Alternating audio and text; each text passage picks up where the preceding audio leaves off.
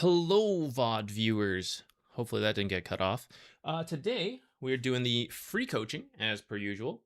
But we're going to do the pro comparisons. We kind of did this once in the past, at least a dedicated stream. We've done it like a little bit here and there. We are going to start with IO. Someone off-stream donated for this, a double. So I was actually going to look into IO on my own time over the weekend. But then I realized, well, if we're going to do, because there's some IO replays we're about to cover, why not do it on stream? What I would learn will then just be immediately shared with you all, and specifically the person who donated for it. So I figured, why not? Ditech, Lax, how you guys doing? How's everybody faring today? I would love to watch 9 classes IO, but I think he's always being banned against him. It looks like Eki got his hands on IO in this game here, Liquid vs. Vici. So we'll take what we can get. Nothing against IO, but 9 class seems to be the one who's like really pushing the damage IO for. All right, so cool little trick you can do here with teammates. Tether, really long range, pull back. I do know IO a bit. The main thing I need to check up on, one, any new stuff people are doing, and then specifically the Spirits Max build, which actually recently someone had asked on stream what I thought of, and I was like, I don't believe in it. But I guess it's what's caught on. So clearly I'm a little out of the picture. I hadn't really processed Equilibrium. After it became a thing and I was like looking at this more, I was like, okay, actually, I get it. Like, this is actually pretty decent.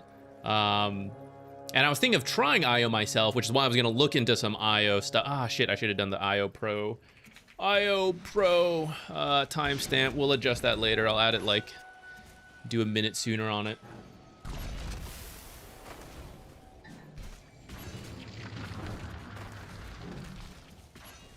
First chatter deserves free replay. We have done that in the past, but unfortunately for you, actually, there's a couple people ahead of you. They may not have loaded into your chat, but I believe Ditech was actually first, if we were to follow that. We sometimes do. If I don't have a replay planned ahead of time, it is first come gets it, but this time we have a couple to go with. I'm the first on YouTube though. True, first on Twitch, first on YouTube. 2 separate categories. We'll consider that for the future. Okay, I got a little distracted there. I'm not gonna worry about that first blood fight. Who cares? He's doing the headdress. It doubles up in the value on Tether. Not quite double up, but like, you know, you get some regen, the ally gets some regen, and then the Tethers share some of your regen to the ally, so the ally gets a bunch. And if you're doing this, you want to let the ally take a little bit more damage than yourself. You always want to split damage in general. Cores and supports, IO especially because of Tether. If one person is full health, it's a little bit of a waste, some of the extra healing. So you always want to like split the damage, something like 60-40 if we're just like throwing out some numbers. You want to harass a lot, because your spells don't really do much. Nowadays, they're taking spirits, so you do a little bit more with that, but you're doing a lot of right-clicking on IO, especially when you overcharge, either harassing the enemies or hitting creeps. See how Eki's doing a lot here. We're gonna take just like a sneak peek ahead. We're gonna be looking at a Herald IO, which, believe it or not, I've actually coached some other Herald IOs out of Herald with IO, so you're in good hands. And this is one of the common things that gets missed, is like the laning stage is overly passive because IO doesn't have spells in the usual way. But you can kind of see now that I've pointed out like how much Eki is attacking along with this Pango, and Pango is frequently in the front. That's why Pango... Well, IO is still taking damage, so they need Pango to take a little bit more damage. Or, like, they'd prefer him to take a little bit more damage. Pop the bubble.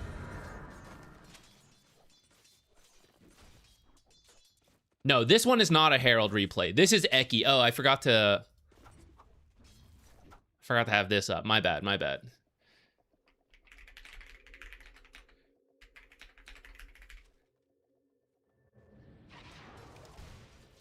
Your figure skater? That's cool. How is that? How's that going? Is that hard to get into? My day is good. The wedding is later in May. So, this weekend was a lot of wedding work, actually. We were doing a lot of different stuff. as it gets closer.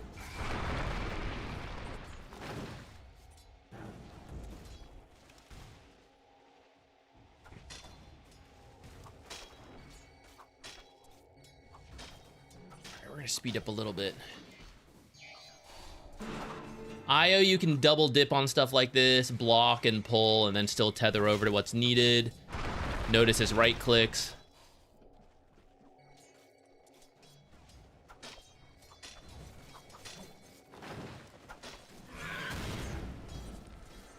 Okay. Yeah, mainly I want to see how he's using spirits. I imagine you just spam them, like, anytime they're up, because you don't really use mana for anything else. So I imagine when he has mana, he's just using them all the time, and then as he gets lower in mana, I guess you're a bit more careful with them. This is not the strongest laning start for Io. Sorry, Eki, we're exposing it. He is being focused down a bit here. Hey, Lucent. Ah, 12-7, thank you. Thank you, thank you. Logan, yeah, people are not always up to date on what's good or bad. You just got to ignore teammates who don't believe in your picks. Even if you did pick the worst hero in Dota, but you're good with it, it's still fine.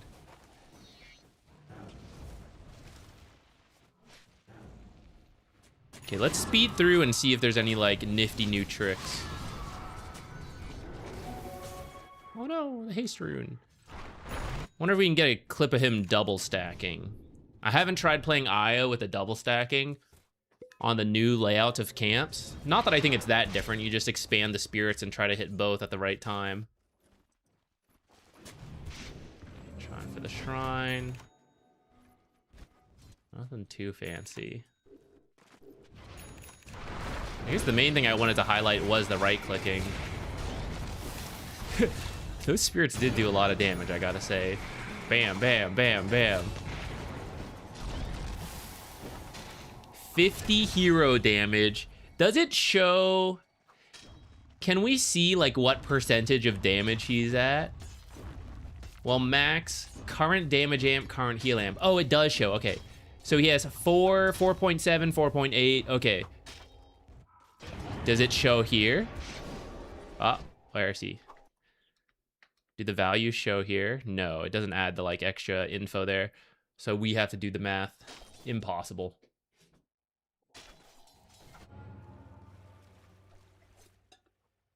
Yeah, max spirits seems to be the way to go. This is a pro match. I wanted to start here just to make sure I am still up to date with Io. Well, I'm not up to date, so it's like catching back up to date. I'm pretty sure, though, it hasn't really changed that much. Besides the build, I think you do a lot of the same stuff. And we're about to hop into some Herald IO replays. So that's why I just wanted to, like, refresh. Very lower body and core heavy. Yeah, I imagine they're all, like... You can't see the one leg I'm standing on. They're doing some, I guess you now, too. Doing some real, like... stuff. I wobbled there. No core strength. Couldn't be a figure skater.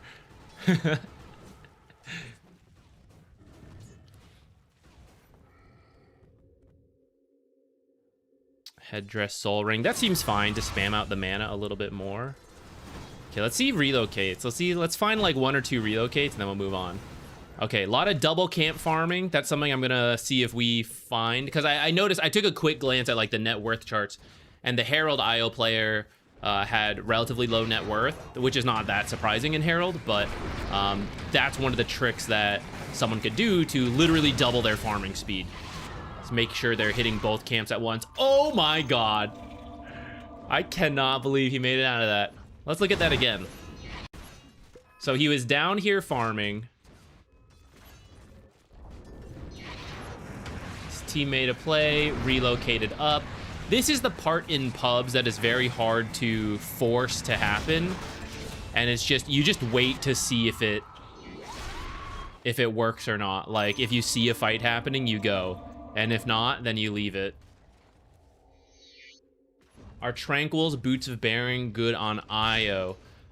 I think they can be okay, but they're like really down there in terms of priority.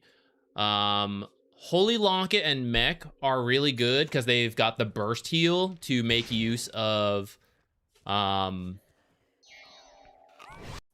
so like the new Equilibrium, right? When you're really low, you actually have a little bit more heal amp, which technically Boots of Bearing would benefit from as well. No, Boots of Bearing is regen, so not heal amp, actually. Health restoration and healing amplification. Yeah, but not regeneration. Okay, so the regeneration does not actually apply with this innate.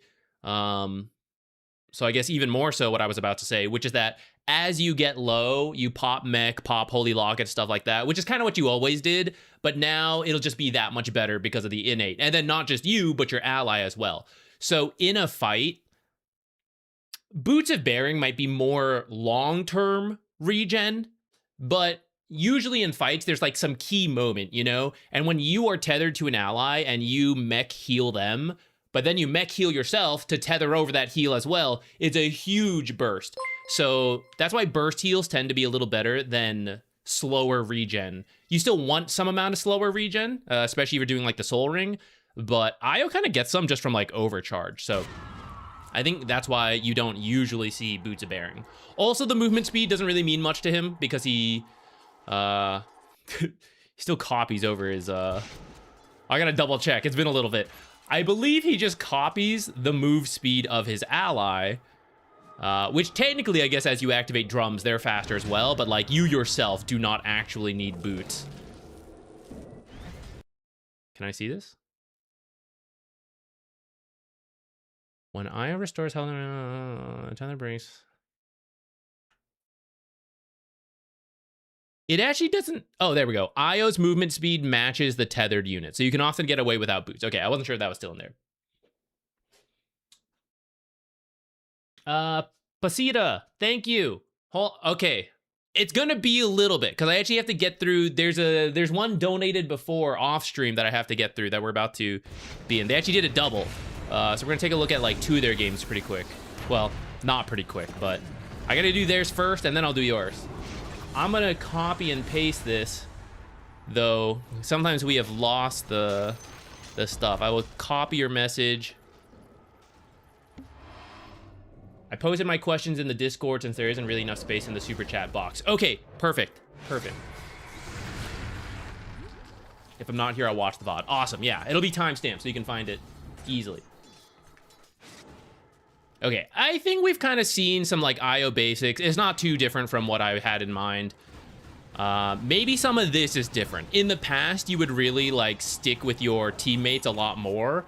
But I suppose with Relocate being down and with this new Spirits build wanting to get more money, he actually just like came over here to start farming. Which you are a global hero, right? It's like Dawnbreaker, Nature's coming back here, Zeus, Tinker. Like, Io with Relocate can use it that way. It's often to bring an ally, but, like, why the heck not? You know, like, bring the hero over. Just yourself, I mean. Especially as you're close to an item. Okay, kind of interesting. Let's switch over to the Herald replay, because honestly, I think that stuff won't be as important. If it's anything like previous Herald Io games I've seen and general Herald games. I think more of our emphasis will be making sure Io does stuff in the lane. I should be timestamping this before I talk too far into it. Okay, we're starting with an Io 4 game. No, this one's Io 5.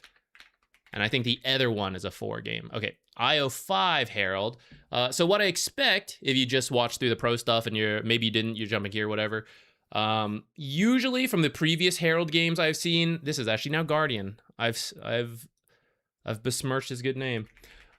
I'll be honest, Guardian 1 is pretty similar, so I still think we'll see. The laning stage, a lot of IOs are too passive or too aggressive, but it's usually too passive. And that's where we want to start, making sure that they're right-clicking enough, and then they're boosting the farm speed of their teammates. This is the part that might be a little different with the Spirits build, allowing more like greedy play for yourself.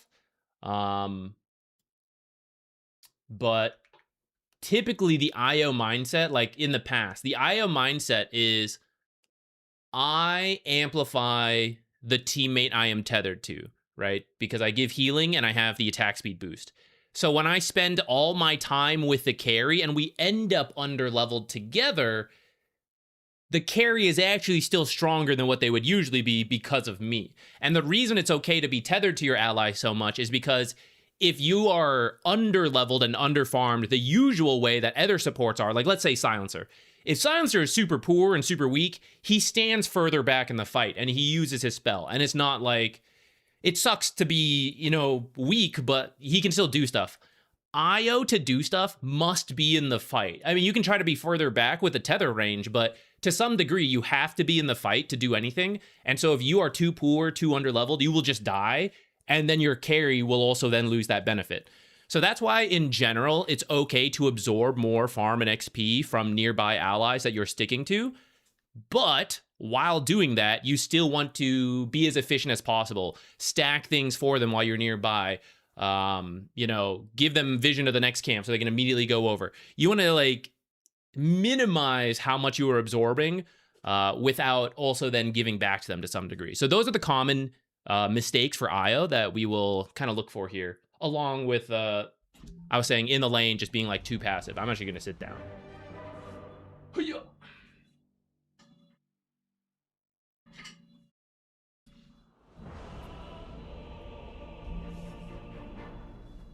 The match ID of that last one? Yeah, 1 second.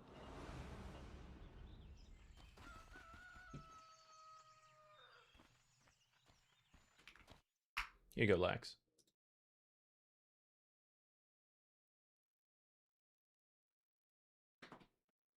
Jupiter, get down.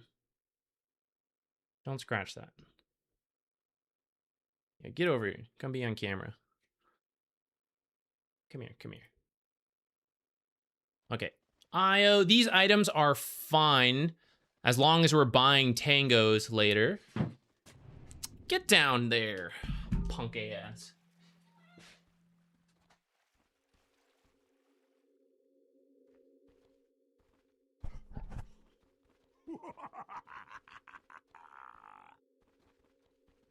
Look at this punk ass cat. I got these sound panels because he rips up the foam sound panels. So I got like 2 proper ones to test before moving and then maybe getting more.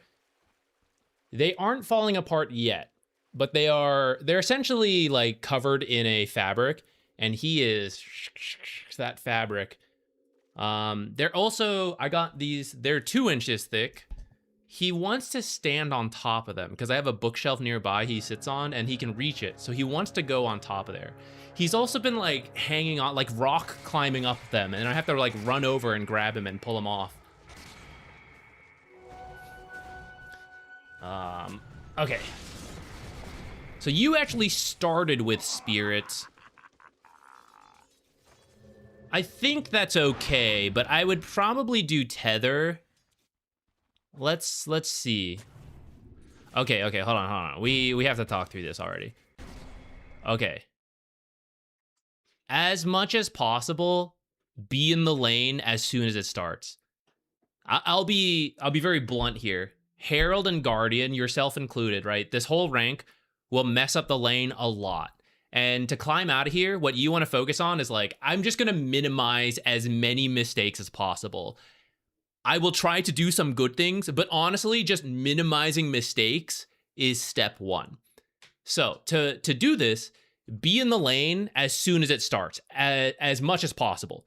There will be sometimes weird stuff where you have to be late for whatever reason, but try to make that like the exception, not normal. And maybe we're reading into this one example too much, but like I'm going through with it anyways. Because this guy's going to screw something up. And these 2 are going to screw something up. And I want to be there to capitalize on that because I am becoming good and I'm going to get out of this bracket, you know? But I can't do any of that if I'm not in the lane. So you trade a little bit here. The amount of health you have is actually fine to just go to the lane right now, to just TP top right now. If that freaks you out, do not trade like you did. I would rather you be overly passive at runes and then be in lane right away, rather than be a bit aggressive, which is okay, but if it freaks you out and you want to go home before going to lane, then there's no point. You're actually losing a lot more than you're gaining. So here, you just TP top. This is actually not that bad. I think there's Battle Hunger on you and it's bugged out in the replay, but it's not that big a deal. This is why you will see pros skip tangos, but I would actually recommend for most pubs we don't do that, just because, like, let's say you took out the circlet and you bought a tango and an iron branch. It's very similar, and then here you could like tango a tree as you TP to lane, and we're in the lane right away. As opposed to TPing home and then running to lane, there's multiple issues here. One, the entire first wave is going to be done before you get here. Two, if you were to die, you can't go home. If you died, you could then TP back out. But if you want to walk home, you have to buy another TP to come back to lane. And if you die too soon, you actually then have to walk back because you can't TP again because it's still on cooldown. So it's very dangerous to do this, to TP home for the amount of resources you were missing. So let me show you why you're gone, what we're missing, the opportunities we have here. So first, general harass. Nyx is melee, we could poke him a little bit.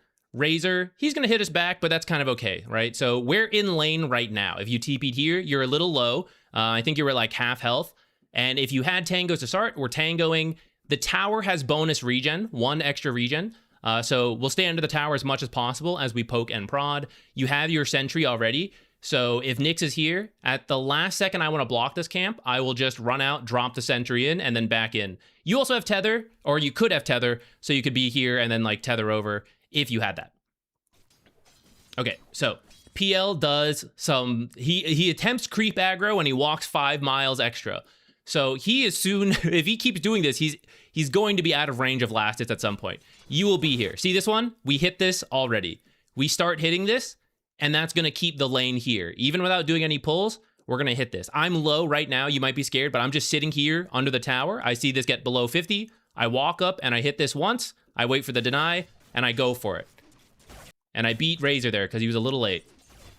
I don't expect you to be perfect. Here's another one, right? So I'm back under the tower. I'm shifting over this way. I know Nyx is somewhere over here. I'm just not interacting with him. 2v1. We're playing against Razor. I'm standing on this left side. I'm now hitting this creep. Getting it low, going for the deny. Your lane is pushing. 2v1, very first wave, we're losing the lane because it's going to move out immediately. And I haven't even done anything because I TP'd home, right? We're only here at this point. The courier. Okay, wacky stuff. This is what I mean. Whack shit like this is going to happen all the time. I don't know what whack shit you're going to get into, and I don't know if it's going to be every game, but some kind of wacky shit is going to happen in the majority of your games. And I am not going to do the wacky shit. I'm going to be a responsible player. But when I see the wacky shit, I'm going to capitalize on it. Razor's dead right now. Like, if you're in lane, one, he maybe doesn't go for this courier, so your courier lives, or his courier lives, they don't get the money. He still goes for it. He can't help himself. Oh, courier. He's like me. Oh, courier, tower die for it, right? You start attacking him. You had spirits. You body block him under tower if you can, like anything like that. His lane is over. You may not kill him, but he will not be able to play the lane anymore. So 53 seconds. First, keep the lane here with the auto attacks. Second, possibly kill this guy. 2 super impactful things that both teams are already messing up in the first 30 seconds, and we're not here to capitalize. This is what I mean. This is what I mean. Okay, we keep going. Boom. 2 range denies instantly. He uses the AoE spell, hits all this. Double deny right now. If this guy walks up to go for them, kill him. Look how low he is. If he reapproaches, we pop spirits and we run at him, you'll probably kill him. That's what I mean. His lane is done if he doesn't have a salve. He doesn't have a salve. His lane is over. You deny both of these in front of him. You establish the level advantage. Instead, PL can't do it on his own. More denies. PL has not gone for a single deny. Okay, he went for 1 right there. So here you are, you like open up the sentry. Try not to use observers here. If you want to observer in the lane, my recommendation, you see the pathway like this? Stick it somewhere in this area on the far side. On the Radiant side, it'll be the far side. Do it at the start of the game when it's still nighttime so nobody sees it, Or after you TP the lane and nobody is there, do it. If people see you when you have the observer, just don't place it. Now in this bracket, they probably won't check you to get it, but it's just a good habit not to ward in front of their face. If you do any kind of blocking and they use sentries, they're gonna kill your observer for free. They're gonna get extra money, and they don't even know you placed it. They just they were blocking the camp, unblocking, whatever. This will happen a lot here, so it's just generally not worth it. I literally call it the Guardian ward. The ward that ends up going in here or in this general vicinity is because it's super common in Herald and Guardian, and then a little bit into Crusader. Observers that almost never survive the full duration, or they do and they really shouldn't because a camp gets blocked for the entire time or something. But like it's not really a good habit to build, so I don't recommend it. I would like to note it is 1:20 and we are now interacting with the lane. So up to this point, we are just entirely trusting that PL has handled it on his own. Now, I'm sure in most games you do not like TP back and then walk out. So again, maybe it will not be that applicable in all your games, but when you run into it, you really have to debate like, do I have to TP home and walk out? Or do I would actually recommend you walk home and then TP out if we're changing up the order of stuff. It is a very costly choice. So I at least want that to be noted. But you will also see people just late to the lane, and even within like 20 seconds of the first wave, we already highlighted like 2 major things that could have like won your lane.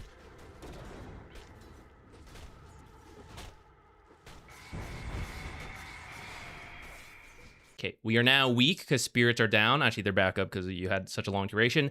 Anyways, that's fine. We don't need to pull. Creep is at equilibrium. Head over into the lane and just chill a little bit. If you want to like try to poke without drawing aggro, I don't mind. You're low though, so I'd like to be under the tower if possible. And then I see this creep is going to start dropping below 50. There you go. Start hitting it once. Wait for the deny. Go for it. PL has dragged aggro under the tower, so now we have to think about pulling. I'd say you're probably stronger than Razor if you actually just stood there and fought him right there. Man, this is why spirits are strong, guys. Holy shit. He's just killing them. Oh, nice. Okay. Sick. Look at the time. Look at the mini-map. The lane is pushing because of the stuff we just did. It was worth it. We got a double kill. Very nice. But now, how do I make use of that? So if we continue laning here, it's not even that bad that they died, right? They're just going to TP here. They're going to hold the lane here. They should.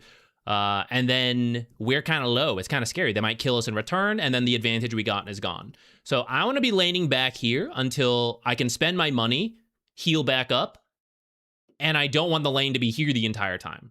So this is a great time. Go get in position to pull. You can be in the lane a little longer and then come over to pull. If we're talking real high level, you should actually kill this wave faster. So you should help PL kill it and still make it here to pull. That might freak him out at this rank. He might think you're griefing. So if you don't want to do that, I understand. If you just sit here, though, at least hit these creeps. 2 creeps that can be denied. See what's happening because we didn't do the pull and we're scared? We're just going to, like, sit way back here. I don't think you need to do that, Spirits. So he actually goes for his own hard pull, which is actually pretty good. That is an option you could have had. I didn't really talk about that because we did the small pull or pitched it. Decide what you want to buy in the draft. The first couple minutes should pretty much be decided. It doesn't have to be, like, set in stone, but, like, okay, these are the items I'm thinking about with... as I have the money. So like I want to finish the wand, for example. I want to go soul ring, something like that. Have it in mind, add it to your quick buy, and when you get the kills, just buy it. Don't think that hard. For Herald Guardian, you don't have to have perfect itemization, right? I would over-index on regen a little bit, not like way too much, but like a little bit extra regen more than necessary, better than too little for this bracket. And then generally good items, which I see you play a lot of IO, so I know you have a good idea of like, yeah, like mech is good, Holy Lock is good. The exact item, I don't even care about, but just working towards it consistently, not sitting on money, that's a very good habit to build. Okay, you see me coming back here for the double stack. I'm up for it. I think you need spirits. Maybe not. No, okay, you do get one, didn't do the spirits. I will say, PL is actually not good at doing stacks.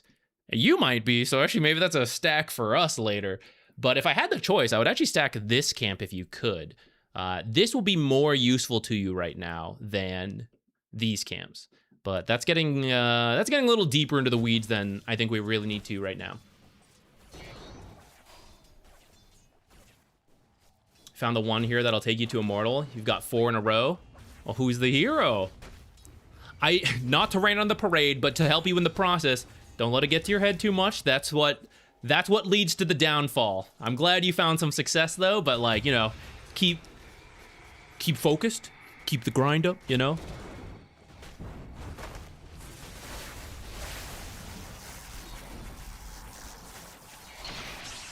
Nice escape. Okay, so I see you doing... Right now, I'm not that worried about the way you use Tether and Spirits, but I feel that I was correct that in the way you attack and manage the lane is very lacking. Like, you're only using this stuff. You're not doing any attacks on the things. I don't mind Bracer. It's a little greedy. I would say you could skip it. You could just do the headdress or go straight for the wand, straight for... Like, skip the Bracer, just go straight for a crown. Or get the Soul Ring if you think it's good. It's not bad this game with, like, a Zeus on your team. Okay, we did end up too much on... Wait, whoa. What just happened? Okay, you got 2 mangoes. And then you ate them both to try to give them over to PL. I would not do that. It's okay. I know I said let's over-index on regen, but I'm gonna now walk that back a little bit. You want to buy as little regen as possible, but when we're unsure, we'll do a little bit more than necessary. However, double mango straight from the fountain, and then you got no value. And Tether is actually, can we see it here? Can't see it when it's being used.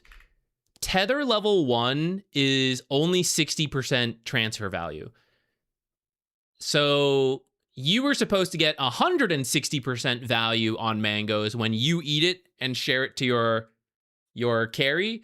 You instead got 60% because you were full mana and only he got it. So that's worse mana value than a usual hero using mangoes. So that one's not really worth it. Let's say this guy's a little low on mana. What's the big deal? Do you need to kill Razor, like, literally this second? Like, this is the window, go get him. He's full health, you know? We gotta whittle this guy down a little bit. And then if he's in kill range and we need mana, okay, you know, use a mango there. But this is the time for you to actually just harass him, get him low, and then we'll see. We'll see if the kill opportunity shows up, and then we'll consider using the mangoes.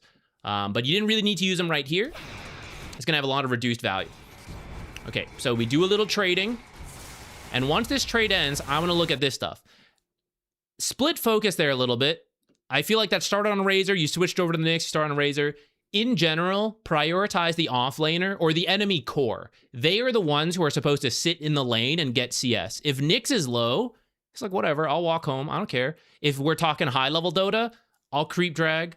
I'll go stack. I'll go for runes. He can do a bunch of stuff when low health. The offlaner is not doing any of that stuff, right? He wants to be here for last hits.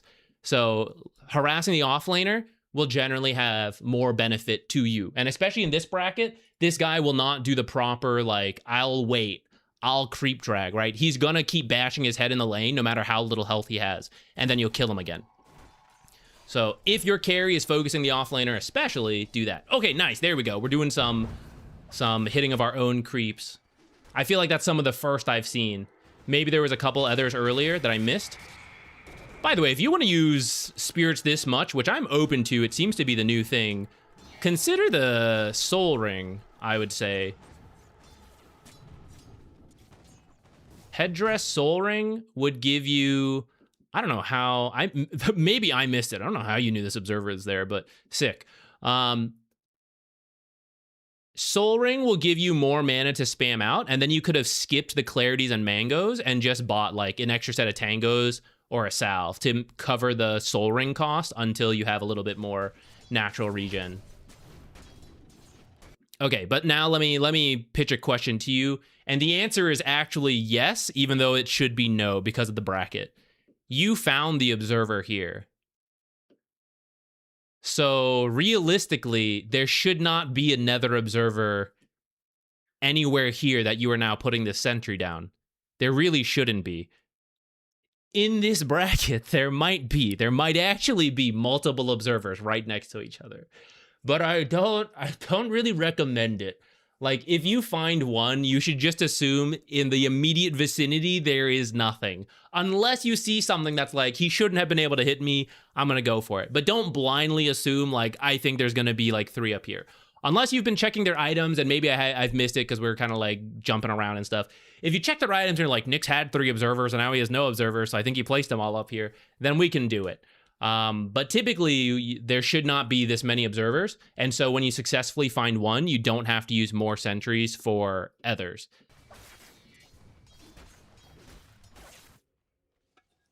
There is nothing that can stop this man. This is a good observer in general. Your first one is actually still alive, which I mentioned, like, shouldn't really be, but here it is.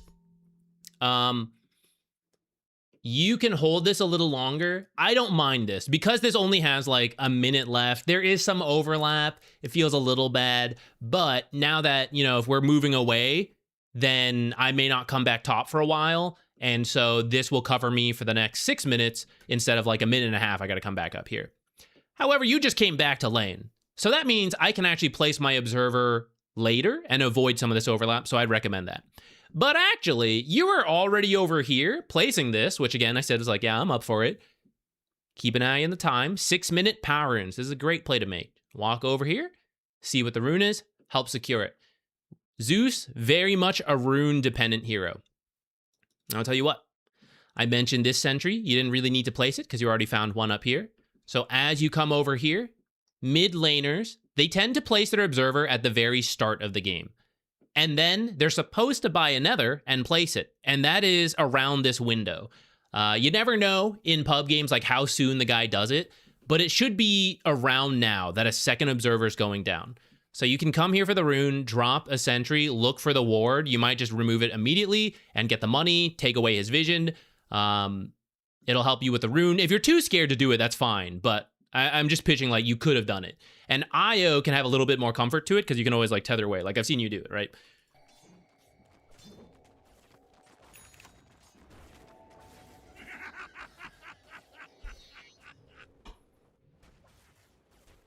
Okay, looks like we're looking to do a pull.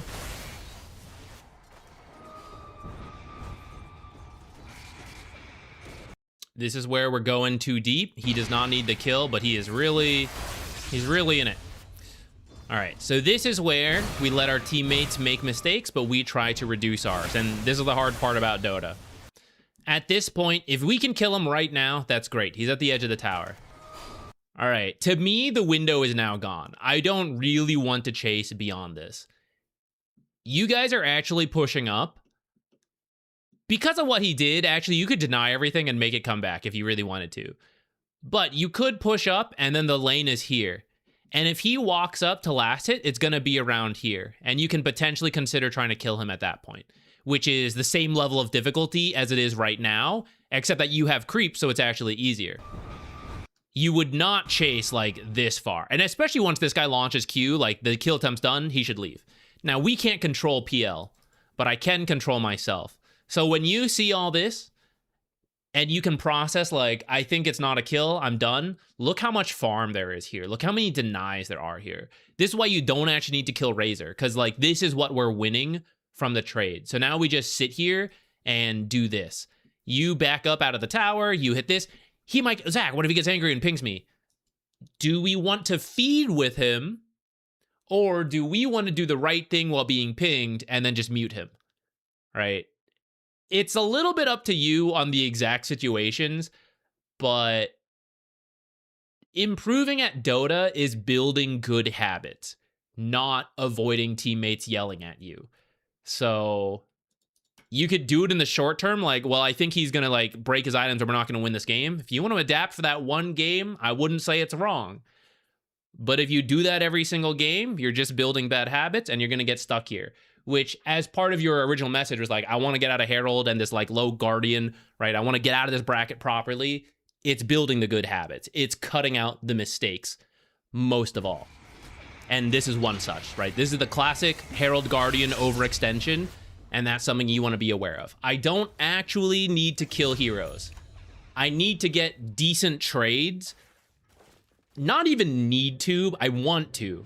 I want to get decent trades, and if I get that, I'm happy. And if I go too far, that's where I'm throwing. So okay, you are doing it, actually. Again, I found the observer here. I'm now looking for another observer that I think is in the area. But actually, from your wards, you know he's never been in this area. So he should have never even been able to place an observer here yet. And then, this one's about to expire, so sure. But like, what does this need to see? What does this need to see that this one won't see? So this is really redundant in your observers. It's going to be amazing for you, and you're going to grief your other lanes. Zeus has his, so it's now your bottom lane that has to play in the dark. They have no vision whatsoever, and that means when this hero goes and kills Zeus, Zeus didn't know because there's no observer down here. And you're going to be like, man, what's wrong with my other lanes? Like, why are they so bad? We're griefing them a little bit by taking multiple observers to the same spot. Now, if no one's buying the observers, you can buy them. This is a common problem in this bracket. Well, Zach, I see like a bunch of observers in there, so I buy them and I'm placing them. You can buy them, but move somewhere else and then place them. Earlier, we had the opportunity for, okay, place this, head to the rune, sentry, and while you're here, you could possibly ward for mid if he hasn't done it himself. Okay, we get PL in a good spot, we get a good trade, we don't overcommit for Razor, we have a moment. I twin gate, I go check out here. I place my observer while I'm here in this area. If you're gonna buy the observers, you're responsible to spread them out. You can't like dump them all on the same half of the map. I'm willing to accept 2 if they're at least covering different things. So like 1 here and 1 here. This is like, I see him coming here to invade this area, and yes, confirming, I see him here again. Mid rotation is like, I see him leaving this observer, and I see him entering this observer and entering this observer. I really know this guy is rotating here, you know? It's seeing too much of the same stuff. And it's better to have a spread of vision rather than immense coverage of one area.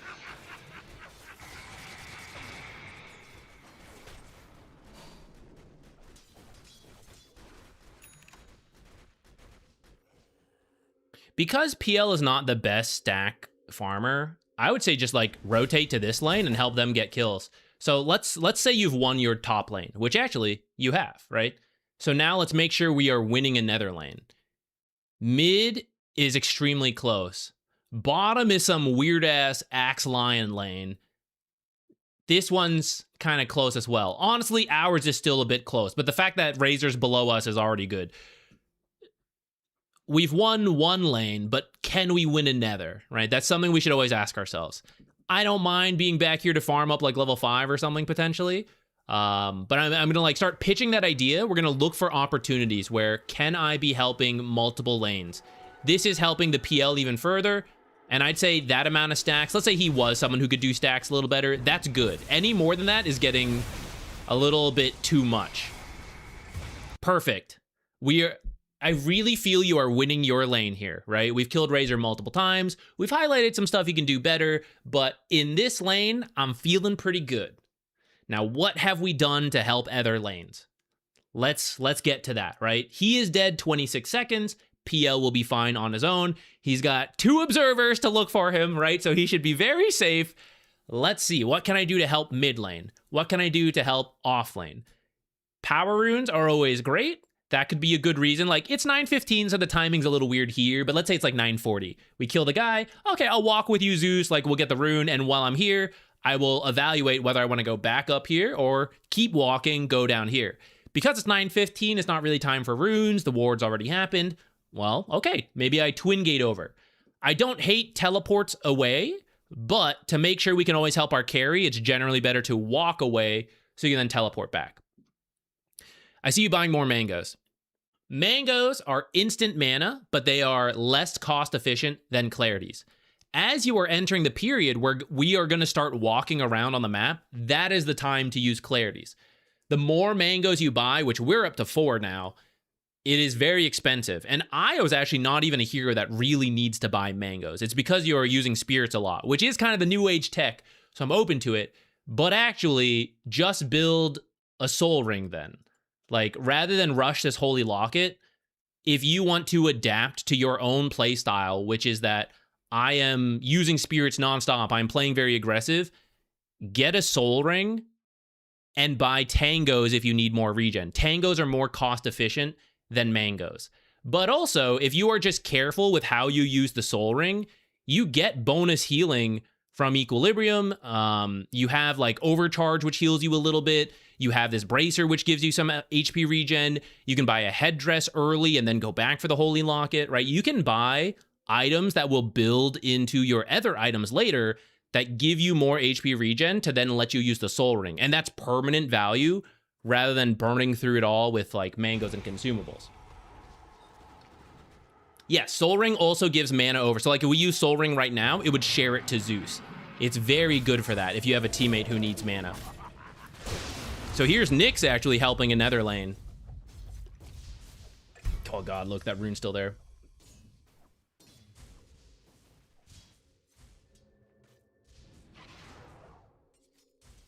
Grab it. Grab it. It's gonna expire. That's what you're thinking right now. Grab it. One bar. Nice. Okay. Time. Minimap. How do I make use of this? Pushing the lane is always an option when you kill the hero there. Though Razor actually wasn't even... he left this lane and came here. I don't know. Zeus is pretty low. Probably not pushing this. If he goes home, maybe I sit here and I absorb the XP. If he wants to stay here, sure. PL should be fine, because that was Razor we just killed. Razor was... This lane came over here, died. So PL is good. The last lane for me to think about is down here.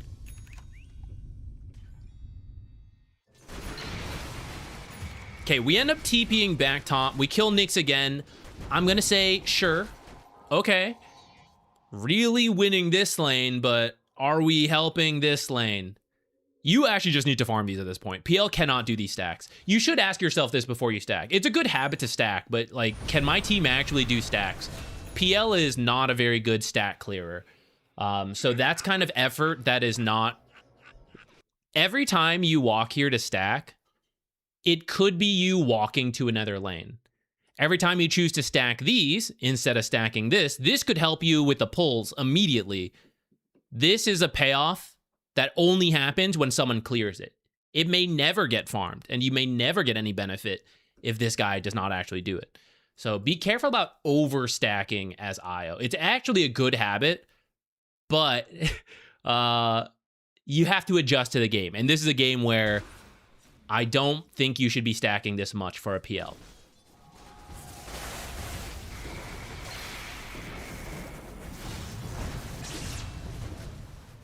I've noticed you sit on gold a lot. I think that's one habit to try to fix. You could have tether escaped there if you had a clarity in the last like 2 minutes. But the mangoes that you bought had actually been sitting in there. Worth. I'm gonna be real. You freaked me out. When you started writing on the minimap, people who write on the minimap, it's usually really toxic and they don't have the behavior score to speak. You might not have the behavior score to speak, but that was positive writing, which I will happily take over the usual.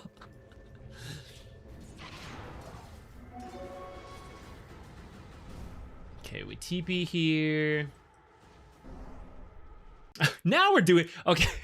Now we're doing some denies, but actually nobody is even in this lane to deny, so now it doesn't really matter. You don't need to do these denies as much. In fact, you want to push this lane, which means you want as many creeps alive as possible. I'm coming, Zeus!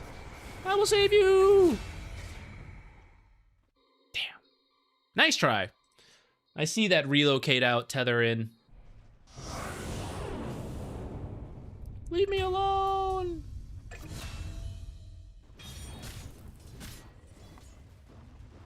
Okay, I'm seeing some toxic pings. I'm starting to see the toxic writing. Okay. We need a separate talk now. We need a separate talk. What you did hurt your own game just now. I'm not talking about anything gameplay-wise. If you flame teammates at all, consider it a negative. You are shooting yourself in the foot. You are denting your own bicycle tires.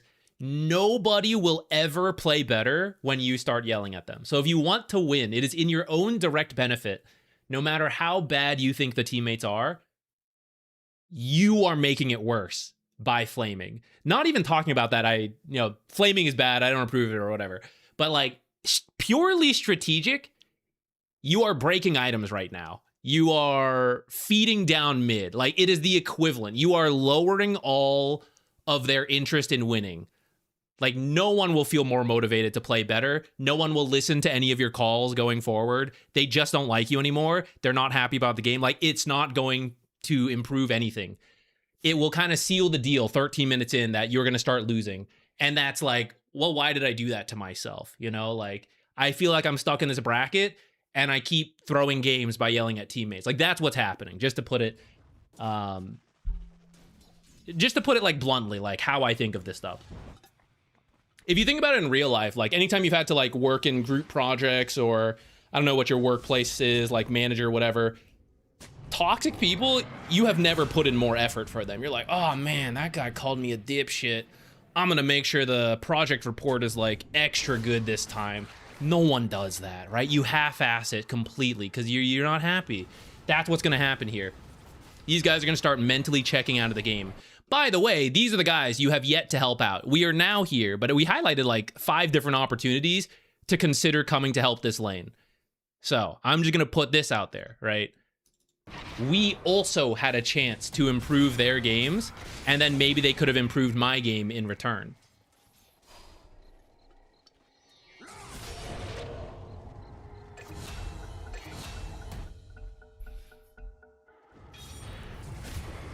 Got him.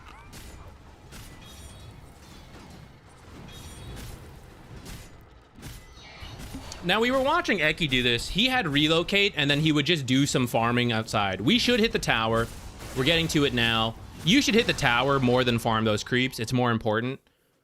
And if the game is slowing down, farming some jungles, okay, on the enemy half is better. But if there are empty lanes like there is right now, we should do this. Now, versus invis heroes, we also can't move around too much. You have to like pick where you're gonna play, because if you move too much, then it's gonna be a problem. We're not gonna have enough sentries to see everything. I see you again buying, I think this is 3 more mangoes, or maybe this is just 1 more mango on the 2 mangoes from earlier. I kind of missed it. This is, if you were more careful with your mana, or like your consumable purchases, you'd have a lot more money right now. We are quite literally throwing money down the drain with this many consumables.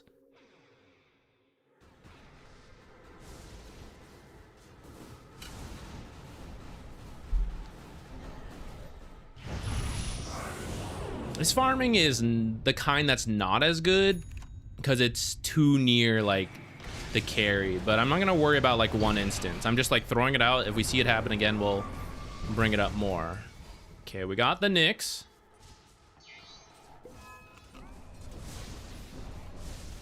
I will mention the observers. Notice they are all defensive observers. So it's very hard to like make any kind of aggressive move because there's no vision there. But there's been several opportunities to place it. Like, for example, earlier, after you guys got that kill and then you were taking farm from Centaur because I think you were annoyed at him, but you also weren't hitting the tower. It could have been a support chance to deep ward. But currently, we have no vision of that. That's why Nyx surprises you guys every time. The first time you see Nyx, any of these lanes, it's here. He's stunning your carry by the time you see the Nyx. He's jumped your Zeus. He's wrapped around down here. Because you guys don't see him go invis back here. No Nyx walks in the lane and then goes invis and stuns the guy. They go invis back here. And you know a play is happening because, like, I don't see Nyx anywhere. He is not in the lanes and he is not in, like, some of the deep wards we have. So we need to be careful. But you guys don't know that. You have no idea where he is until he is already killing you. So this comes back to the warding as well.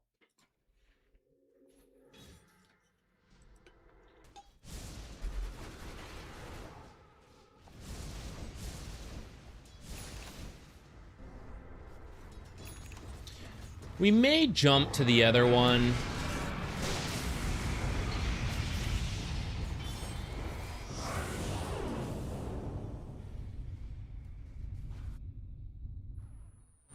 Save Zeus. I recommend you move your camera ahead of time so you see what you're relocating into.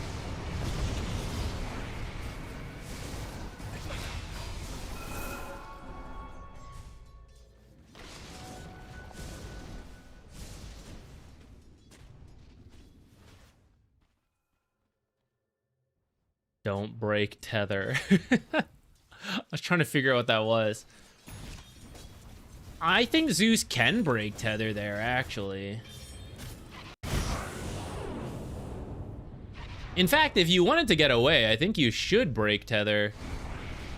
If you hadn't, like, let's say he hadn't broken tether here, I think he'll just die with you pretty soon. But actually, we, could have left him. Like, relocating back here after all this had happened was already pretty risky. Which is why we end up dying. Like, we should probably just be the one to die while Zeus goes and farms. 2, if you actually break tether sooner, it might come back up, and then while he runs away, you could try to, like, tether to him. Maybe he could stand his ground and fight. Then I think Nyx and, like, the others will show up, and they'll still kill you in the end, because, like, yeah, we're, like, back behind the tower. Kind of a separate issue, because, like, maybe we could say, like, earlier the fight just shouldn't have happened at all. Like, why are we going so deep? Well, what's happening?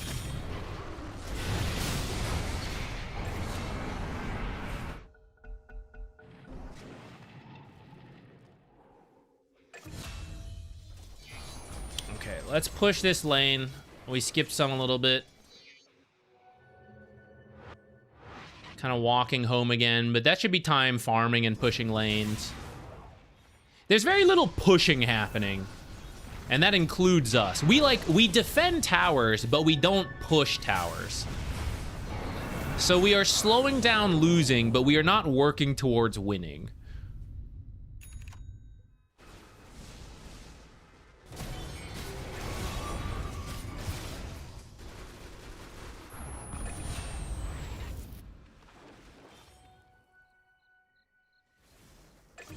I think we jump to the other and see if this is the same problem.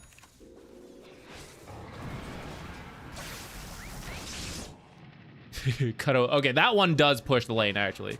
But then we come back top anyways. There's no farm coming in. You actually already killed it.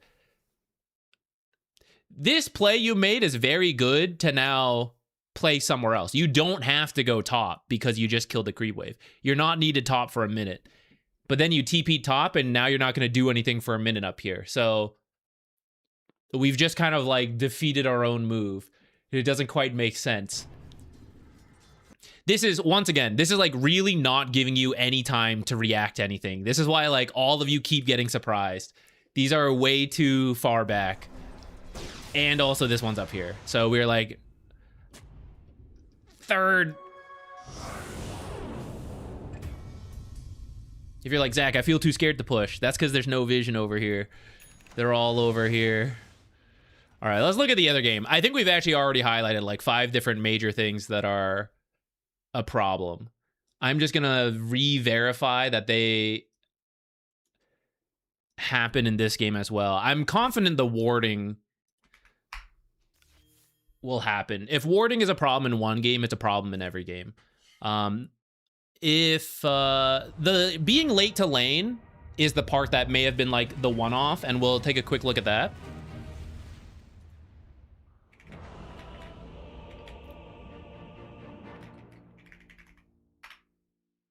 And then I think we got to keep going.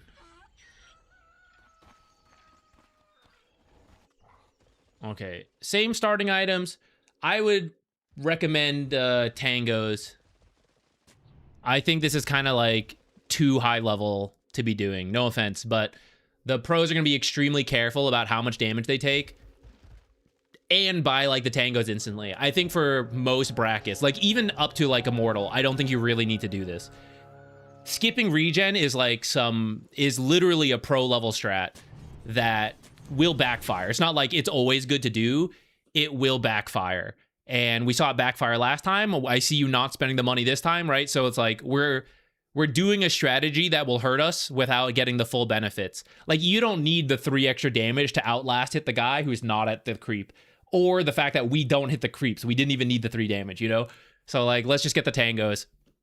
Once again, I wouldn't ward like this, but we covered it in the last time, and there's a whole warding video on why and what to do. We went really far back, so these creeps are already below 50, should be hitting them or the enemy heroes. Okay, the creeps are kind of going under tower, so equilibrium is kind of working, but it's also getting kind of messy here. Okay, some solid damage in. Ooh, click the wrong thing.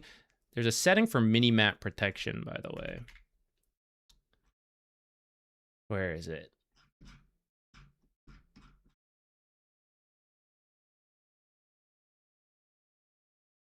Because I think that's the second or third time I've seen you do that.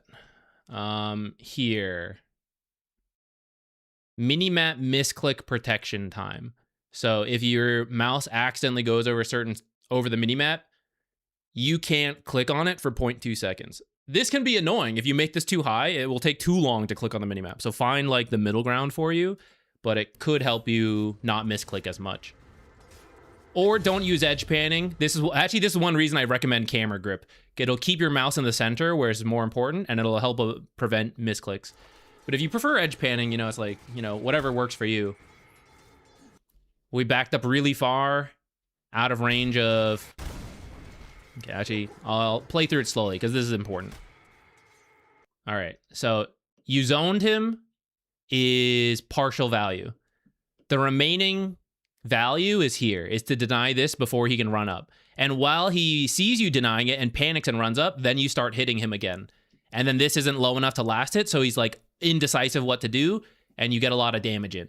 But you also back up to let him walk into last hit, which he missed, and then Chaos Knight got. But you kind of let him have that last hit, because we backed up all the way over here for no real reason. So, ranged heroes, you figure out who you are weaker to, and you avoid them. We are stronger than Juggernaut, because we have more health than him, and we are ranged. So we don't have to back off from him until he gets too close. Invoker, we could argue we have to keep our distance to. As you trade better and you have more health, you can get closer and you don't have to be scared of him. For now, we have to be a little nervous, especially because still no regen, by the way. Still no regen here. We're actually skipping to a wand, which will boost our magic stick to 20 charges when I have 0. I don't really need the wand yet. Finishing the wand early is another, like, pro level thing. I would only recommend it for, like, bristles and bat riders and IOs and type stuff. Not IO, sorry. Leave it at bristles and bat riders. I got sidetracked. I was looking at heroes. We just cannot do anything in lane with this amount of health because we're completely skipping regen. Ah, here it is. Thank God. But now we need to wait, like, however long it takes you to feel comfortable, which I would say we need to get back up to, like, here. So we're kind of out of commission for 30 seconds. But we should have had tangos right away. And as soon as I got, like, this low, I would have already tangoed and kept playing the lane. Okay, we just kind of, like, walked in the jug. That was a overzealous positioning. Maybe that was a misclick. If you had full health, you could have lived long enough to tether out. That goes back to the regen being too low. And now Chaos Knight died, partly his own mistake, but if we were alive with full health, we could have helped out there. So we're seeing the snowball. That's why Dota's always just about focusing on our own stuff. Now we're doing some creep denies. I saw it last game too, it just starts way later. The very first wave is the most important one to do, and then it slowly drops in value from there. So it's kind of funny to see you start prioritizing it, like, down here when, like, we ignore it up here. So try to make this an emphasis to start. It's literally all IO does in the lane if you start with Tether. If you're starting with Spirits, like, you can use this to harass, but just like any other spell, we use it to harass so that we can deny creep. So we got to be a little bit more on top of it. I will not repeat the warding coverage, but it's not good. You should lose all these observers. And even if they live, they do not do very much for you. That one could not do. So you're kind of just, like, wasting them.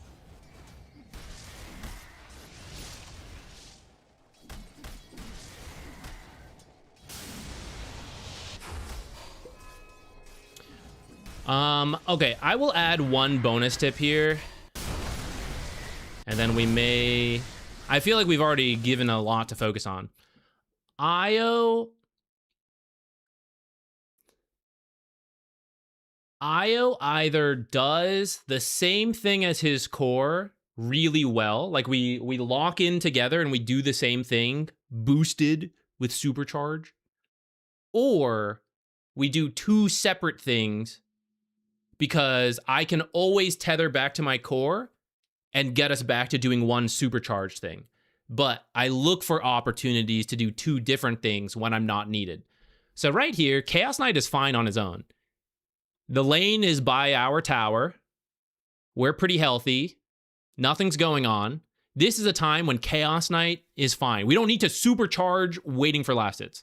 That's not really, there's no need. So here's where we do something separate. See Invoker? He's going to get this pull off. But this is where we should be over here making sure the pull does not happen because I'm in a good spot. I'm happy here. And the only thing that will affect this is if the enemy does a pull. And I'm Io with tether, so I can be over here on my own and then tether all the way back. It's pretty safe for me compared to others. So now we are doing two separate things, all with the unified goal, right? Of like, you know, I want to win the lane. We're going to work together at separate points. But for now, we can do different things from the CK. So we want to look for opportunities like that. We didn't really see you farm much with a core, so we didn't really have time to talk about that. And I'm not sure we'll see it come up here either. But I will at least pitch that one to think about and remember. Let Chaos Knight tank this. He's got way more health than you. Thank you so much for the people donating. I see my stream. Hold on. I gotta make sure I don't lose any of these because I see my software's messing up.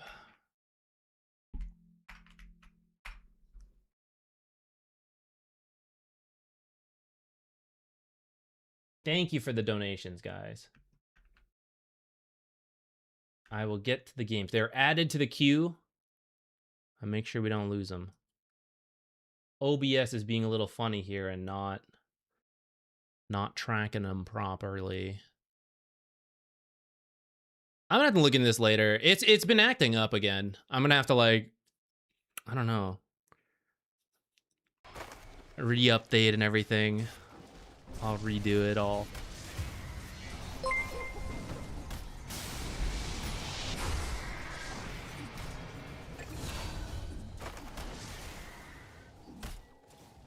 Saw the tier list after I started it.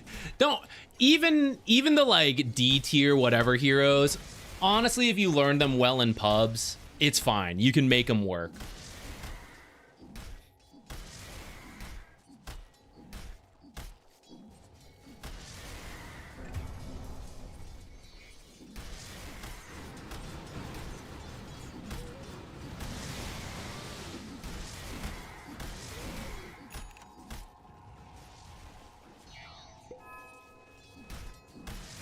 The overuse of regen again.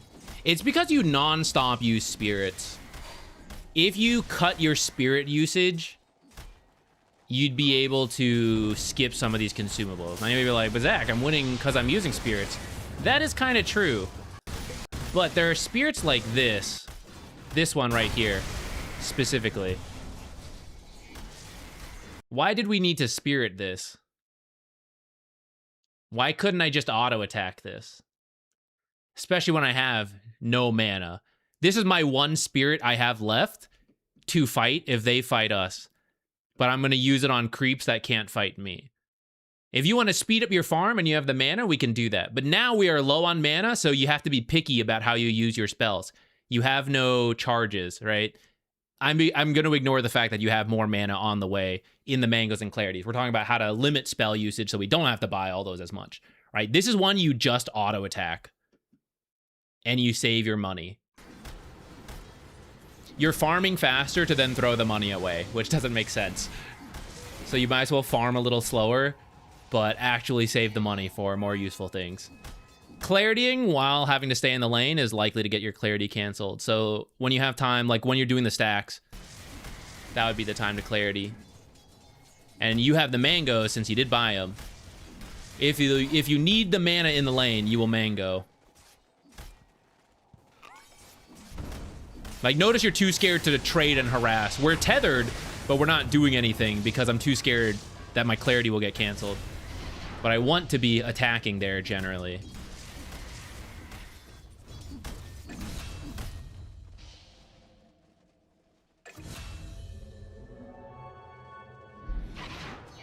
I appreciate the sentiment, but no, I'm gonna give you that replay. I got you. We're gonna get there. We're just adding it to the queue.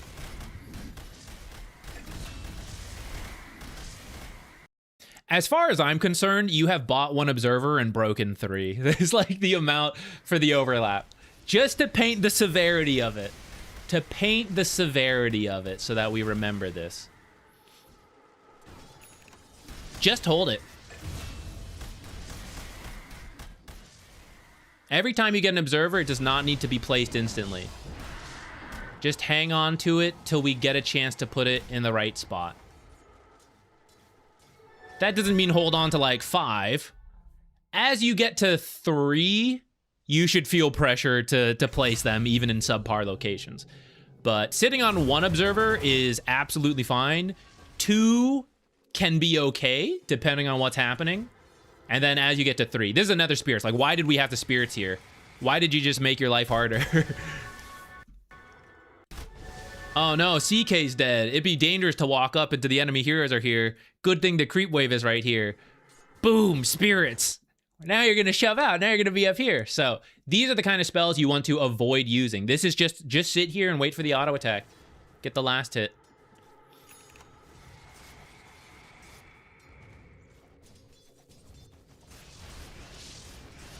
There's another one. 220 mana. That's your 2 mangoes. Do you feel like you got 200 gold value there? Is what that should be, right? Or sorry, not 200. 100, 130, 100, whatever. Yeah, 130. So I was thinking like the 100 mana into gold. No, 130. You got the creep waves kind of, but you could have gotten the creep waves with just auto attacks. So that's what we want to prevent, to not burn all our mana.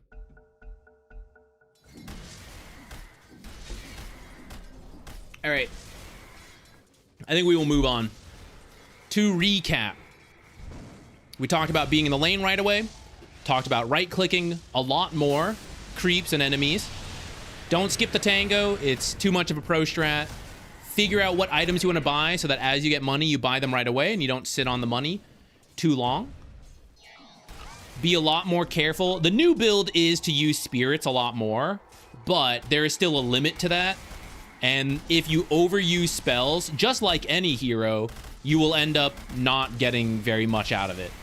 Dota is about using auto attacks as your default and then spells to amplify those auto attacks and to like finish the job, at least in the lane. We talked about looking to other lanes. Camera movement wise, if you want to play IO, you need to look at the other lanes to know when you're going to relocate in to help. I know that's the hard part, but for example, I don't know if there's an opportunity going to present itself mid. Like, I don't know what that Witch Doctor's health is at if you don't go check. We're cheating in replay mode. We can see it, but you would have to go and look yourself.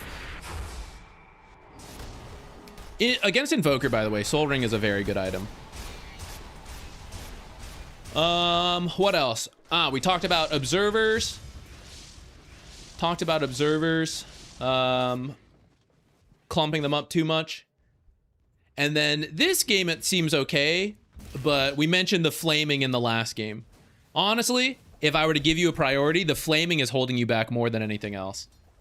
It is a surprising amount of negative momentum. If I could encourage one thing, it would be to at least hold in the flame, no matter how bad you think your teammates are, which, to be frank with you, for this bracket, I would not trust. This is not you specifically. A Guardian and Herald player should not think they know the game enough to be like, I'm definitely right and this guy's definitely wrong. There is a lot of missing knowledge in this bracket. So for every, like, I think that guy's stupid, you have done something that you don't know about, and that guy thinks you're stupid. So do not worry about the teammates, just worry about yourself. That and warding. If I were to list 3 things, no flame, change the way you ward, and right-click a lot more on creeps, your own creeps, and enemy heroes. Those 3 things would be the top 3 tips to improve.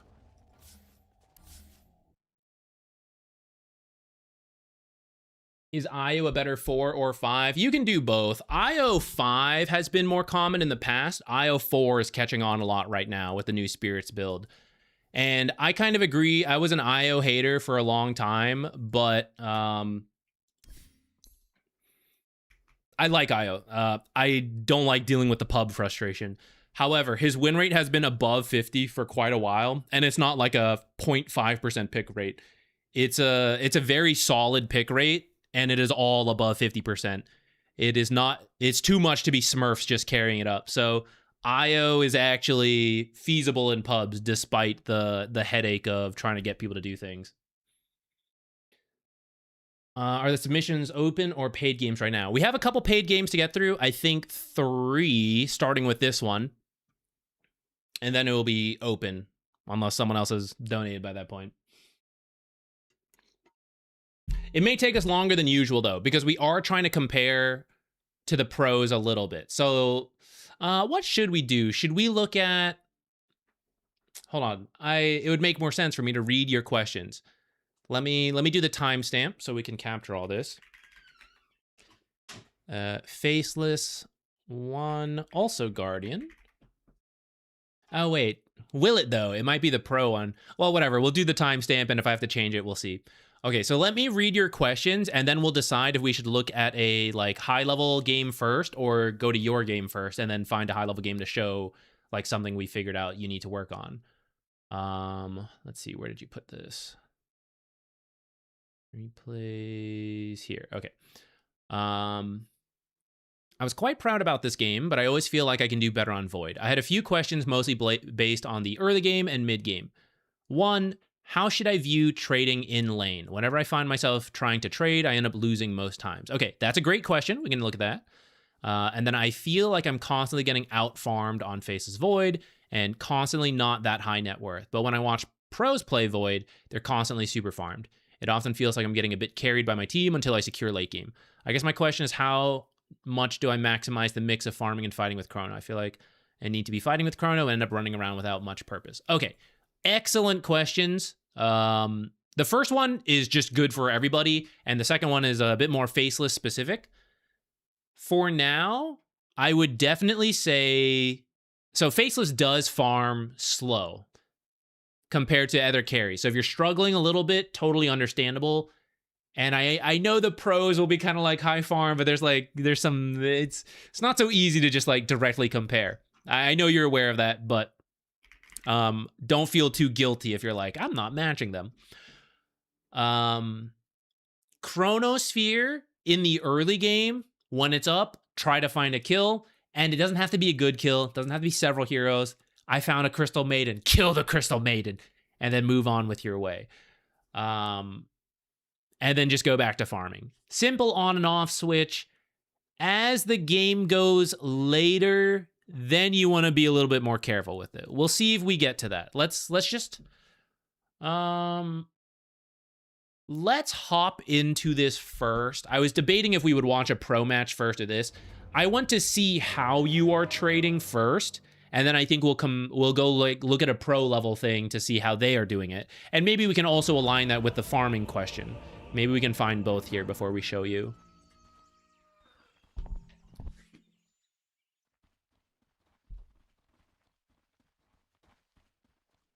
This game is not that good for you, for your team. If someone can easily do damage in Chrono, that's the easiest. Like you go towards that hero, use Chrono, and then go back to farming, or have them come to you. This carry. Pugna is probably the best, though it looks like this is support Pugna. So the drain will be tough. And then Nature's is a core, so maybe if you Chrono and he's outside, he could also contribute some damage. Okay, let me come back to this. So I appreciate the positioning, and then, okay, you did see them top. I was gonna say, this is like kind of dangerous to trade the Slardar, but at least you did see them. Okay, you should time walk there. You waited too long to time walk, so we didn't get our health back. And now we don't have this. Okay. So just try to grab that rune, and then after the bash, time walk out. The time walk, let me just make sure. Yeah, it's 2 seconds. So the damage in the last 2 seconds, the bash is 1 second. So when it's just a bash, you can always remove the bash plus that attack of the bash, and then probably one other attack that happened. You can remove all that with time walk. If he combos crush with the bash, that's where it's starting to push really close to 2 seconds. And if there's any delay, then you're going to have trouble. So this is the tough thing about laning into Slardar. But in general, time walk right after you get bashed or crushed if you think you need to, and then that'll be decent. Wraithband, decent here because the extra armor is good versus Slardar. Okay, notice this guy's kind of hitting you and you're not hitting him back. Whack. Now, okay, we got bash there, sure. Whack, right? Every time he's doing that, he's starting to pull a gold lead. Or not a gold, a health lead. So now we're 463 health. This guy's 613. Let's pretend we get into a right-click trade to the death. He's going to win. So you will always have to run away first, which means he will get one more auto attack on you as you turn around to run away, which means your health gets lower and lower and lower and lower. So when we all go to lane and we're all full health and he hits you, you try to hit back. He hits you again, you try to hit back. Even as you retreat, you're like, I know I'm going to lose this trade eventually, but like, I have to hit back. If the difference gets too large, I can never trade with him effectively. So I have to hit back to some degree. And then when he bashes or use spells, like depending what offlaner you're playing against, you time walk that, and you're hoping like you're building a health advantage that way. Like you hit him, and then you time walked off the damage. It's actually in your favor. This is what we're trying to do with any hero, and how you do it depends on your spells and your mechanics and all that stuff. Let's keep an eye on that. How many times you get hit without hitting back. Now here, because you are low and we don't want to get hit, and you're trying to figure out like, well, how do I get lasted without getting hit? Creep aggro. This is where we defensive creep aggro. If you just want this creep, you can bring it out to you. That was actually pretty good, even without the creep aggro. These, he's right next to it. You're going to have to walk in, start your animation to hit this. He can just hit this. So it's going to be easier for him. If you aggro intentionally on Slardar right now, this melee creep will walk like this. It will walk out of Slardar's attack range and into your attack range. And it will be easier for you to last hit, and he'll be slithering after it, trying to get to it. Anytime you feel bad about, I think that was a misclick. Anytime you feel bad about getting too close, look for that kind of trick, the defensive aggro.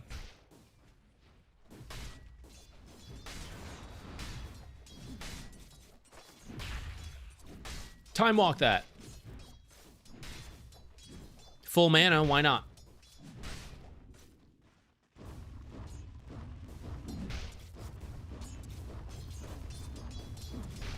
Time walk is tricky because it's not a usual spell of like, he does 100 damage to me, I do 100 damage back. This is like negative damage, you know? This is effectively a heal. It's that we trade and then I heal. And you have to use that as part of trading as Faceless Void. But of course you have to be careful because once you use it, there is some extra danger.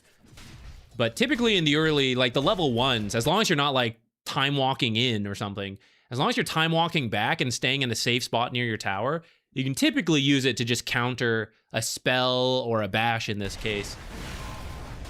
Probably could have done it like 2 or 3 times, which would be what? Anywhere from 150 to 300 health.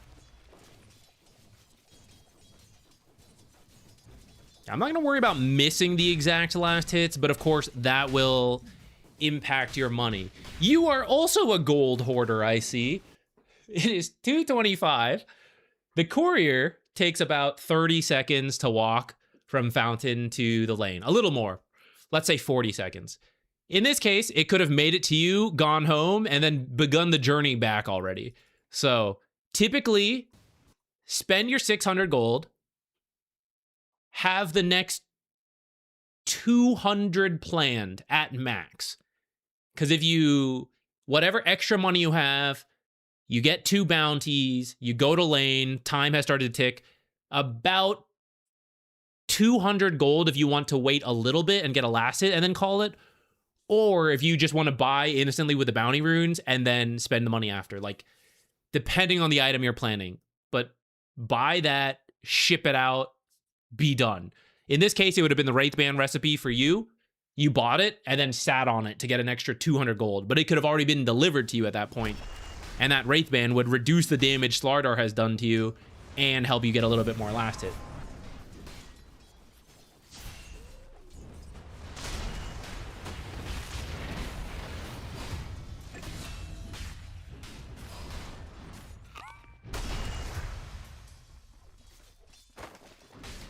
I looked away because I was fixing the chat. What happened? I was trying to fix it anyways. Ah, we time walked in and then died. All right, just walk over here. One last hit will not end your lane. You have missed several already, and we have not lost. Time walking has to be... It has to be important, you know? They used a lot of spells on me, so I time walked it off. I'm going for a kill, so I time walked in. I need to get away, whatever. For one melee creep, it will almost never be worth it to time walk because there's a lot of risk on a very long cooldown ability, which you immediately received. Hey, let's kill him. He doesn't have time walk. Get him. Get him. Oh shit, I don't have time walk. Blech. And now I miss one. Didn't get the camp because we were running away. Okay, he's dead too.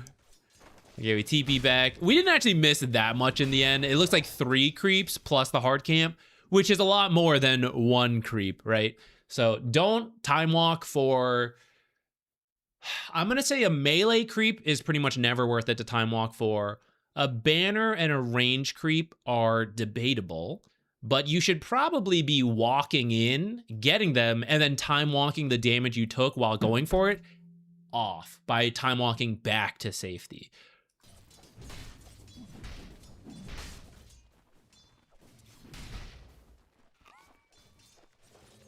Okay, we're waiting for Pugnant to come back. Here's the defensive aggro. This is good.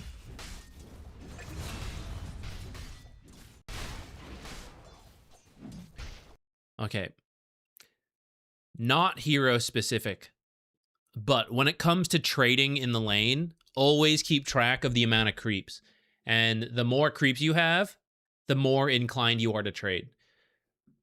Here comes Slardar. By the way, we died and I don't know where it must have been on the courier somewhere in the middle. You have 736 health, 6 armor, 73 damage. Slardar, 64 damage, 6 armor, 610 health. We have a little bit more health here. The stats are a little wonky, right? Of trying to like perfectly mirror those. Let's not worry about that. You guys are close enough in stats. You're both purple, but you have a little bit more health. Then we look at the creeps. I have 5 creeps here, and he has 2. So when we fight, these creeps help me more than his creeps help him, and I have more health, then that's a really good time to trade and to fight this guy. I kind of want to keep my eye on this banner creep. I don't really want to lose that, but this is a winning trade right here. If you stand your ground, he's running in, and you just fight him. Well, Zach, what if I get like bash, crushed, snowball? Yeah, that part's a little scary. But that's where time walk comes in, right? Of like, I see the snowball coming in, I time walk away. Or I think they can all stun me and I will live. And then I will time walk as much of that damage off as possible. That's where the more you play Faceless and the more comfortable you can feel of like, I know how much damage I can take, it becomes easier to know. Ignoring the chain stun potential, if we had different heroes here, it's pretty much the same. If I have a little bit more health than him and more creeps, I'm definitely fighting here. If he has more health, that's where I got to do a little bit of mental math. If their spells could kill me, that's where I got to do more mental math, right? But this is one, like, he hit you two times and we didn't hit him back. Another case of that. Now we come up and hit him, but he hits me. So 3 hits for Slardar, 1 hit for me. And would you look at that? He has still taken more damage than me. You know why? Because of the creeps here. The creeps have done it. The creeps have been harassing him for you. So imagine if we stood still and hit him 2 more times. So it was an equal 3 for 3. We'd wreck him. So hit every time they hit you. Just about. There will be situations you should not. But most of the time, here's another one. This guy hit you, you hit him. For Slardar, to get specific on Slardar, you also need to count his bashes. Because it's every 4th hit is a bash. When he has a bash within this... okay, we didn't quite see it. When he has 2 hits procced, and it's 2 more to bash, or 1 more to bash, that's where you got to be really careful. After he bashes, fight him. Right now. He can't bash, you know? He needs to get 3. So now you fight him, he gets up to 2, he's like, oh, I'm gonna bash again, I'm gonna get this guy. And then you walk away and you're like, oh, I gotta bash, I'm about to bash, I gotta bash something. And then he's gonna go for a last hit, he's gonna bash that creep. And then you walk up and fight him because he can't bash you. That's Slardar specific. Not most of the trading we talked about is true for like any hero. But Slardar, you want to keep track of the bashes yourself as well. If you are melee and have to. If you're range, you can just hit him for free, you know? It's easy for you. Now, in this case, there are a lot of creeps. We would want to be careful. And you're actually a little off time walk, so I would want to be careful in general here. But at least you see the idea of like, okay, he bashed. Can I trade right now? Which actually, I'd say you probably could, because I think by the time Crush and Snowball comes in, you'd have time walk to just get back to your tower. I actually think you could do it right now.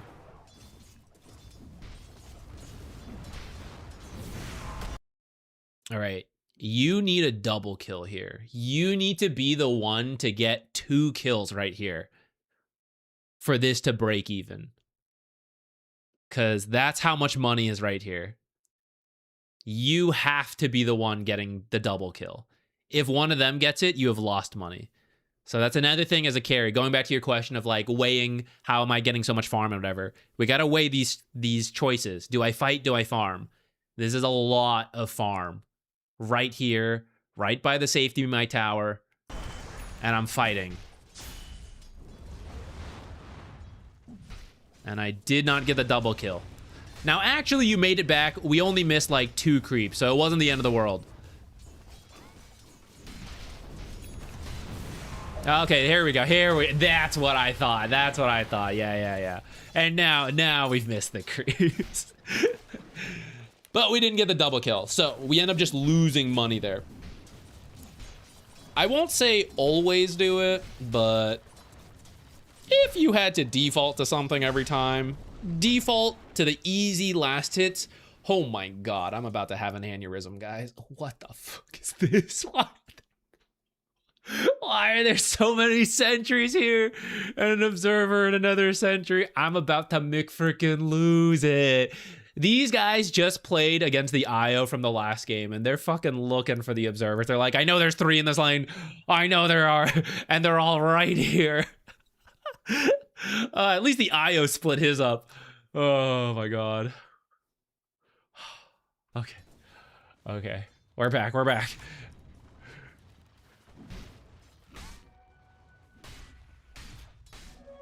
Oh, look at you. Keeping him out of the tower. Very nice, very nice. That'll definitely help your lane. But see, okay, what I want to highlight here, and this is nothing against you specifically, because you will hear people say like, hey, I do these tricks that you talk about. Like, why aren't I climbing? You know, I've done what BSJ said. I've done what ZQuixotix said. They're liars. I'm not gaining MMR. I do these tricks the pros do. The Faceless held the creeps outside of tower. That was awesome. That was great. That's a great trick to have. he also fought while there were like 6 creeps dying, you know? So it's not like doing any individual trick will strictly gain you MMR. It is all about the more tricks you do consistently, the more fundamentals you do consistently, the less mistakes you make. It's a buildup of everything and not just like, I did the same body block this guy did. Why didn't it work? Right? It's all of it together. Nothing against the Faceless specifically, but just I feel like I've been seeing that a lot lately about people like, I'm doing good plays, why aren't I winning? You gotta count the number of bad plays you're doing as well and balance them out. It is not just do 3 good plays and win MMR. It must be a positive 3 plays, positive 5 plays. This one wasn't really on you, the natures rotated in. And actually you didn't miss that much, so. At least that's not too bad. Okay, wait, let's talk about this one. Zach, how do I win trades? Here we go. Math. Slardar.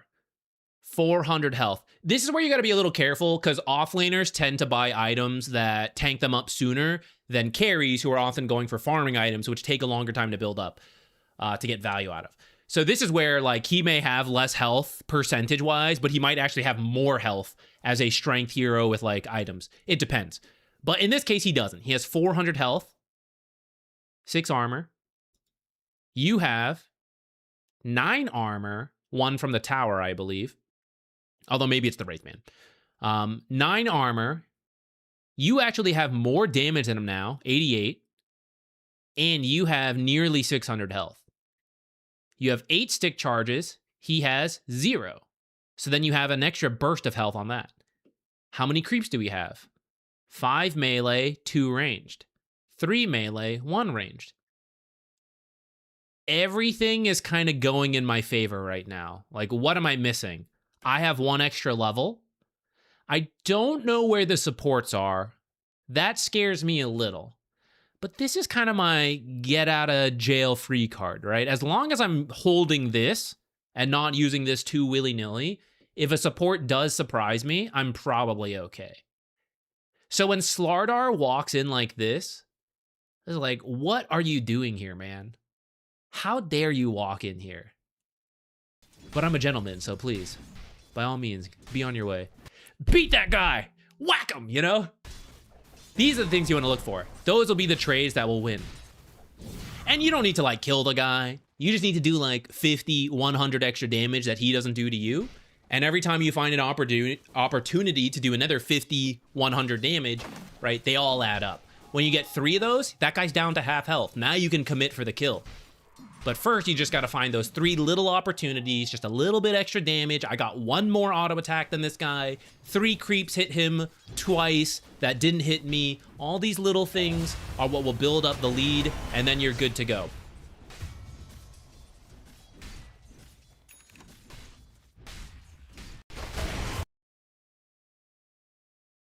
This part's hard. I'll let him. He's dead, and I think you know that, but you're like, I'm gonna stand by for moral support. Just ditch him. Just go to the lane. Look at this creep you can deny, right? Slardar gets a kill but misses some farm. The same way we pitched you is like, oh, what if you get a kill but then you miss CS? He's killing Pugna. He's killing Pugna right now. Let's at least make him miss some CS, you know? Walk over here, do a deny, secure your own. Let me tell you, this lane's about to get very hard for you. Why?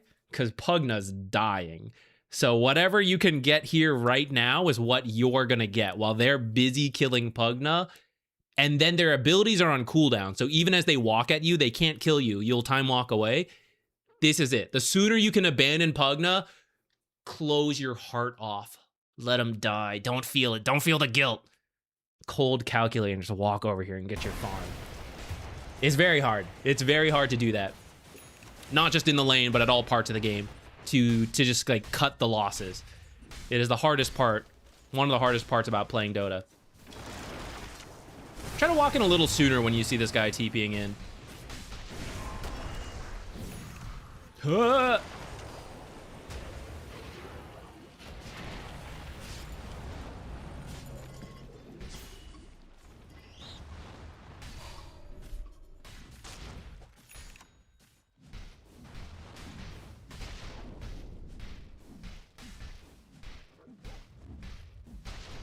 He probably did win the sentry battle.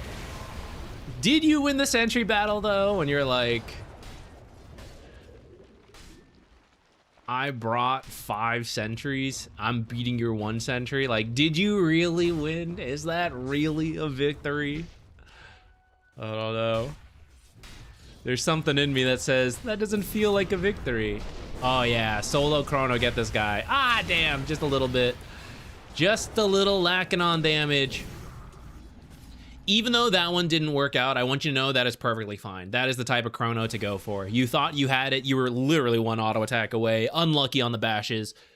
That is fine. That's what you want to do. And then you just like chill and farm. So where are we on last hits?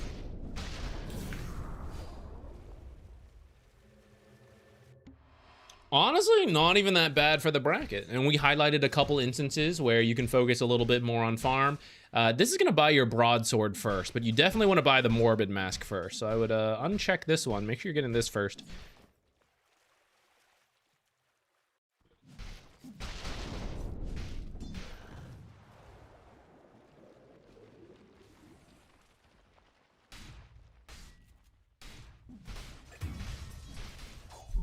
Now, if you farm this kobold camp, you will not have it to help you later.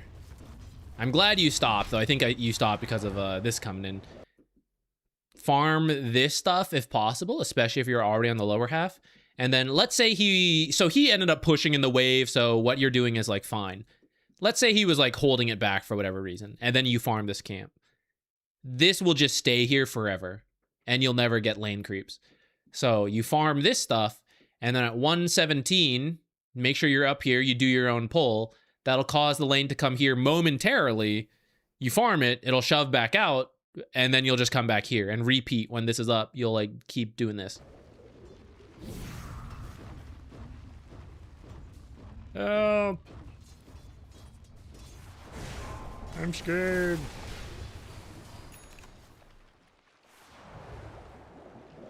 You do have more health than that guy, though. I actually think you're fine. This is the camp you should be pulling right now. He's going to be laning up here for a while. You're clearly scared, although I think you're actually more scared than you need to be. He's pretty low on health. Oh, did he just get that blink? Yeah,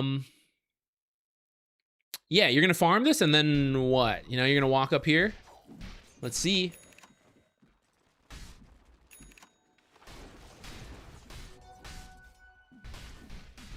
Farming this. So I'm depending on Slardar to push the lane for me, and thank God he's attacking my creeps non-stop. And so he did push the lane back.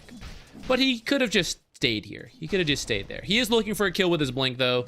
Hopefully you see that on the minimap. You let your team know. And now you shove the lane as much as possible. Shove and jungle. The timing for this is 55, by the way. 56 is actually what I use. I don't know why I lied to you and said 55. Hit it, have it moving at 56, and then you can just like walk and stop here.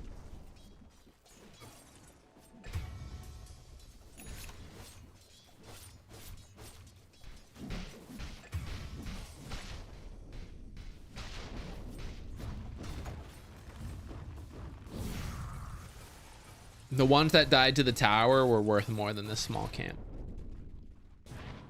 I brushed over it quickly in the gold video, but it does help to know the rough gold values of everything. I kind of mentioned in the video, it's like you don't strictly have to memorize everything.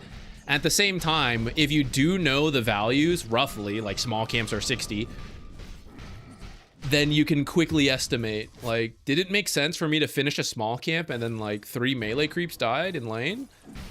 No. And that's like, again, just like trades are, I got 50 extra damage, I got 100 extra damage.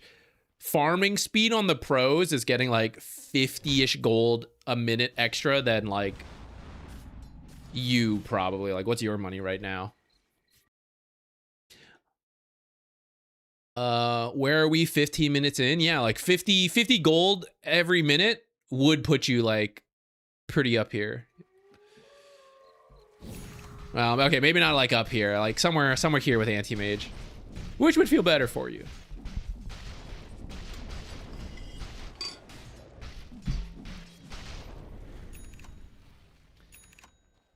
Can I also already shove waves as support in empty lanes at that time, or should I try to tank the creep for my course to come back 13 minutes in like in the game?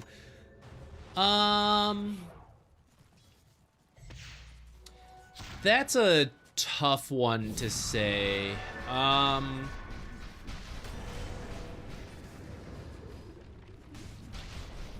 If you think a core is going to come back, especially if like the death timer is about to end, they're about to respawn, that's where I think you could consider holding things for them.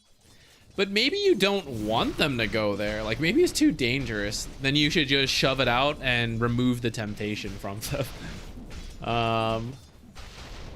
If nobody wants to go, definitely just shove it out.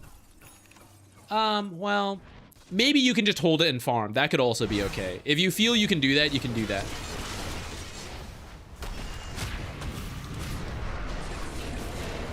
I'm not sure you needed that chrono, but I would rather you use it than not, so drop it. I think that was one you maybe could have just gone for, and then if he started to get out of range, then you chrono. Okay. I want to recap this last minute because I think this is like a big part of your question. I have Chronosphere and I feel pressured to use it.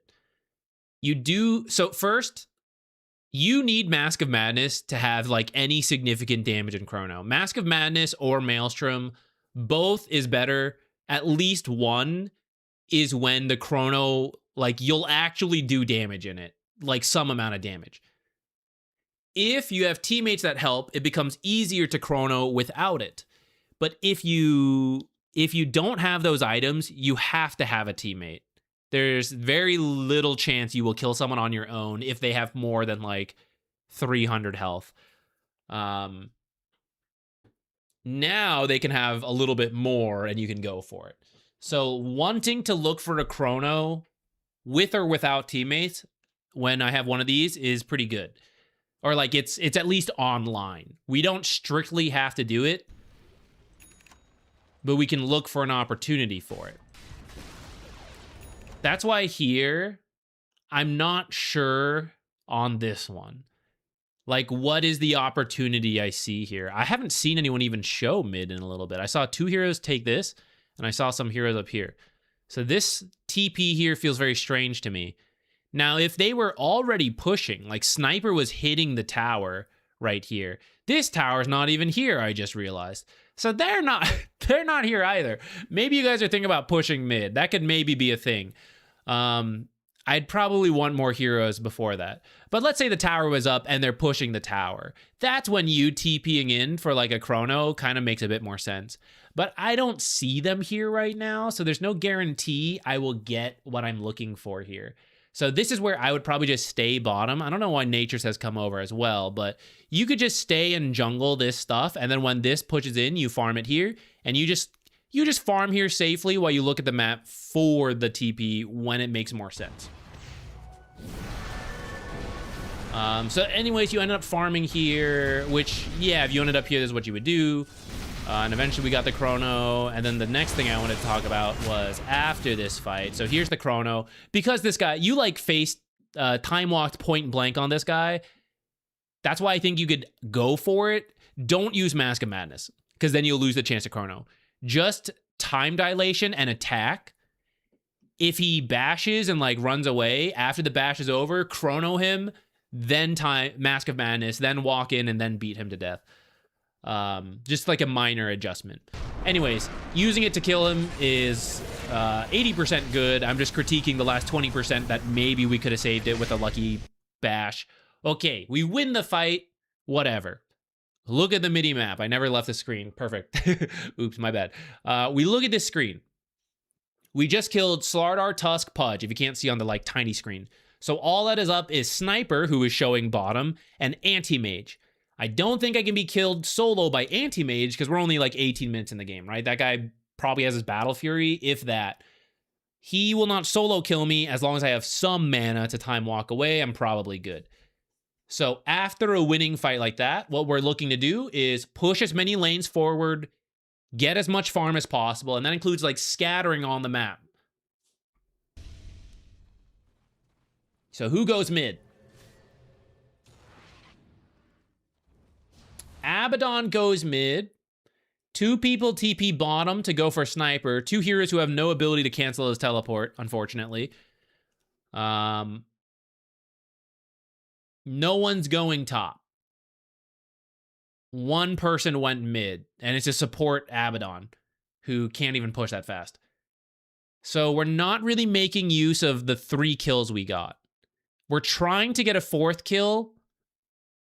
And yeah, I would say someone should kick Sniper out. I actually don't mind 2 heroes going. Like Nature's and Pugna. Let's say they're the ones that go. Sniper just TP's out. As long as we are pushing this other stuff, it's fine. We're making use of the kill. But currently, for those 3 kills, we're farming 1 lane, soon to be 2 lanes, and then that's it. But we should really be farming 3 lanes plus jungle when there's only 2 enemy heroes alive.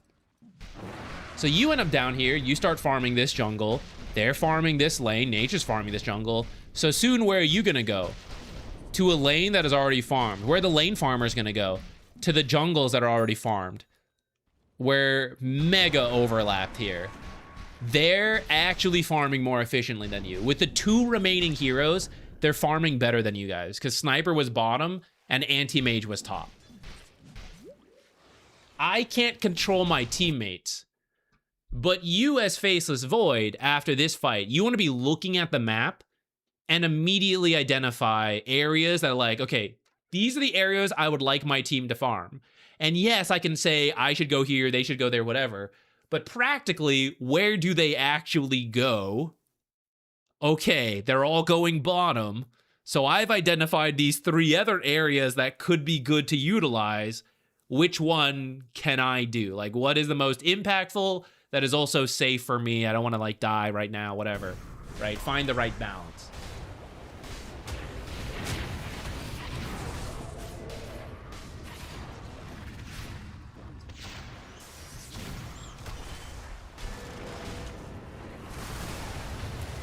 Can you do a guide on Yule Scepter? As a Herald player, I failed to use it properly. There's actually, I think, a really, really old one, but it's probably outdated now.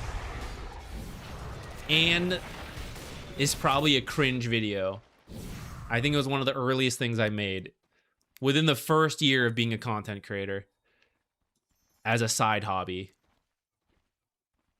Well, I say side hobby. I wanted it to be the full thing, so I was taking it seriously the whole time, but I was just no good. It's probably quite similar, though, because Yule's has not actually changed. It just has Wind Waker attached to it. I don't think the item has actually shifted that much since then.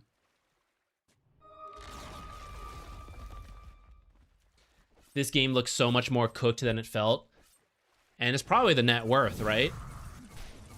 Some of the splitting around, that's what's leading to the net worth, or the lack thereof, like constantly being grouped up. That's what leads to the gold difference. You can have a very similar kill score. How do I paint this? Oh, I forgot we have to do the pro comparison too. God, we're never gonna get through all these games. We gotta focus and speed up. Okay, while I talk through this, we're gonna pull some. Oh god, Tomato's probably a great, damn, he's doing the Helm Dom build. I don't know if I wanna, I think I wanna do someone who's doing your same build. Tomato would have been good for it though. Did he recover from this? Maybe looking at a losing game is better. How bad did they lose this?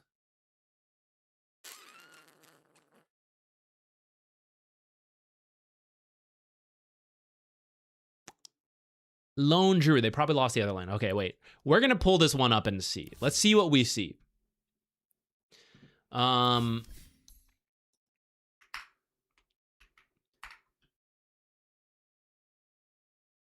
You will see, so before, as I download this, the kill score you were at was 7 to 15. That's not even that bad, right?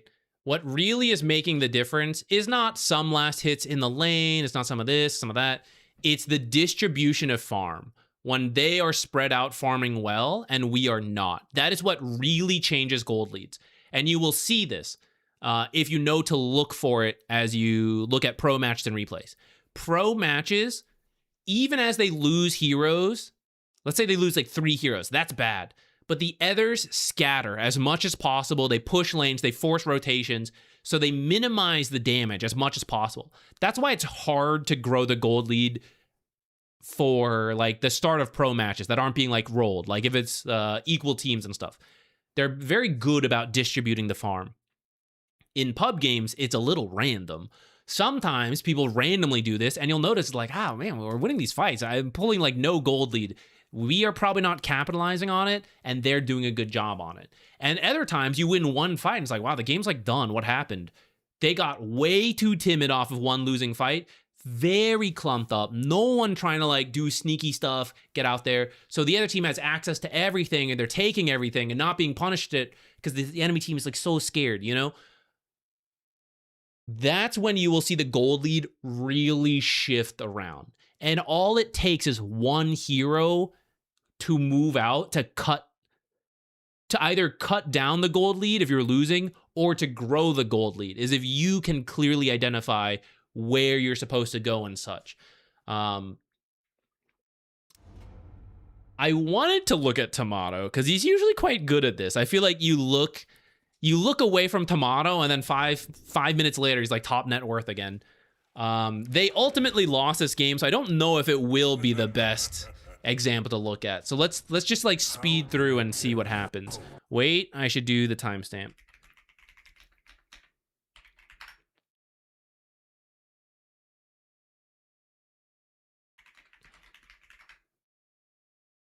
How can you carry hope in the face of the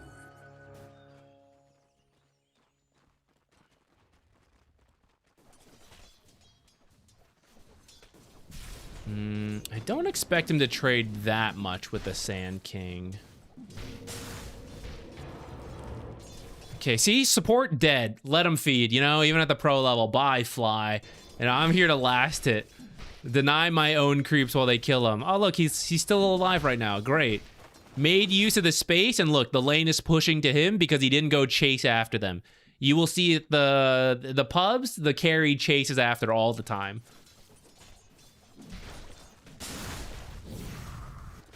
Gets hit by the explosion, time walks off. So Sand King uses Burrow Strike, uses mana, gets no damage for it. Did like get some CS, and Faceless does need to be careful now, but at least health-wise, Faceless is still good to go. And just needs to be a little careful about what he does.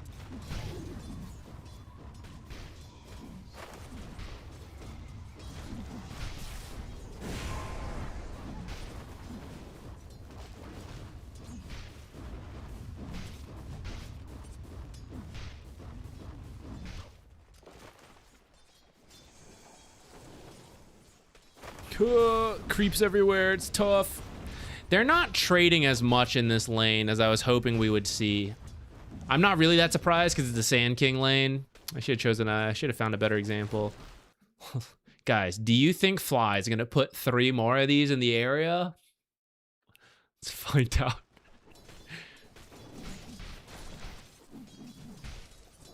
There is an invis hero here. It actually makes a little bit more sense to do it this time.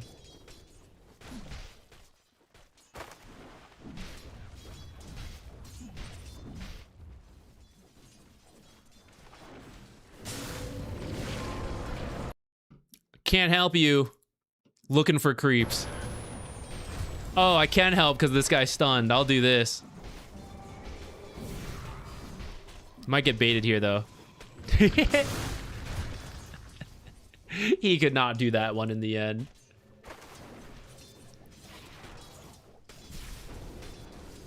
Can we get a position 4 tier list? Yeah, I'm gonna do that one eventually. I wasn't sure if I wanted to be like back-to-back vids or I wanted to work on something else. I probably will end up working on it. Oh my god, Centaur really trying to help us out. That's so funny. That guy got stomped twice by Centaurs.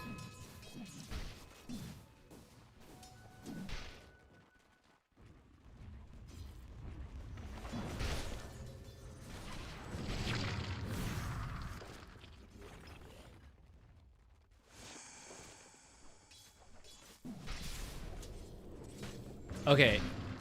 I do understand what you're saying. For everyone, the issue with letting your supports or the course, like if this is happening to course, letting them die and then you risk them tilting out and throwing the game. So the question is, how do you want to lose?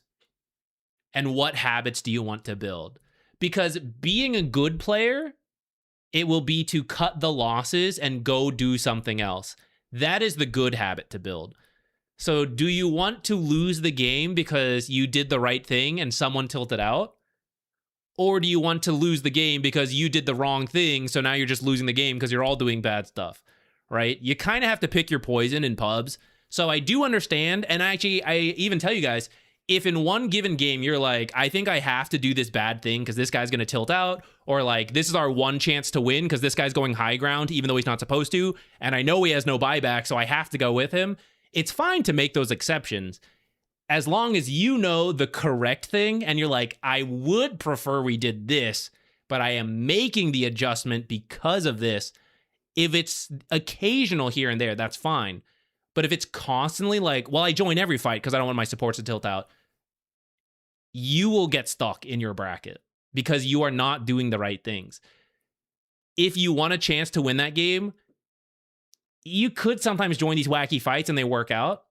But the better habit is to like work on the correct thing. So like that's what I would recommend. And I at least want you guys to be aware of that, even if you end up choosing to like join more wacky stuff. But if someone was going to tilt out, like they're going to lose you the game one way or the other. If someone is the kind of person who will tilt and grief, whether you join this fight or someone didn't join another fight, they will lose you the game one way or the other. So you might as well work on your own good habits. That's my belief. Like, how many times do you want to do the wrong thing to try to save him from tilting out, but then eventually one mistake happens and then he tilts out anyways? You could have had like 10 instances of practicing good habits. Instead, you griefed yourself 10 times, and then the 11th time you didn't grief yourself, he still griefed you, and then you still lost the game.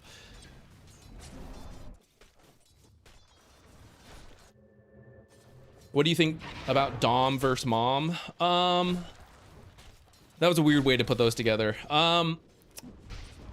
Mask of Madness would be my recommendation for pubs.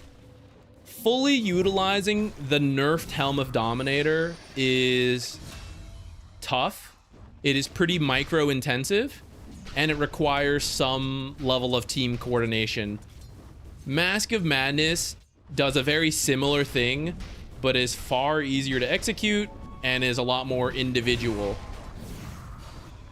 But you do have to be careful about griefing yourself by like silencing and then like, oh, can't use spells, he, and then die. That's the danger of Mask of Madness.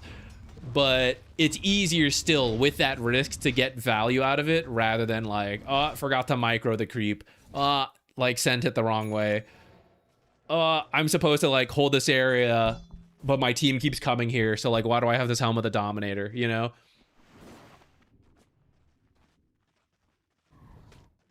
I've also noticed Tomato time walks so much more than me. I'm glad you're still looking for things that I get sidetracked and I'm rambling about different things. Yeah. A lot of them have been defensive as well, right? So like you get hit by the spell, you time walk it off. It's the same concept. I was talking about like he hits me, I hit him. If I'm a support, oh, Grimstroke used Stroke of Fate on me, I hit him with Frost Blast, right? Because I want that equal trade. Yours just works differently. Yours is the negative. But like, I take damage? No, I didn't take damage, right? So that we end up equal. I am using my spell to make sure we're equal as much as possible.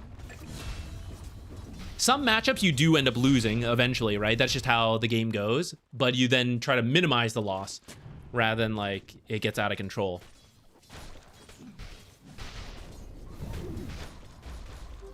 I only really time walk for like a third of my health. Yeah, any little bit. As long as you don't think you're gonna need it for a bigger thing later, just drop it, right? That is maybe the hard part, is figuring that out. I'm not sure how much further we should go in this game.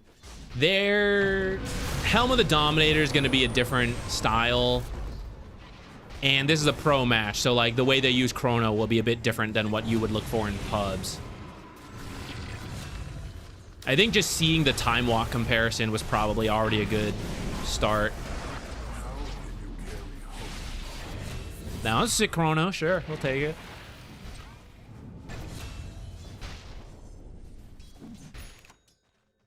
I'll let this play out a little bit.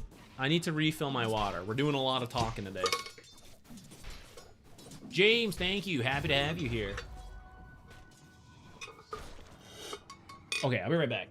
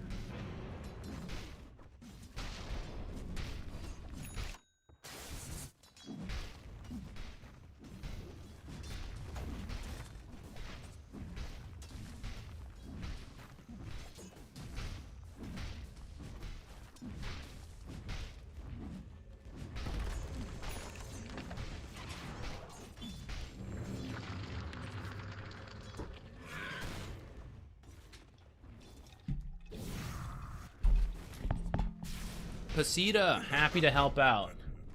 Thank you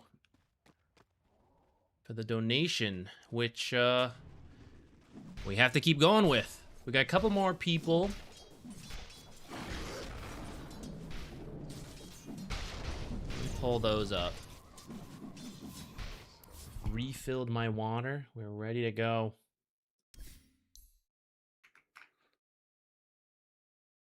Let's also read this one and then figure out if we're gonna watch the game first or like find the pro match.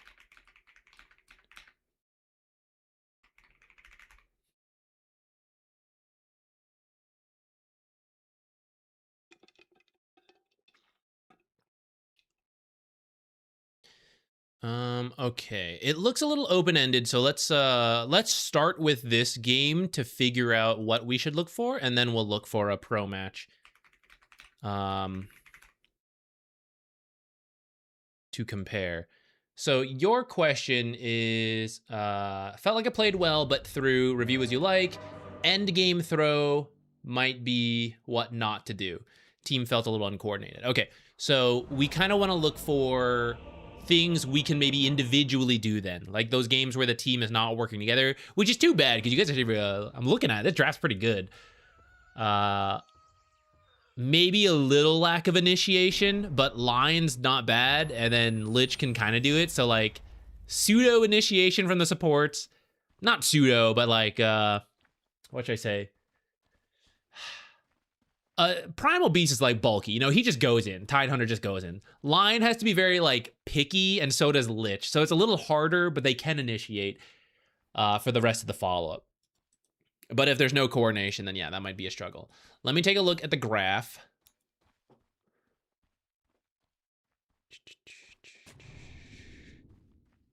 We could maybe look at the lane, but it also looks like you're pretty rich at the end here. So I think I'd rather find things for you to do mid to late game. We spend a lot of time on lanes. It is important, but why don't we... but where should we go?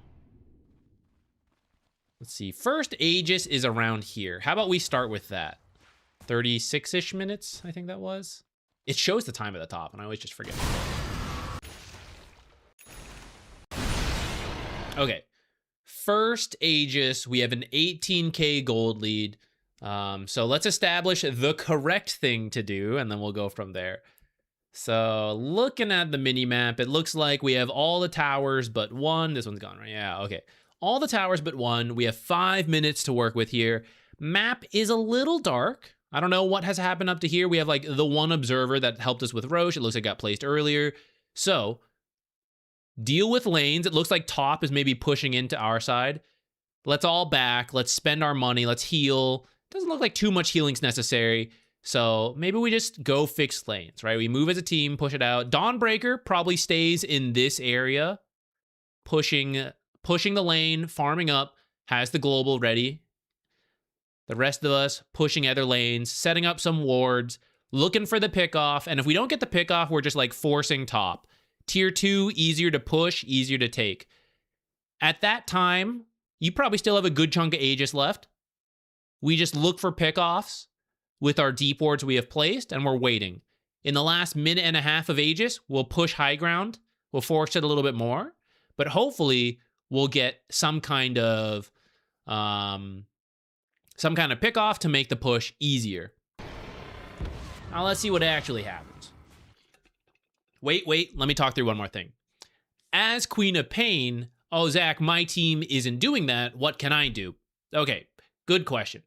Queen of Pain is very annoying. She's got Blink, so she can push lanes on her own very well and solo kill some heroes. It depends how you are doing in the game, who there is. But as a mid hero, you can often find some kills, like at least the supports, you know?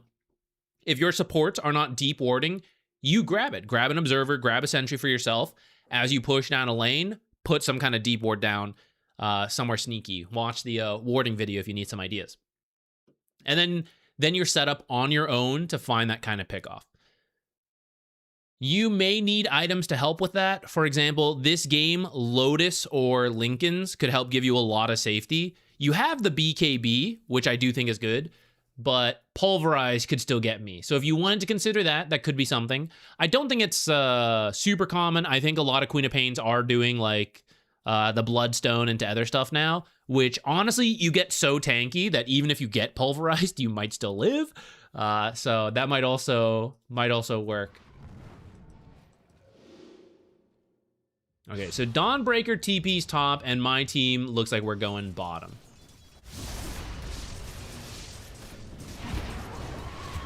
Nice. Great jug kill. I see these guys seem to be going on their own. It's making me nervous. For you guys, this is fine. I don't know if I would want Dawnbreaker to be the one TPing top. To explain why, this observer is more on the defensive side. This is pretty high level. You don't really need to know this level of analysis. But if you want to understand why I'm saying this, this observer is useful to protect whoever's down here, but it doesn't actually help you find the people like sneaking out of the base here and here, right? By the time they show on this observer, they've already farmed like half the jungle. And by the time you go get them, they've already farmed the rest of the jungle. So this is like as shallow of a deep ward as you can have, because that's what it was meant to be. It was meant to help you get Roche. So that's why when it helps Dawnbreaker just farm some of these camps and then like the back camps here, then this observer's perfect when Dawnbreaker's back here. And there's no objective to take but high ground. So like if we go here, we have to do that. If we go top, we can set up new wards in a better spot for us and take this tier 2, take this outpost. There's like things for us to do up here, maybe even Torment, or things for us to do up here as a team while Dawnbreaker farms back here and makes use of this this ward. That's why I feel this way. But if Dawnbreaker's the one that goes top, like, whatever, you know, I'm not gonna nitpick that much in a pub game. PA and Lich are throwing right now.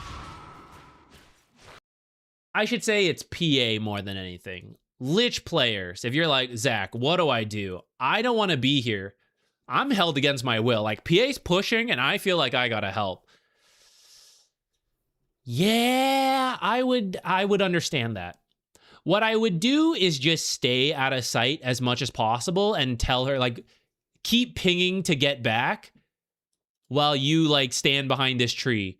Don't show you are down here, but don't show you are not down there. So, like, I abandoned her and I went top and I immediately walked into the lane. Don't show that she is on her own, but don't commit to being with her, I guess, as much as possible, which is why this is already, like, too far, using spells to, like, let him know he's here and has just used his defensive abilities. He should just be waiting behind the trees for this stuff to happen. And PA players, you just gotta get out. If Lich wants to push, let him die on his own. He doesn't have the Aegis. Pushing high ground instantly, 4 minutes on Aegis, the classic, comes up every time we look at these.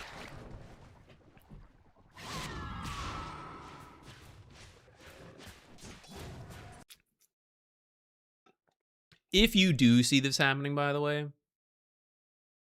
I would try to get, well, it goes back to what I was saying earlier. How would you like to lose the game? The correct play for you is to push top and I won't even say you need to push top. The correct play is to group up and push while Juggernaut's dead. Juggernaut was actually the kill you wanted. So if you beeline it to mid and push mid as a team, I would actually say that's pretty good. You could choose, if you were really close to some, like, major item timings and this wasn't such a big gold lead, or you didn't realize you had such a big gold lead, a very safe play that doesn't make full use of the Jug Death, but, like, it's safe and it grows the gold lead, is to take top like we originally planned. And if you had a less valuable kill, like you killed Ogre, I would say that's what we're doing. We're just taking this tower, this area. So you push along here. We got a very valuable kill in Juggernaut, so beelining it to the team, I think, is pretty good, especially when you see them doing this. Like, holy shit, she's trying to throw. So I'm going to adjust. Like, I am going to get here as fast as possible, even though I should maybe be fixing the lane more. I should be jungling, like, along the way, whatever. It's like, I got to get there because she's trying to throw the game, and I want to try to make this work. But if I think I can solo carry and this is not the game-losing moment, then, like, I can keep doing what I'm doing and ignore her.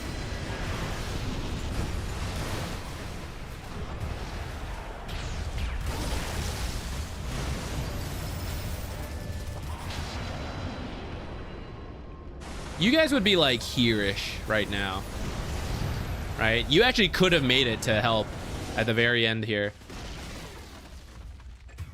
By comparison, a tier 2 probably doesn't feel that amazing.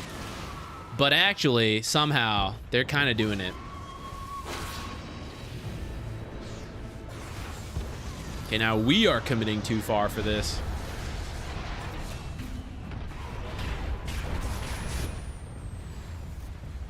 You don't actually need to kill the Tidehunter there, but we'll accept it, I guess. All right, they use some buybacks. That's kind of cool. It was actually just the Ogre, though. So in the end, that Aegis got us like 3k more, but that 3k does not make me feel good about going high ground. What makes me feel good about going high ground was the Juggernaut kill or the Tidehunter being dead right now. So the fact that we got no objective damage for that feels kind of... Oh, I guess you got the tier 2. You got the tier 2. I think you could have joined PA if you want to try to do that. I also don't think you made the major mistake, right? That was like mostly the PA. How do we get kills? Lion is numero uno. Blink, Hex, Stun. Does Lich have that? No. Liches can. Sometimes they get blinks and ags and stuff like that. Go with Sinister Gaze. He does not. So he has to walk up and Sinister Gaze someone, and that will give you 2 seconds to kill the hero. After that, they're probably out. Maybe extend it a little bit with Starbreaker. So we are smoked up and looking for something without our number 1 initiator. And where do I go? I'm not sure. I don't know. PA's up here. This is all black. Kind of scared. So this is one you just don't do. Lich smokes you, just be like, I think we need to wait for Lion. Go back to farming. Break the smoke.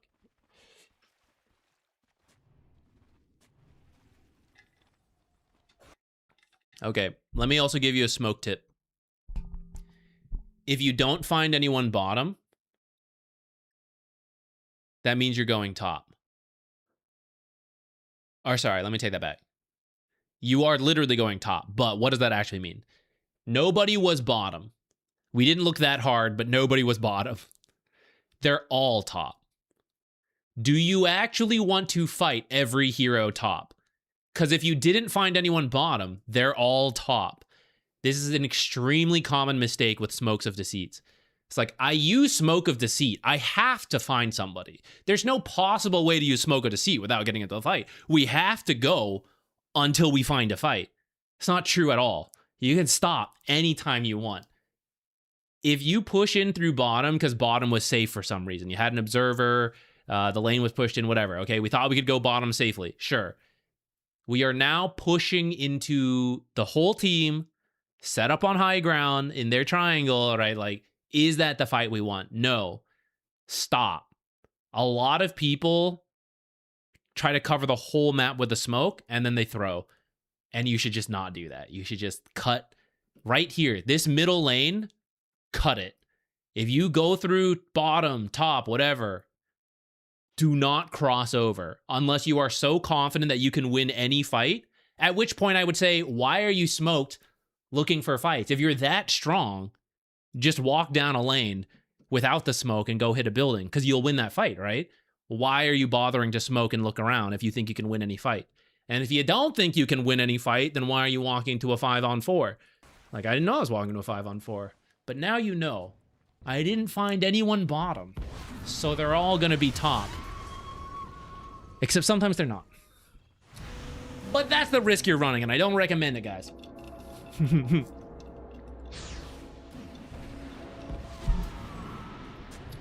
So where were they? Let's go back. Where were they? We just missed them.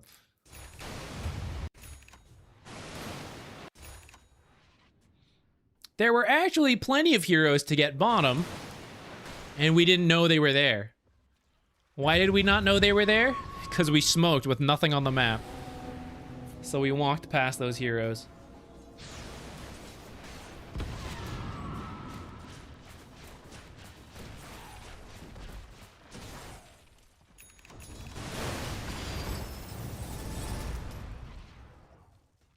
Alright, we probably could have pushed with Invoker being dead, but PA came here for Jug. We got Jug. Let's take it. So this is what we want. We want the kill. Now we push straight down the lane to the base. No dilly-dallying. Someone must always be pushing as fast as possible. And the others, in the meantime, can jungle along the way. But otherwise, we push as fast as possible. So you're kind of doing the fastest possible, except then they went mid. So now you're coming over. Okay, remembered what we need to do. Got this. This is not your mistake. This is their mistake. Why are they looking for more kills? We needed some kills to push high ground, and now we're good. Now she's like looking for more on her own. This is also a very common mistake. It's like you're looking things for without understanding why you're looking for them. So then when you get what you need, you don't know you got what you need because you didn't know what the purpose of it was. You're just looking to do things. I just pull in the lane. You know, it's like I don't know why I'm pulling. I just pull. I look for kills. I don't know what I do with the kills. I just look for kills, right? It's not you. You're pushing. You're good. But this, right? This is sidetrack. Maybe for you, when you killed Jug, we could say, like, you could have maybe beelined it there, realizing, like, with the Jug kill, we could push. That's maybe what we could highlight for you in that same vein of thought. Now, do you actually push on your own? I'm kind of scared about that. But we have talked about Queen of Pain being really tanky, so sort of doable. I don't think you need to BKB there. You actually just solo kill the Invoker, which is pretty sick. Okay, we'll take that then. And then we push, right?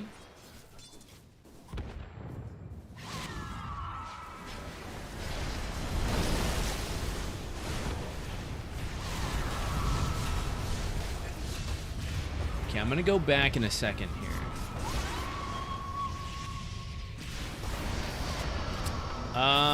I didn't know he had this. Maybe you didn't either. Maybe this is a recent purchase. If it is, dang. But otherwise, swamp this wand out for detection. Okay, now let's go back.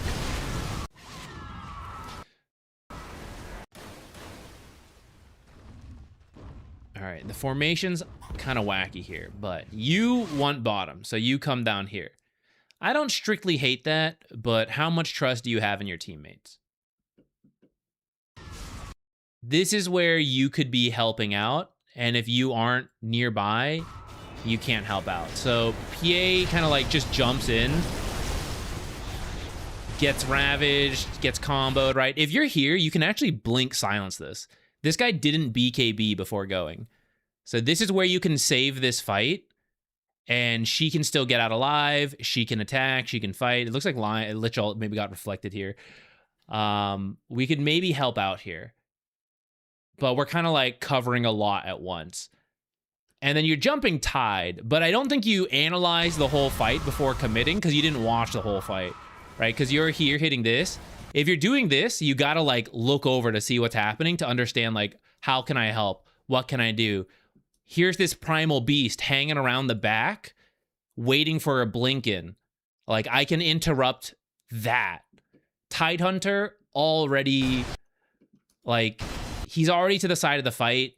Could I kill him? Maybe. Do I need to kill him to prevent Ravage? Maybe, right? That's also possible. But kind of look over a little late. Okay, he just Ravage, right? There's the Ravage. Let me go get him. But wait, what's his major impact in the fight? It's the Ravage. And I missed that window, you know? He's kind of done his part, and now I'm killing him. This guy is in the middle of doing his part, and I could maybe stop that. So this is where you got to like make sure you're looking over and try to understand all this stuff. I actually think you going bottom is the correct play, and your team could have gone with you, or at least push this more safely. But this is how pubs work. It's that this shit's going to happen all the time. So you got to be ready to cover the bases. And the way to cover the bases is to be gathering as much information so you know what to do, where to go with it. To be honest, I don't know how we are going to... You will not see this in a pro match. So I'm trying to think what we can compare. Maybe we can look at Queen of Pain laning versus Invoker. I'm sure we could find that matchup.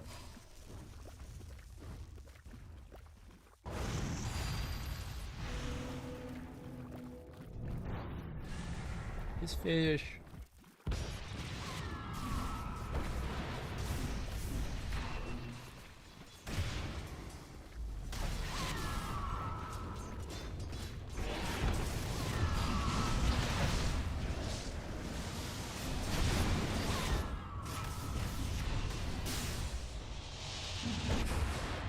If I could zoom in on just this tower, I would.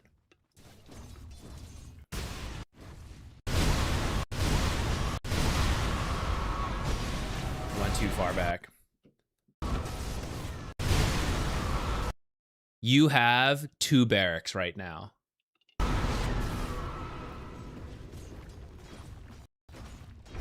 And then you chose no barracks. This Juggernaut cannot stop you from taking the buildings. But you guys still wanted to kill Juggernaut. Even though you don't even have the mana to use all your abilities. You guys like, we have to jump Juggernaut. He's walking in. You could just hit these towers. You could hit the towers and he can't stomp you guys. You can take everything. You can go bottom. You can take this. You actually have enough death time where you could probably take this, go take this tier 3. You could have even done that. You don't need this kill. If you could kill him and do everything, sure, I would love that. But we don't have the resources to do all of that. So we should take what we can get off of what we have done. There are 4 heroes dead. 1 is respawning very soon, though. So we should be taking buildings while we can. And when we chase like this, we are going to lose creeps. People will respawn. And so we end up getting nothing. For killing 4 heroes, you get nothing. Killing 4 heroes right by their base. All off of choosing to chase the Juggernaut. And that's a very individual choice. We could definitely fix that on our own end.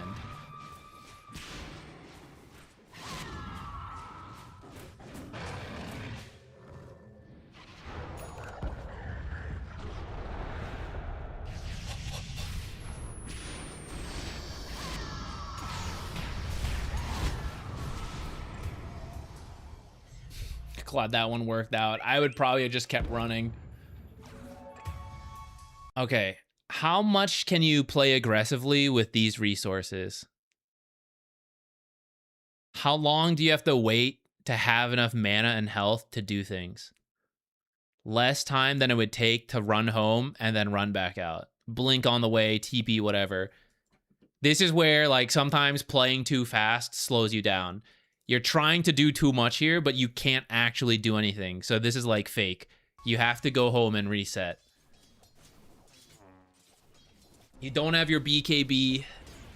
You have enough mana for like one set of spells, but you're supposed to use like 3 to 4 to 5 in a fight.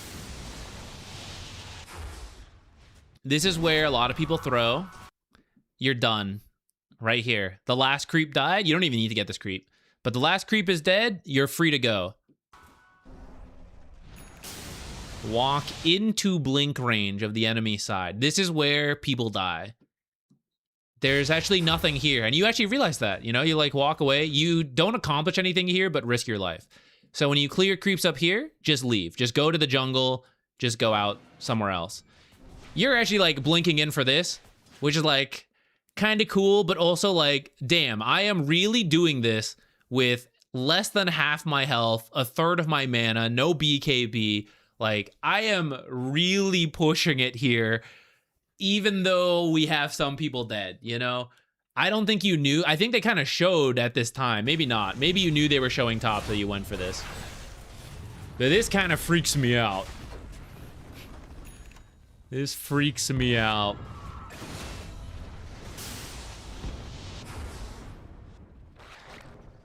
Happened to Tide. Tide's having a bad day.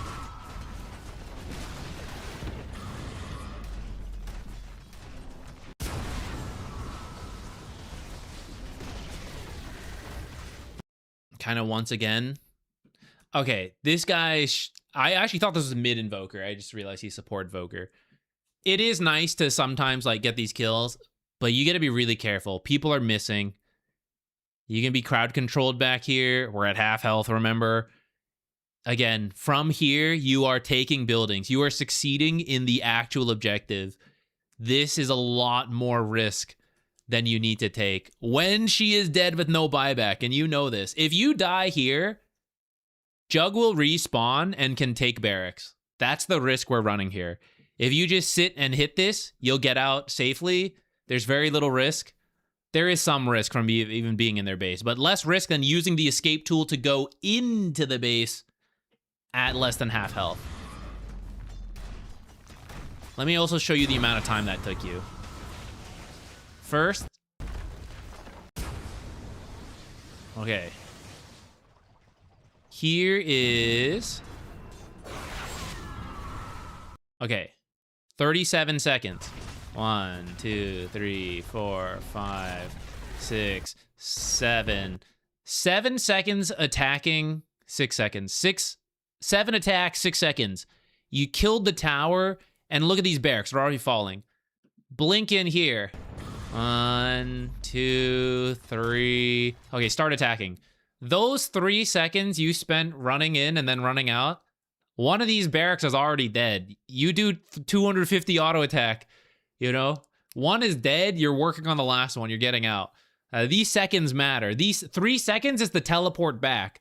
The heroes that were over here have completed the teleports, and they're killing you while your blink is still on cooldown. But instead, we just don't do that. The barracks are down. The support invoker does nothing to us. We're back here with the blink ready to get out. They TP in. I've already done what I need to do, and then I get out.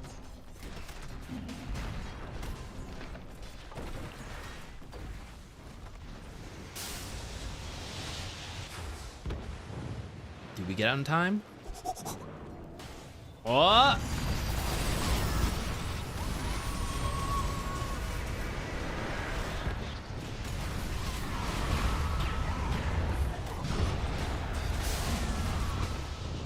Oh my god.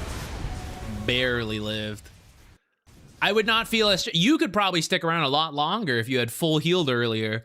Because we started all of this with half our health. So you would be, like, at half health right now. You could probably stick around in this fight. Take it. I actually don't know if you can or not, because you're not even looking at the fight. That's a habit to build. Take a look. So you know if you should or should not be joining. Okay. I don't know if we need a pro comparison. I don't mean to, like, cheat you out of that, but I am not sure how to find this stuff. I guess we could look at a pro hit the building and not overcommit, but I don't know there's a guarantee we find that, because the pro will... The main thing to show them is that them navigate the map, which you wouldn't need to do. Or, like, you can't strictly get your team to do, even if you know that. What do we do here?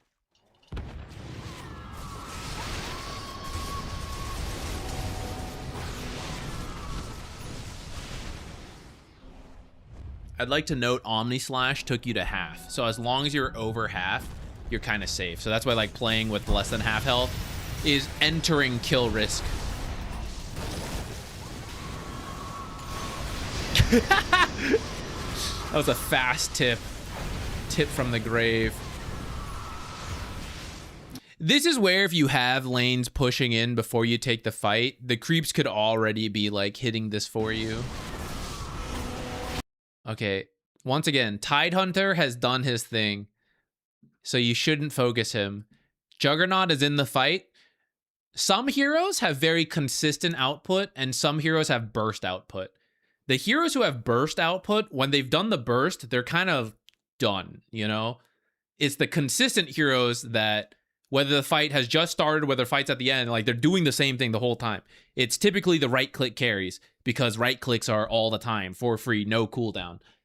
So Jug is a lot more dangerous than Tide, and you guys are splitting focus. You should focus one hero at a time, and you should focus the most...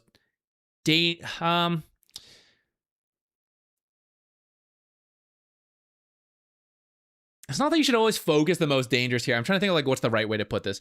Don't focus the heroes that have less impact. Which heroes you focus kind of depends.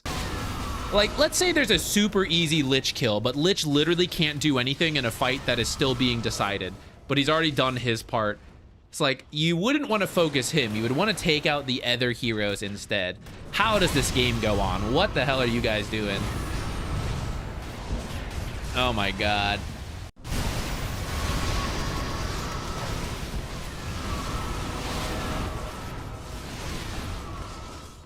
They're all dead.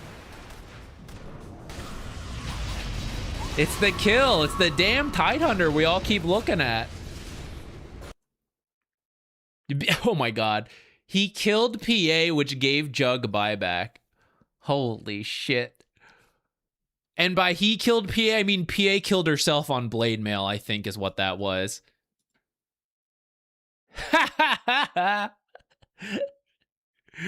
And the assist gave Jug the money to buy back as people respawned.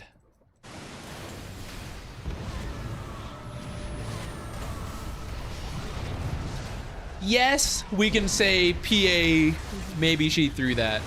But I would also say we clearly saw moments of, like, we could just hit buildings sooner and it'd be like our own mistakes we can fix. Oh my god, that finger, almost.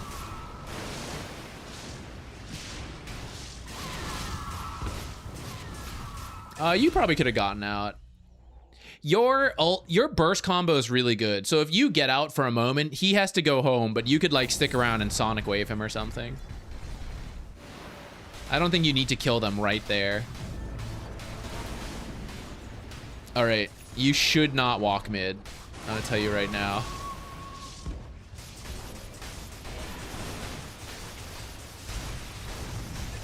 Okay, this is your own throw. If PA threw here, this is your throw.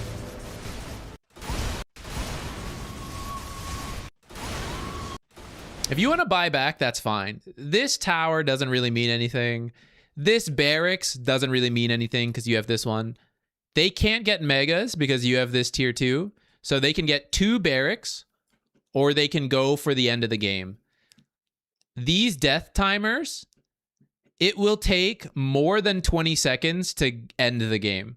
So PA will respawn. So you actually need to do 0 defense to not lose this game. You can use Sonic Wave on the wave if you want, and then you're out.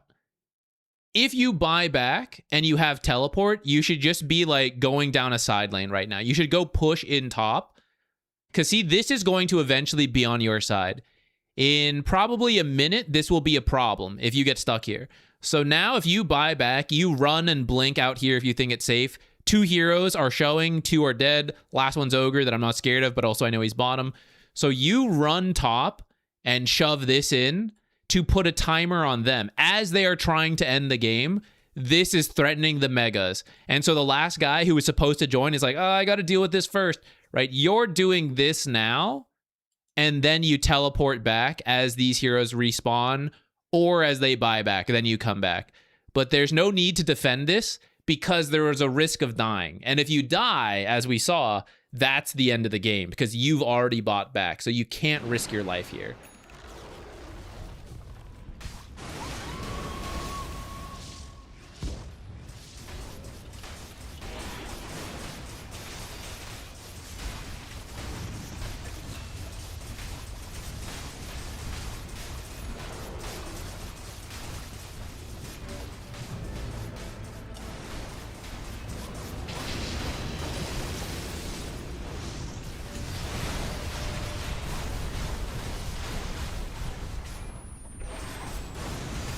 Here's one mega Sonic Wave. So anyways, that's why we don't have to worry too much about other people. We just keep removing our own mistakes. Like let's say PA throws the way she did. That's fine, but we don't throw the way we did, then we still have a chance to win that game. Dota is a team game that is very much about your individual focus because we can't control teammates. Now, how do we find a pro comparison for this? I don't even know.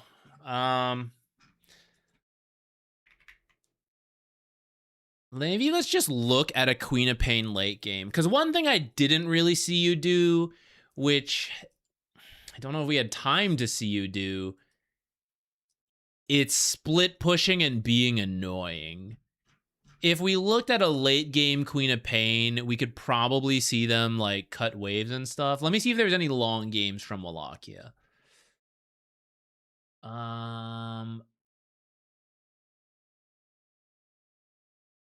Okay, let's try this. He lost in the end, but this is a 60-minute game for Liquid. Maybe we can see some like split push stuff.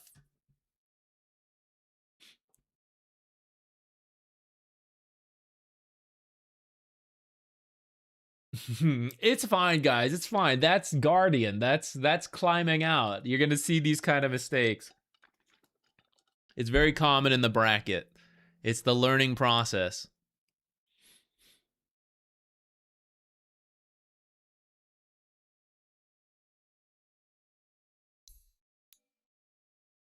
I didn't watch this game. It looks like it was very back and forth. Pew, pew, pew, pew, pew. This is a very even game. This kind of gold lead is like nothing at this stage. We're not actually going to jump to like 1 hour because I think around like 40 minutes is more likely when we'll see it. As pros get even later into the game, they actually do this stuff less because it's a bit too scary. This is also a very hard game to split push, actually. Maybe we may not see it this time. This is a very tough lineup to split push against.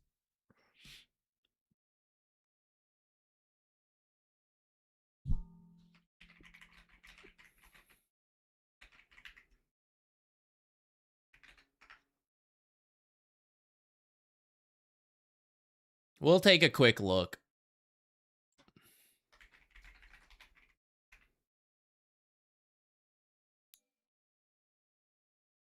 Is this stream on YouTube too? It is. If you prefer YouTube, feel free to watch over there. The VODs are, well, actually the VODs are on Twitch still, but they're permanently on YouTube because there's like a tab for it and everything. All right, Queen of Pain. So he has the Aeon disc to be a little safer. This could be something you consider. So see how he's like on his own right now? We don't even need to look at what he's doing, right? Just look at the minimap. He is just on the other half of the map, forcing things in. He sees the enemies over there, so he just returns to the lane, starts pushing it in, and then gets back out of sight, back into the jungle. And you're just looking to force a response up here. And if you can solo kill them, you solo kill them. And if not, like, someone has TP'd back, so you all can now look to fight bottom. Your game, we didn't really get a chance to see this kind of thing, but it is something that Queen of Pain should consider, like, every game. She's a very annoying hero with low cooldown blink, and now she's built like a tank. Holy crap, she's so tanky nowadays. All right, Ember went top. His team starts fighting mid. Now, Ember's a great hero to go back because he has Remnant, so whether Liquid should be fighting here or not, I don't know. We just kind of jumped here. It kind of looks okay if they actually kill... Oh my god, he's out. Oh no, they got him.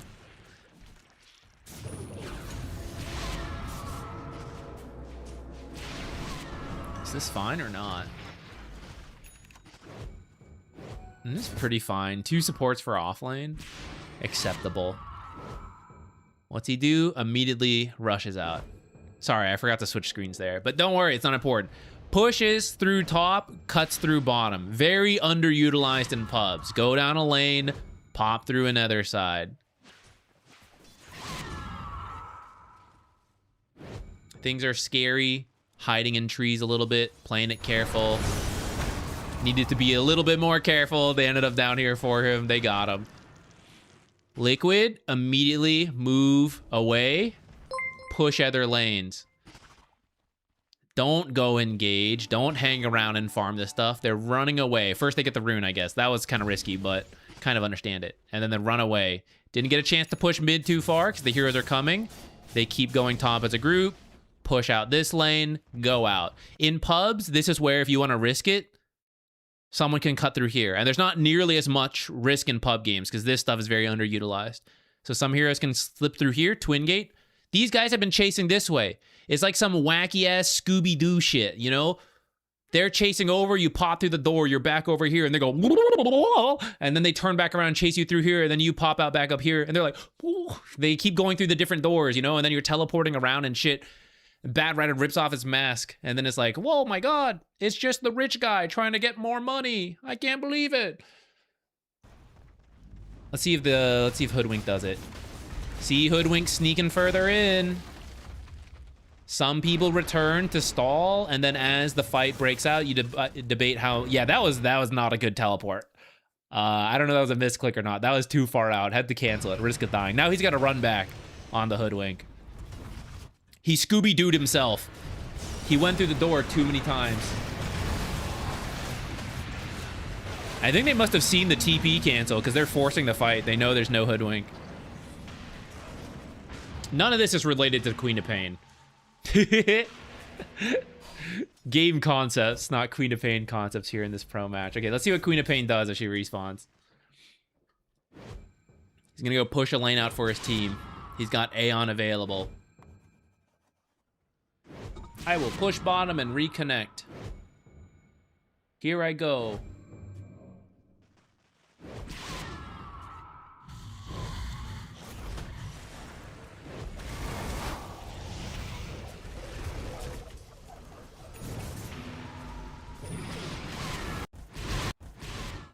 I'm pretty sure he got lassoed in.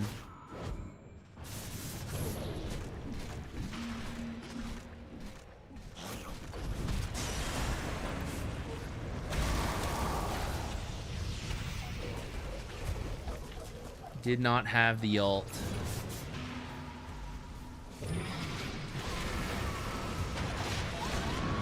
I was checking to see if it was the same case of run back here, but I was like, there's no way Mickey did that. There's no way he chased in the back instead of just hit the buildings. That was pretty risky, though.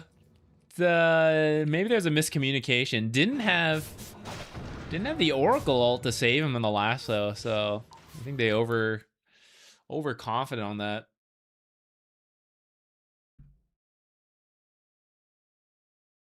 I see a lot of high MMR Queen of Pains take creeps to the pole camps to farm faster. That's definitely something you can do in the like early to mid game. In the late game, you kind of like one shot everything, so you don't really need to do that trick anymore, and it's better to actually stay out of sight, where Dragon Creeps kind of like shows where you are. But in the early game, where it would speed you up, and you don't have like infinite mana yet, that's definitely a great trick to have. Okay. One more in the queue that we are getting to, guys, and then we will pull one from chat. Even if someone does a donation, we're gonna grab a free one from chat after this for sure to make sure we get that in.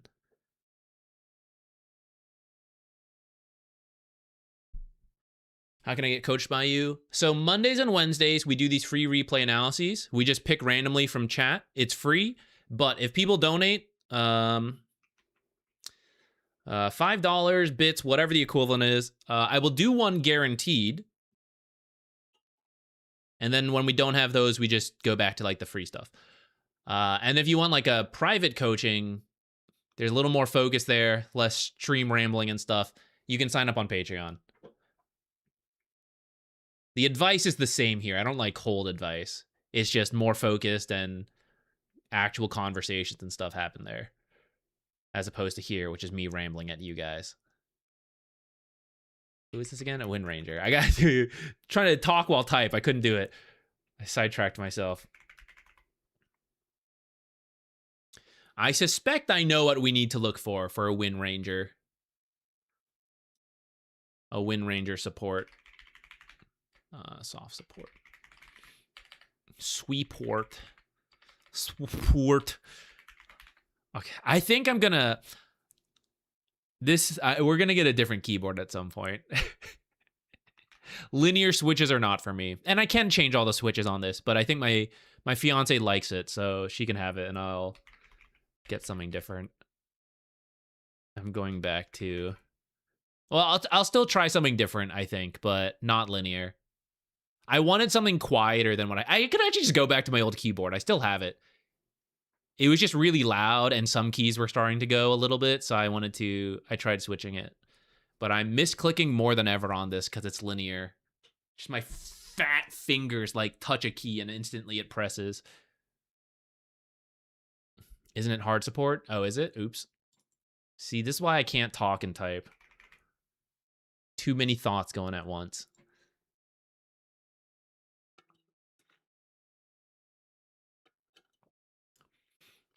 All right. You've been struggling to find a support to play, got bored of Warlock, and then spam Disruptor and Chen. Now you're currently on Windranger. Having a lot of fun, but losing a lot. That's how it starts with these heroes. It's one of your more recent games. Submitted mostly at a tilt, not my proudest game. We'll see what we can do for you. You've been playing both 4 and 5. Okay. For Windranger, so you have to land the skill shots. If you can't land the skill shots, you will struggle on Windranger. That's going to be like the mid to late game impact. That will take time. So if you're messing that up, I'm not as worried about that.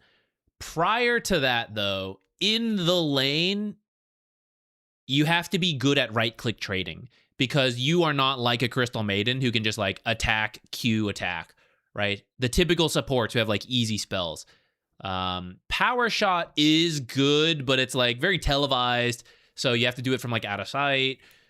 It's iffy. So you have to be very good about right-click trades and using it on creeps, like to deny as well. So that's what we're going to start with. And if you want to play her position 5, then you got to be extra good at that. So Windlace, I'm going to immediately say I'm taking this away from you. Unless I am super behind the meta. I will pull up Dota 2 Pro Tracker just to verify. I do not believe in Windlace start. Unless there's some crazy new tech. There is not. I do not see people doing this. All right. We are going to remove the windlass. I take that back. Q did it in one game. Who is he playing versus? Why did he do this? He lost, for the record. Who is he laning against here? Disruptor, Hoodwink, Bristle. This is a whack game. I do not believe in it.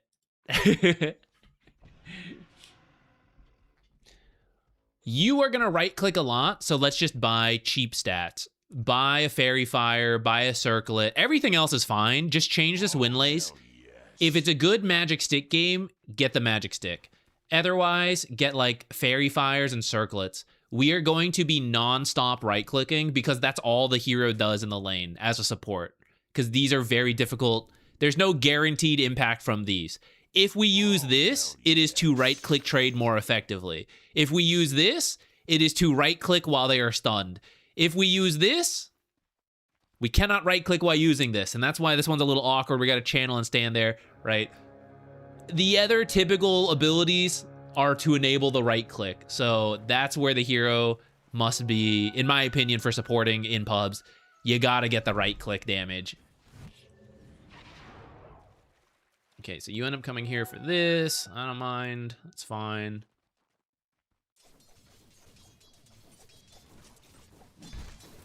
All right. This is not strictly wrong. If you run through here and you think they may have blocked this at the start of the game, drop your sentries. Because you got the bounty rune. I actually don't think they were down here then, so you're probably good to go. Okay, 1 poke, 2 poke. And then you're hitting your own creep. So that part's pretty good. You did draw aggro, and you drew it again here. Got that last hit. Okay, you're doing a good job with auto attacks. You could just be getting more than if we didn't have this Windlace. Though I will also say you drew a lot of creep aggro there. Let's see if that continues. Sometimes we just mess it up to start. Okay, range tonight, great. Didn't pay attention to the block times. If you want this to spawn, I guess it's okay, but do you want this to spawn? It's Bristleback versus 2 ranged heroes. We're going to be very happy here. So, had a sentry to block this earlier if you wanted to do that, or body block it at the 1 minute spawn, but kind of missed that. There's a lot going on in the lane. I get it, but we definitely want to think about that. Now here, we're stepping away. I see creeps to hit, and you've been doing a great job on it. So where did we go? I think you went to look for the lion. Lion's being useless. And then you made him useful by looking for him. I guess some of it was to get the courier, which could have just walked out further to you. So a little bit of courier micro could have kept you more useful, I guess. But yeah, it's like right here. You're good to go. You're beating Bristleback. You're zoning him off the creeps. Here's where you keep getting denies. You're already at 2. This is great. And then we're just like stepping back for some reason here. I'm really nitpicking on this because I think it's very important for Windranger. I know you're not going to be perfect, but I'll be harsh on it so we get there. Okay, you managed to get the lion. Look at the time, look at the mini-map. We walk over here. We check. Now, he did actually block it. We're spending a lot of time on this. Oops, I pay no mind. And then we do the pull. And we win run. Okay, so let's fine-tune this a little bit. He's dead, so we'll leave Drow on her own. One option we have is to use the hard camp ourselves. So as these creeps die, just pull the hard camp over here. We could consider doing that. This camp has spawned. It's not actually time to pull it yet. So even if he blocked this camp, it is not blocked. It is up. The next spawn of it is blocked. So the question is, do I even need to use this camp right now? Again, if we do the hard block or hard pull, I am using their camp so they can't use it. And then I don't need to unblock this for 2 minutes because I still have a camp. It never got unblocked or never got used. So I could do that. I know this camp is up, by the way. You saw it earlier. So you can still be here, making sure the bristleback can't walk up, hitting the creeps. And then, okay, it's getting closer to pulling time. Walk over, do the pull. And then while you're farming the pole camp, then you put the sentry and you look for the stuff. If you wanted to stack, then this idea is fine, but then your sentry should go over here to prevent what you did. This is just a little extra trick then. Put your sentry over here because the sentry gives a little bit of vision. So then you can see behind the tree for the 12 seconds and see if it's there, and then you'll know where to look for. Up here is just more likely to die. So I think you're trying to double dip and hope for like an observer over here, which is like, yeah, if you want to take that risk, it's fine. I'd maybe move it more to the left if that's the case. To make sure you're getting this ledge.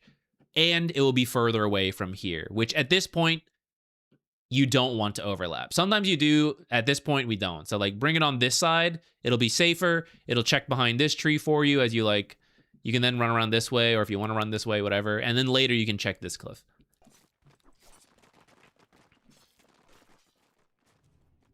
So anyways, after being in the lane, this is where you're like, you're doing the pull. We aren't gonna like pull and stack anyways. So even if we're late on the sentry deny, like this is here at the 2 minutes, it's fine because the pull's happening. It wouldn't have happened anyways. And then while you're last hitting, you're walking over, dropping the sentry, looking around. So that'll give us like 5 to 10 extra seconds in the lane. Now, when you do this pull,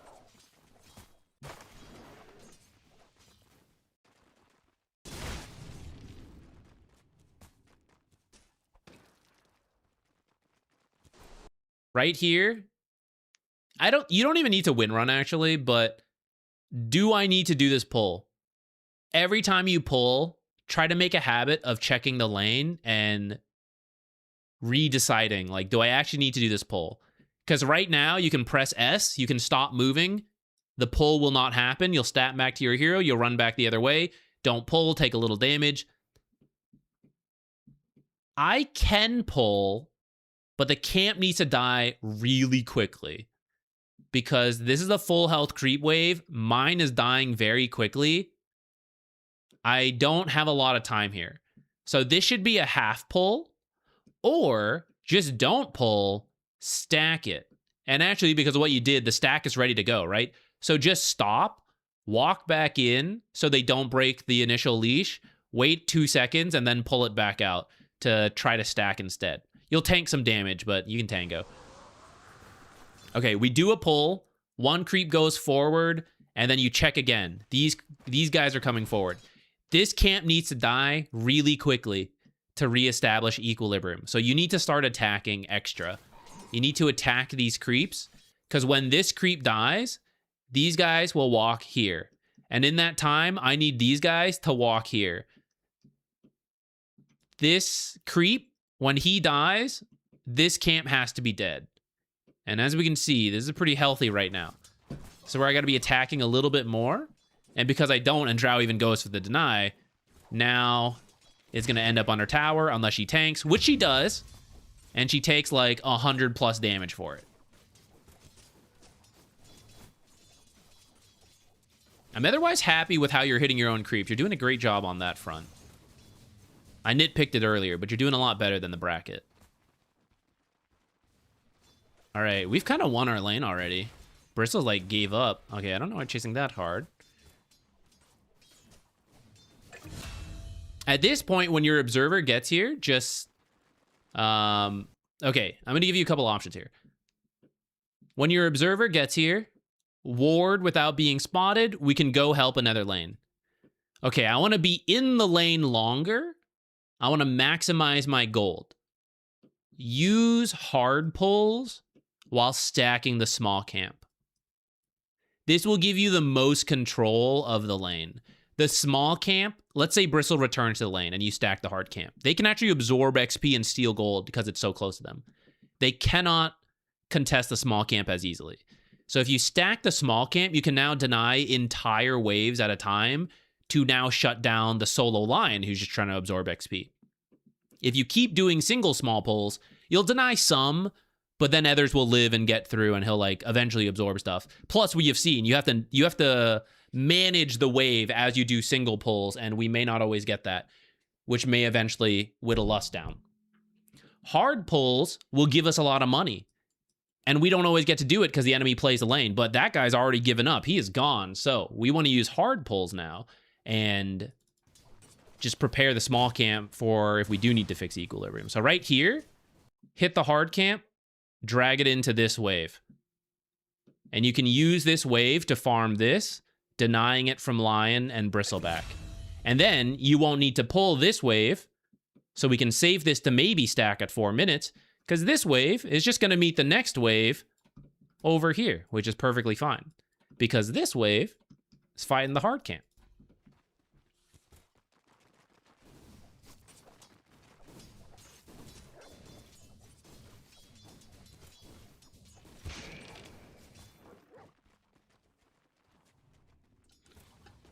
Now, this is kind of unique. Usually the enemy does not give up on the lane this quickly, right? So, like, this kind of situation, I don't mean to be harsh here, but this is how you should feel. This is how you should feel, because this is how I feel when I play.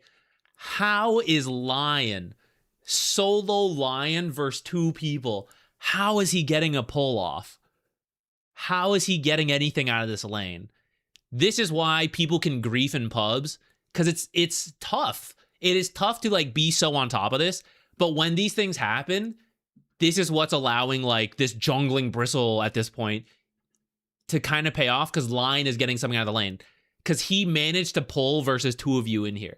So someone screwed up there. Is it us? Is it Drow? I don't know, right? We're not going to point fingers. It's probably you in this case.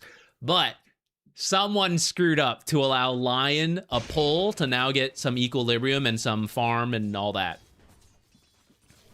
All right, this wave is pushing in. In a 1v2 lane, he's barely interacting, and we keep shoving in creeps to the Lion. So he's getting XP, he's getting stuff done. I mean, it's not amazing, but it's like, it's better than like the situation should be for him. That was a great idea. The timing was just a little bit off.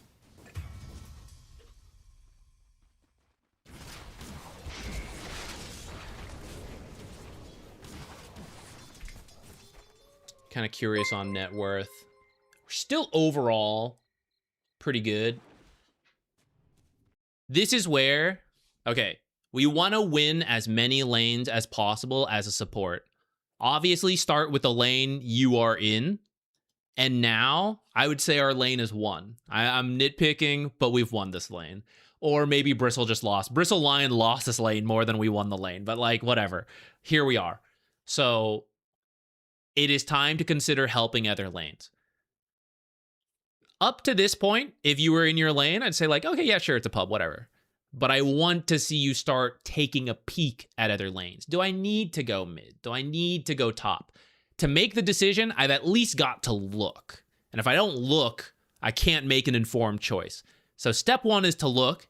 And if you decide not to go, then that's fine. At least we made an educated guess. But if we don't gather the information, it'll just be a blind guess. And even if you go and it's correct, that's actually still not good, because next time you're going to go without looking, and then it's like, that was wrong. So that's what I want to see here, especially as the 6 minute comes up. It is now nighttime. It is easy to place a ward down here. So ward down here, get a new TP, get a clarity, which we probably should have gotten earlier. And then let's think about moving around.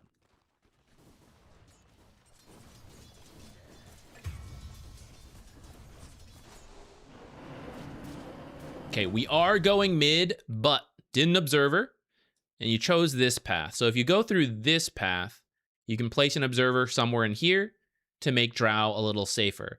I'll give you a bonus tip. When you absolutely stomp the offlane, the offlaner does not come here. You'll see it if he does, right? He's not going to be here, because now, like, you know, what's happening? Carrying the offlaner here? He's not going to go here.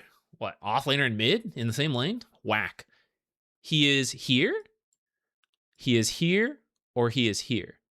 And most realistically, it is here and here, because this one's a little far. This is like ultra grief. This is like super stomped game. He is completely abandoning this. So take your first observer and bring it over here. Scan as you come up if you need to, but like put the observer somewhere in here.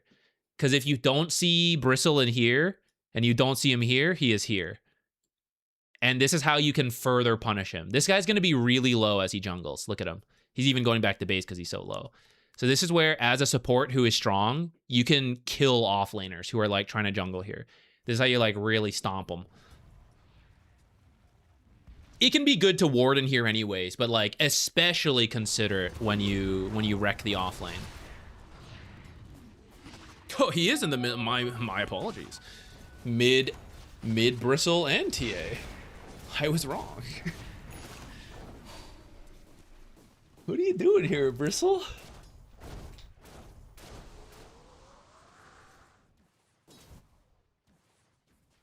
Okay, making your way back bottom, but Drow's pretty free, right? So you really don't need to help her much. It looks like you're gonna do another small pull, but the small pull is 60 gold at this point, right?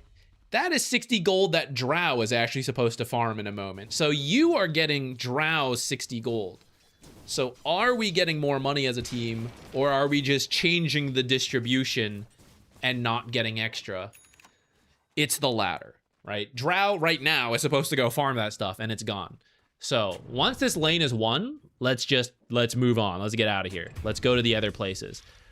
This sentry, like, what are we looking for with this? I guess the Riki, I suppose. Maybe you're worried about Riki rotating. I'd actually put it more in the lane. This is kind of far back. I'd put it like in this tree line, maybe. This won't see the Bristle like exit and leave the lane, by the way, which is what's going to happen. He is not really going to like wrap around gank a Drow after this kind of start. TA might rotate, but TA is not a hero who typically rotates this way. TA is like a TP rotation hero. So for those multiple reasons, you want to see further up if possible. And it's possible because you have a lot of freedom here. TA might rotate here, but also your mid laner should have a ward here anyways. I'm going to speed boost, and we're just going to see when you leave this lane.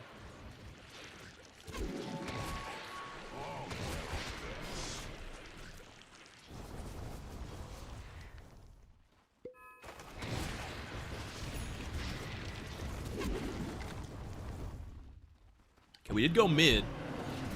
But as you see, this is a tough one. When the mid has any level of wave clear, which Psyblades is, it is very tough to push mid, even if you want to. Let's see. Yeah, I was worried I was about to eat my words, but actually, now I look like a genius. God damn, I'm so good. It is very tough to force mid if you are not like a great hero for it, which you're learning Windranger, so maybe you didn't know. But now you know. It's not easy. There's not as many trees in the mid lane to easily to get. So side lanes are easier. Come up here. Oh, Drow's up here. Holy, I didn't know. This is the pro match. God damn. What's Drow doing here? Taking the tower early? Holy. Oh, there you go. Nice shackle. Okay, hold on.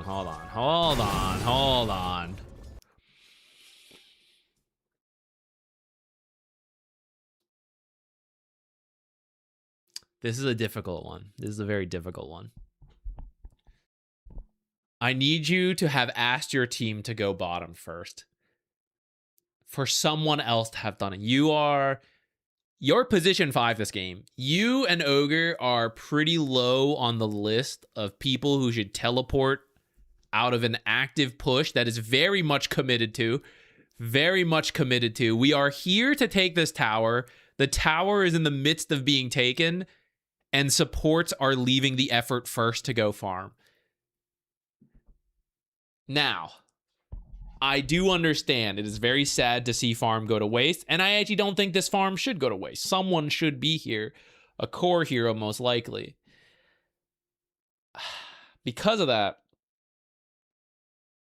as long as you call it out and no one is going, I don't hate it to adapt to the rank.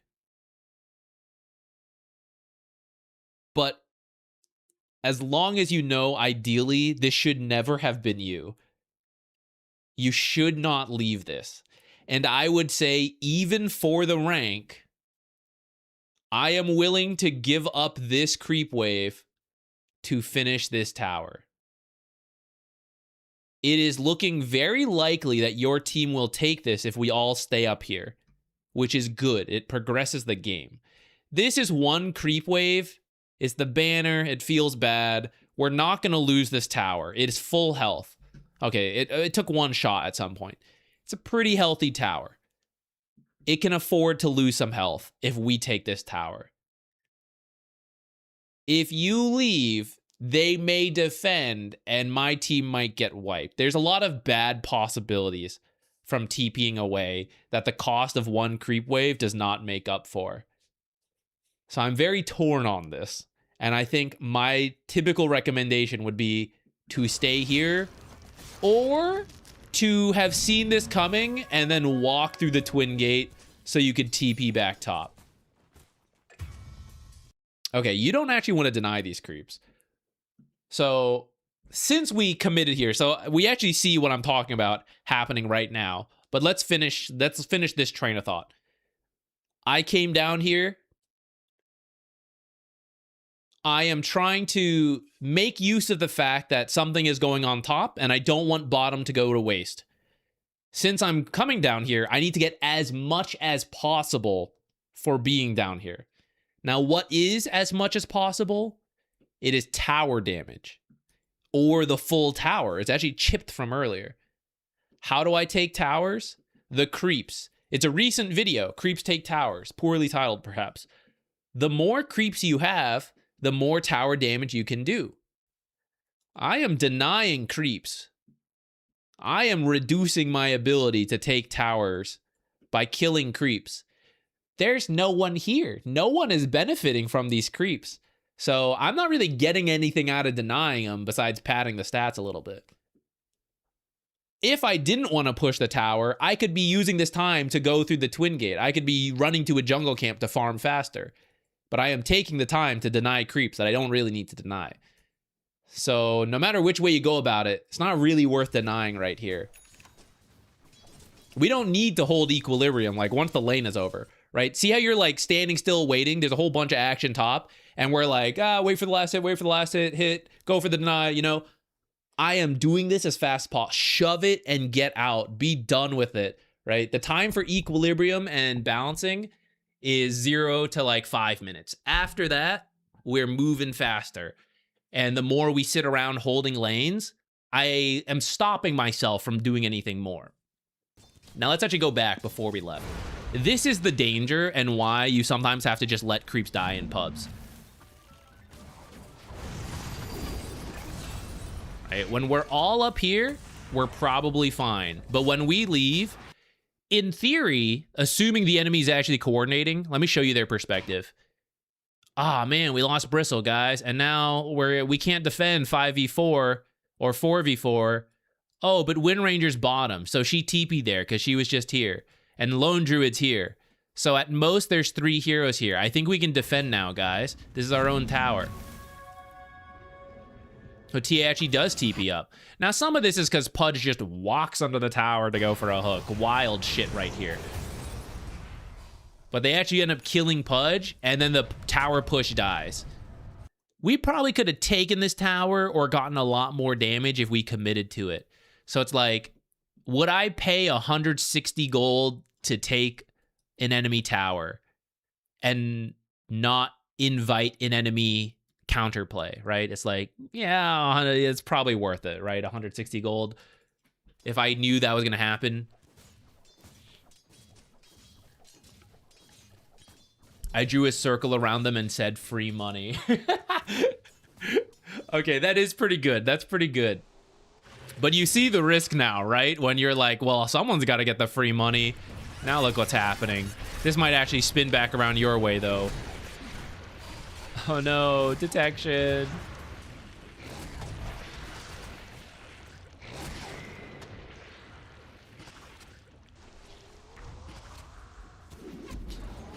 This one's tough because it's pretty early. The later in the game this goes, you have to be willing to give stuff up to do things. You cannot try to hold, like, everything.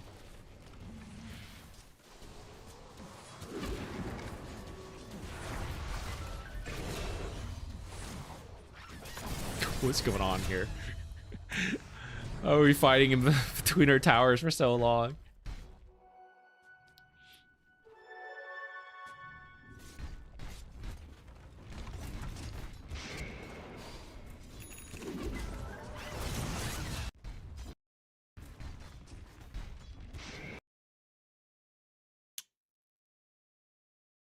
actually should not have known she was here. The creeps weren't far forward enough. So you're seeing her because of the observer, I believe. So when you power shot through like this, it's a little suspicious. There is a chance they look. At the same time, this is actually a fine move to make if you're like, hey, we're pushing, I want to scout to see if anyone's here. So like that part's okay. But I will also highlight, you have no mana. So do we have the capability of just chucking stuff out, right? Not really. You kind of have to save your spells at this point. This is mana management.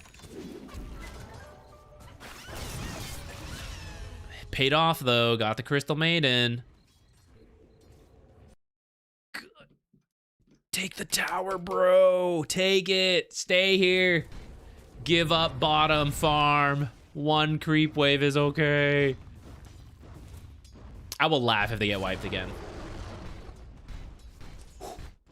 If we had stayed there, we would have lost 3 creeps. A small price to pay for my team to not throw.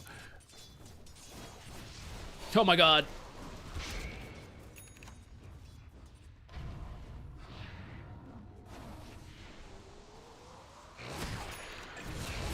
I think you should actually run this way. You might live, though. She's so fast.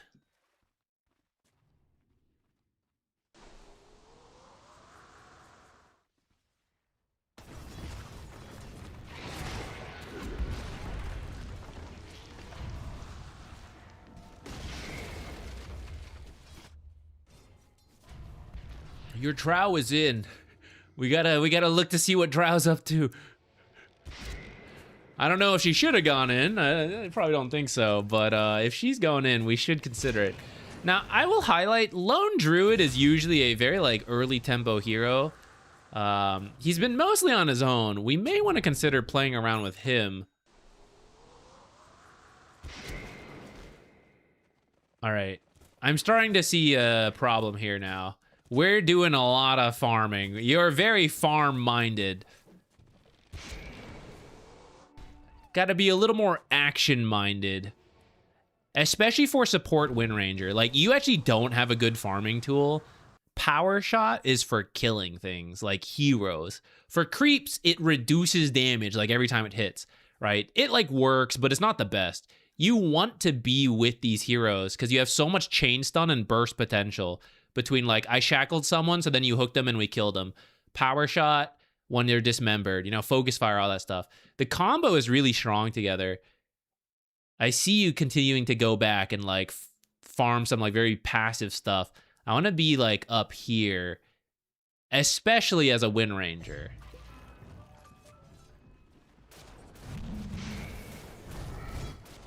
Okay, and then this one, just like don't show yourself here. So we did come up here. They don't know I'm here. I could jungle now, right? Like the jungling you did here can be the jungling here, which is stealing from the enemy. Instead, it's like, by the way, I too am up here. There's 4 heroes up here, just so you know. So go kill our drow. Thank God none of them have detection either. Whew.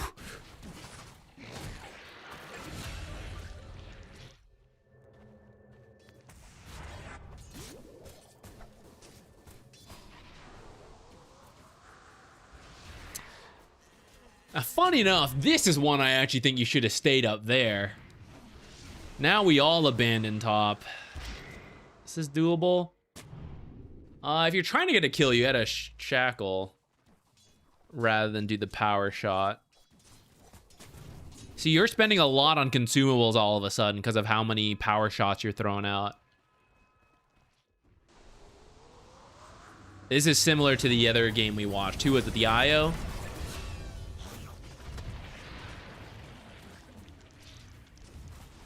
All right, who plays this one? That was Pudge. We need to get some deep wards down at some point. Also the same as the IO game. Without deep wards, you don't know where the invis heroes are, because you don't know if he's jungling on his own half or he's already invis on your half. So you have to just like hold one, and then when your team moves up like this, you can place your deep ward. So one of the next ones, we got to think about that. See, this is like another chance just to auto attack this creep wave. Instead, you're power shotting.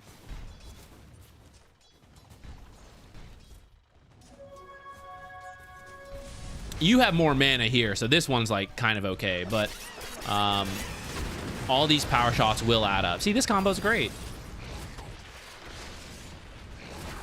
Now we back out. Oh, didn't back out fast enough. Save me, Pudge.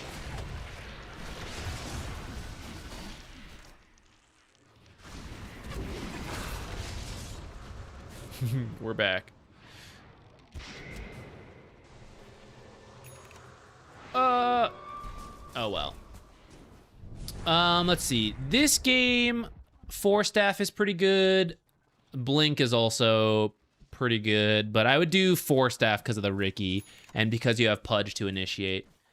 Otherwise, if you need to start stuff, Blink is pretty good to like Blink Shackle. Yeah, let's go. Hell yeah.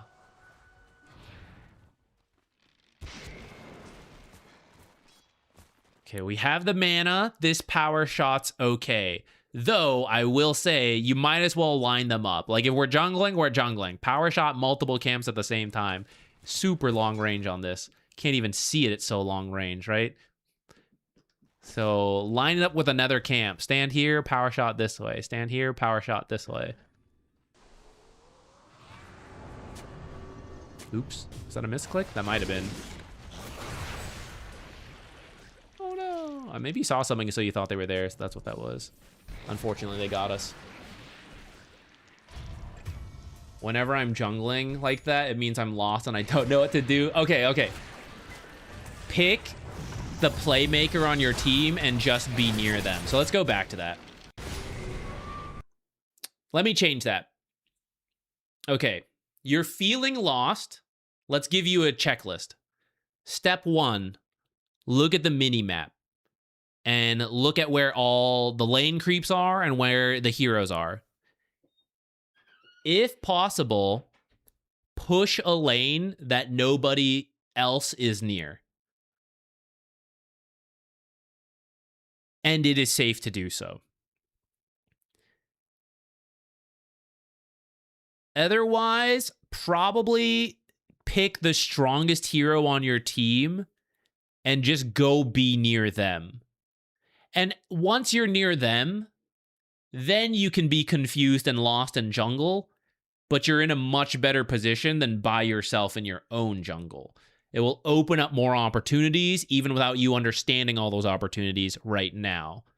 So let's like play through that again slowly. I think we jumped back far enough here. I think this is like, okay, yeah. So see how they start heading off and you're down here, you're grabbing the Lotus and okay, I'm a little lost. Let's look at the minimap. So bottom's pushed in, that part's pretty good. We could maybe power shot it from like back here safely at the same time. It's kind of like good and done. It is 2250, which means all this stuff is about to respawn. And I kind of want to farm it as a team before we get out. Though, with that said, I am scared. Like, the enemy team is all missing and we don't see them. This goes back to not having any deep wards on the map. So I don't know if they're just jungling or if they're smoked making a play. And if I had a deep ward, I could maybe eliminate some possibilities. So that's something else I could consider doing right now. Like, is this my window as a support to go deep ward? In this case, I would say no. Although our lane is pushed up to here, I don't see any of them, so there's a very high chance they're here. So if I walk in now, I could die. But maybe they're pushing top, and your team is like moving over to defend. Well, you have your teleport. Oh, it's almost up. You will have your teleport, so you'll just teleport top to defend. So while I see them top, I want to walk in and deep ward. If they were dead, it could be another chance to just walk in and deep ward. So that's something I could do as a support. I'm not sure right now, so I'm okay with chilling. Now, what needs to be pushed?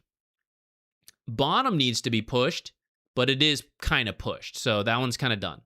Mid always needs to be pushed. It's in the middle point. Could kind of do it, right? But if we're thinking about mid, and we look at these guys, who's going to get to mid first? If you're like, hey guys, don't worry, I'm getting it. Right? They could have done it already and moved on, you know? So obviously one of these guys should go do mid. And based on Lone Druid's direction, it looks like he's thinking about top. He should have been here sooner, but he's going there. Top's kind of dealt with. Will he push it in further? Not sure. Let's say he's not going there. Okay, I can get there through the twin gate. Maybe I miss these creeps, but I can get these creeps. So that's something I could do. Now, let's say we don't want to do any of the lane stuff. Lone Druid's covering top, mid's covered by these guys. So then how can I max on farm for my team? It would be this stuff as it's spawning and respawning. Further away, I'm the only one over here, so I can do this stuff. And it keeps me nearby so that as this makes it to the tower and pushes back, or the enemy team does something with it, I will be in the area to shove it back right away. So we like kind of go with the team and then realize like, oh, nothing's happening, so now I'm going to jungle. But as they realize nothing's happening and they scatter to jungle, they're actually going to farm this stuff, right? So this is where it may depend on what the team is deciding. If everyone was just like waiting for things to happen, this is where you hang around here on your own because it's doing useful things. I am close to the lane to push it back in, and I am jungling things furthest away from my team. Even though it's on my own half of the map in this time, it's map that they probably can't get to. And I can get to them because I'll just TP to this tower if a fight breaks out here. If the fight doesn't break out and they scatter, they will get to farm that is still available because I am not there farming it as I am currently right now. So this area is very good. Now, if you think your team is making a play and they tried to say like, hey, I want to get together, guys, let's do something, that's where it's fine to just run after them. But then you'd probably just keep running after them, right? You wouldn't stop to jungle. It's like, oh, they said they want to do stuff. Let's do stuff. Maybe I don't think it's the best play, but like, shit, they're doing it. I'll go with them, you know? Then we're getting here and we're going. I don't see anything right. Okay, now I see something. I see a Crystal Maiden. So that wants to be your target. We could think about it. I don't see anyone else, though. I'm a little nervous. I'm okay waiting, because someone should show bottom eventually, because it pushed in. This is where I mentioned, like, maybe we could stand here and power shot it. Because it's not actually at the tower yet. And you know how I was a little iffy on you constantly going back to your tower? Why did you do that?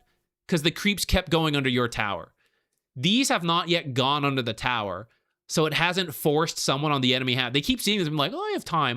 They're outside the tower. It's only once they actually go into the tower, it's like, okay, I gotta go or not. And if they're not going, that's what gives you info. When it just sits outside the tower, it's like not quite the info yet. It's like partial info. That's not to say you have to push every wave to the tower for the record, just like if you can do so safely or not. If you're confused, though, I don't mind, like, some of this jungling. I actually think this was fine, because they ended up moving further away. But I think I would have liked bottom a little more, if we're being picky.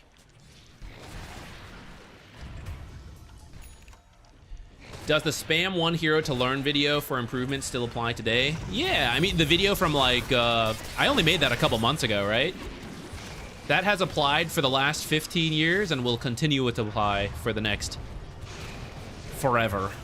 Literally everything. Every game that has multiple characters, every sport, every whatever.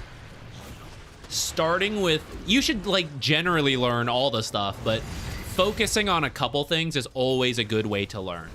Like, you're learning a new language, start with the alphabet. Don't try to like also learn grammar and vocab and everything, you know? It's like one thing at a time. Start with this position. In Dota, I'll pick a couple heroes. I'll pick a couple roles. One role, you know, like the more you limit it, the easier it is to learn that one thing at a time. I got a little sidetracked there. Some crazy dive. Lost our tier 2. Yeah, we're walking in the fight. This is dangerous, by the way. This is a bad... I'm seeing mistakes that are not really Windranger specific. It is just supporting in general. It might be getting you. That might be more to the win rate than anything. Okay, we killed Ricky, but a couple of them dove here, and I haven't seen them yet, right, on the minimap. They were recently bottom, and okay, now there's a couple mid, and I see Crystal Maiden top. I don't know where the lion is. And then you come in here to D-ward. Now, if you D-ward, you're putting a sentry down. It's because you're saying, I think they have vision there. If they have vision there, then they have the warning system, right? As soon as you walked into the vision and started moving in, they're already on their way. They're like, let's go kill that Windranger, right? If you want to de-ward, you have to ask yourself, they have vision there.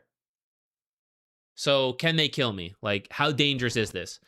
And based on what we see, I know there are heroes in the area, and the most scary hero, the Lion, the Blink Stunner, he is the one who I still don't know about. So this is a really dangerous time to de-ward, especially because I know, right? They may not know where all my teammates are, but I know all my teammates are not near me in the slightest. So if I walk up like this, it's my own bluff. And then, yeah, they do try to like chase me. In the end, they don't actually kill you, but I do want to highlight that danger for you. You will see a lot of support players die like this. You yourself have died like this. You yourself have killed supports doing stuff like this. So it's very important to recognize that just because you can de-ward or you think you should de-ward doesn't mean it's actually the time to do it. You have to know that it's safe or that you're taking a calculated risk for it.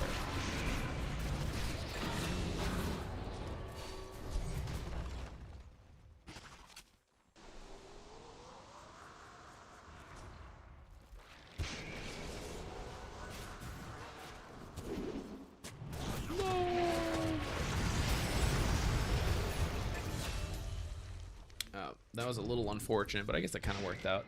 I will say, a lot of the times you have been with your team, good things have happened. And a lot of times there haven't been, has been when things get a little weird, right? So in general, try to walk away from your team if you do need to go away so you can teleport back. Several of the times you've moved away from your team, it's been a teleport away, which is the worst way to go about it. Only do it in emergencies. Maelstrom, you do not need as Windranger. There is, like, you can do this, but it's not necessary. You can do, like, full utility Windranger support, for the record. I won't say it's wrong, because, like, in a pub game, there's room for it as mistakes happen. I also worry, though, it will bait you into more farming than necessary, though. Which, you mentioned, like, switching to Windranger and your win rate's not been great. That might be it. You know, you might not feel that guilty pleasure urge of, like, more farm and Windranger when you're playing Warlock and Chen and stuff, you know? It's not that you can't, but I wonder if it's leading you a little bit astray. This is a game, like, ignoring the pub element, you have a drow, you have a lone druid. Why would I need more scaling right-click damage? Right? This is a utility game in my eyes. This is keep drow alive. Either help lone druid. Lone druid is having a good early game and we need to help him. Or it's drow, who is going to be typical drow. Stand in the back, help her out. I would say Force Staff here is good. Blink is still good. Lotus is not bad. The Shard is also pretty decent to keep people away from drow. These are all fully utility-based items that would help your team do damage. And if you're getting the Maelstrom, it's like, I need to be the one doing damage. And I don't really feel that way this game when I look at the draft. Play-wise, you might feel like it. But I would also say, I mean, look at the fights. Have we really needed it? We don't even have this item yet. It's like, we're winning fights based on if we're there together. Do I need an item to make Focus Fire worth using? No, you do not. Focus Fire will do some damage anyways. Like, even without an item for it, Focus Fire will do damage. Let's take Crystal Maiden ult. Sure, when a Crystal Maiden ult gets full value, big ult, no BKBs, right? That's awesome. If she uses it for like 1 second, that could still have value, you know? It didn't do a lot of damage, whatever, but it forced priority, it forced cancels, all that stuff. Focus Fire can have value even without doing a bunch of damage. You can use it on objectives. There's a bunch of neutrals that give a lot of value to Focus Fire without you having to build towards it. And it will still do like, yeah, I still did like 300 damage with Focus Fire. If you think about some ultimates, like say Macropyre, someone stands in it for like 1 second. focus fire with no damage will do more damage than that. I'm trying to think of other low damage ults.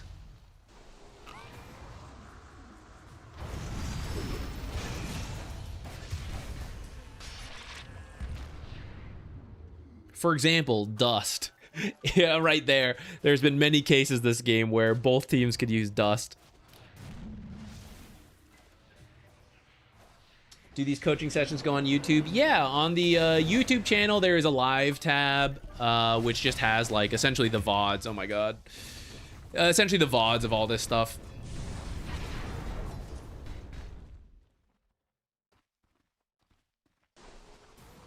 You can go damage, for the record, on Windranger. You want to see more low damage playmakers on your team if you're going to flex that way, typically, though. Or, like, a really bad carry, I guess. But, like, is Drow doing that badly? I don't think so. Like, when you have an Ogre core, he's not going to do as much damage.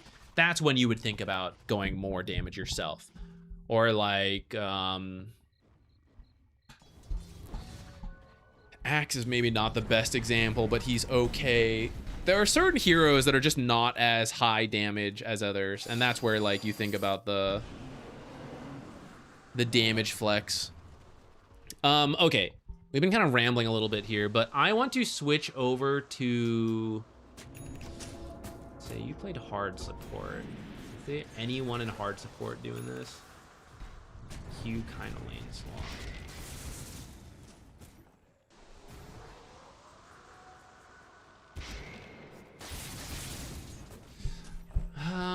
I mean, actually, your lane was pretty good. You put a lot more emphasis on right-clicking the enemies and your creeps than I thought you would. Your build just didn't match it because you had the Yules. Or, sorry, you had the Windlace. But your actual priority on it was pretty solid, even though we gave some pointers. The unique part for this was that it became such a 2v1 so quickly, which I don't blame you for not capitalizing on, because that's not so common. Maybe it is in pubs, actually, but not usually. I'm trying to think of how we compare this to a pro match. I guess we could see the Windranger probably be with her team a little bit more.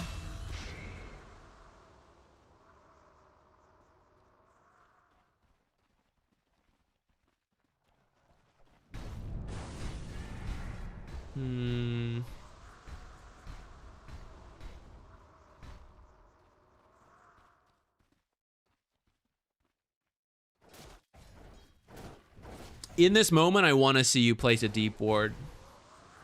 3 of them are dead. It's just Ricky and Crystal Maiden, and you see Ricky bottom. So see how you, like, showed yourself in the wave, so now they'll know. They can start triangulating where they think the wards will be, because they know you were mid with 2 observers. Okay, we put that one, but we didn't sentry. If we're putting a deep ward, we really want to make sure it's alive. What if there's a sentry here and we end up losing our deep ward, right? We have total freedom right now. Not total freedom, but relatively free right now compared to what we've had before this, right? With 3 of the scariest heroes dead and a lot of my teammates nearby. I have complete freedom to make sure this observer lives. I'm just gonna drop it. I want to take the steps. I want to put the sentry. I want to make sure I put it in a weird spot, all that jazz. Because I need this to live. There's no guarantee I'm coming back here for 5 minutes. So I need this to live. Make sure you take the extra effort.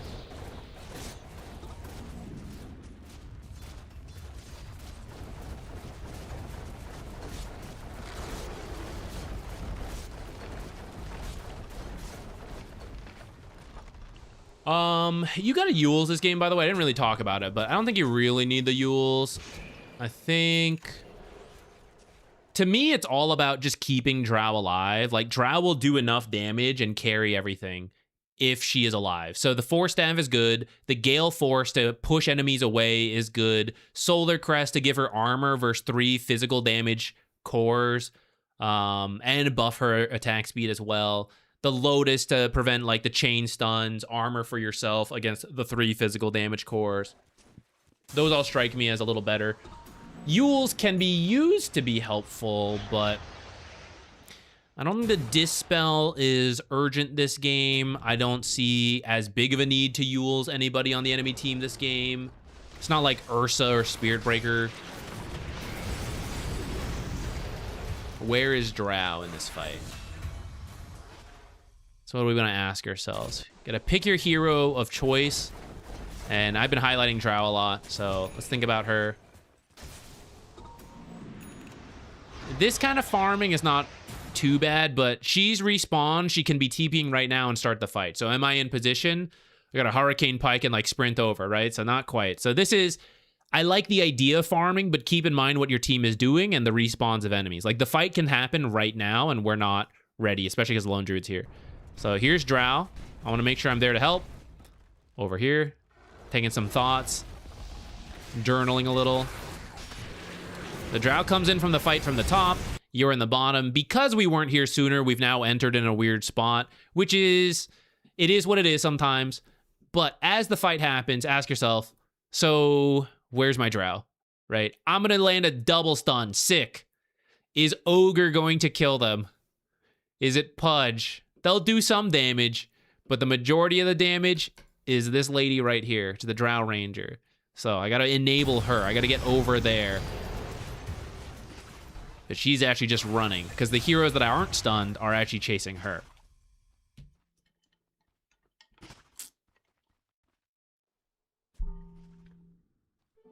Already a bunch of notes at the hook. Okay, thank you. I'm glad we were able to help out. Yeah, I'm not sure what to look for on the pro one this time, so maybe we'll skip it for this one. Which I believe that was the last one we had to cover, right? For paid coaching? Yeah. Okay. Then let us open it up to the public. Guys, submit your games if you want to see them reviewed. I don't care the rank or the roles. Feel free to submit anyone. I'll let you know if I'm like, we'll look at it, but I'm not the best at it. So I'll be careful with it. But anyone's free to join. Turbo, any of that. I'm going to go refill my water and all that. If you submitted a game earlier, feel free to resubmit it. Just because sometimes they get lost in the void. So feel free to just submit them now, and I'll pick one when I get back. Maybe we'll make some tea as well.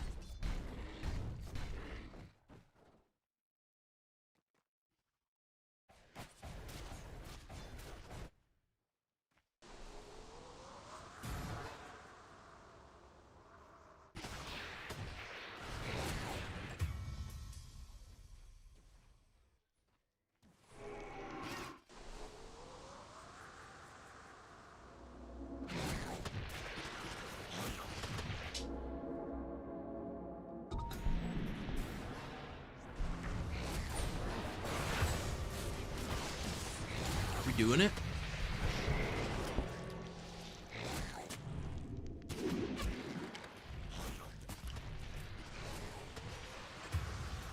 Stream has gone on so long, guys. All my AFK fishing, I'm running out of bait on the side. What am I gonna AFK next? All right, let me see what you guys have submitted.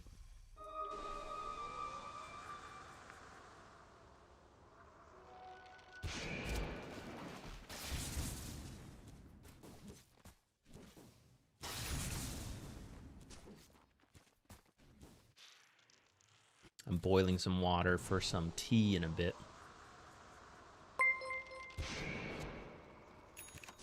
I play DB. I have over 200 games with her, so I'm very comfortable with her. I usually win my lane when I have a good matchup, but when I don't, I get confused. When I lose my lane or the team is losing, I don't know how to react and what to build. 8,763,702,009. It's always fun to me when he reads out. Thank you so much, Nate.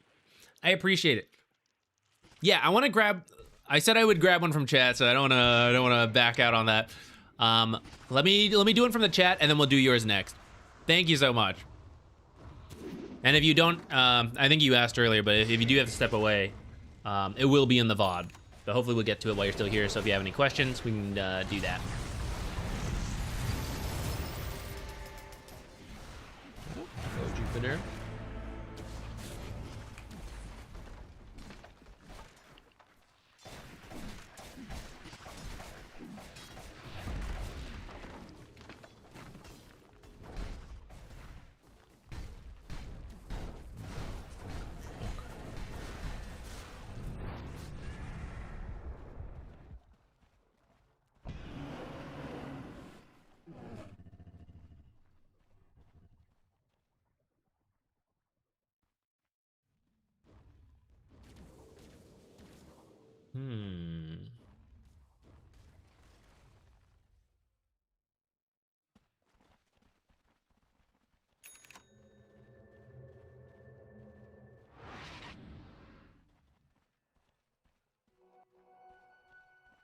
Okay, I'm gonna do that. This one. We'll do this one. I think.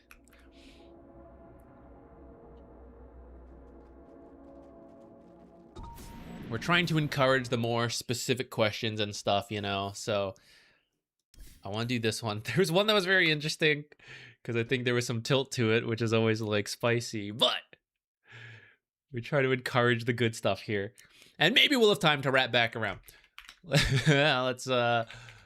Let's start here though.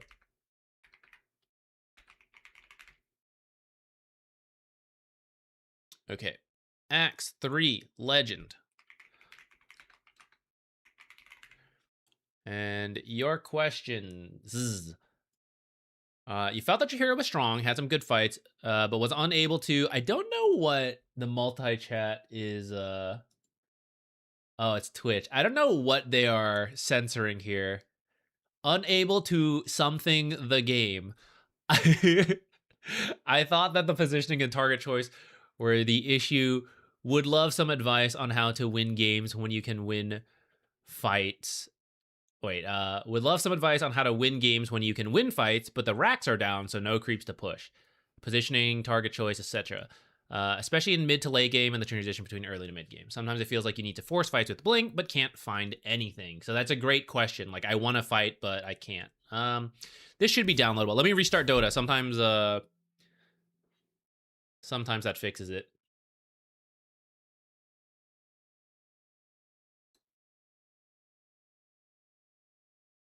Unable to push after, typed a dot, maybe thought it was a link. Gotcha. I was like, I don't think this is profanity. What is it trying to censor here? A link would make sense.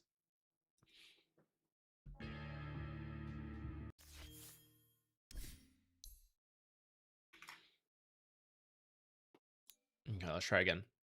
Okay, so we'll just talk about it a little bit while it's trying to download again. If you have let's say you want to fight, blink, no blink, whatever. You're interested in fighting, but you can't seem to find a fight. Some things that will force a fight are pushing objectives, pushing up 2 towers. Now, do you want to do that? Do you want to fight under the enemy tower? Maybe not, but you can kind of bait it, right? You can push up like, oh, I'm going to do it. I'm going to do it. I'm going to take your tower, right? My team is behind me. We're going in. They're going to respond somewhat, right? Either they're not, they're avoiding you. So I was like, okay, fine. I guess I'll actually take the tower. I was bluffing, but like, I guess I'll do it. Or they do come to defend. But maybe that's where you say, well, Zach, I didn't actually want to fight under the tower. I want a different fight. So then you just back out, right? You got them to respond. You back off. You farm in the jungle with the team. You kind of like hang out and you see what happens. If they scatter, because they came to defend, they're like, oh, there's no defense. I guess we'll go back to farming, right? Very often they will scatter out, and then that's what you want, right? You catch them as they're spreading back out on the map. Or they stay disciplined, they stay clumped under the tower, they're too scared to like move forward, back out, whatever. You're like, I'm not fighting, but I'm building a gold lead because they're all under the tower. So I guess this is fine, right? You don't always need to fight as long as you are increasing the gold value. And if you're building to fight, usually it's through the fight that does it. But if they get so scared and like don't give any opportunities, that means they're not farming well. And then you can just go back to farming, actually, even though you bought a fighting item like Blink. That is one such situation. I was just kind of like talking to fill the void because we were waiting for this to download. But that is something you can think about. Like, you don't have to force the fights if it's like you're not finding anything. With that said, sometimes we just miss opportunities. Happens a lot in pub games, so we will now take a look. This one is pretty long. Let's try to identify a couple places to jump, actually. I guess I should have done this while it was downloading. So yes, you are quite strong. Items. So you got Blade Mail, Blink. This could maybe be the start of where we look. Thanks. Looks like 16-ish minutes. And then what about as a team?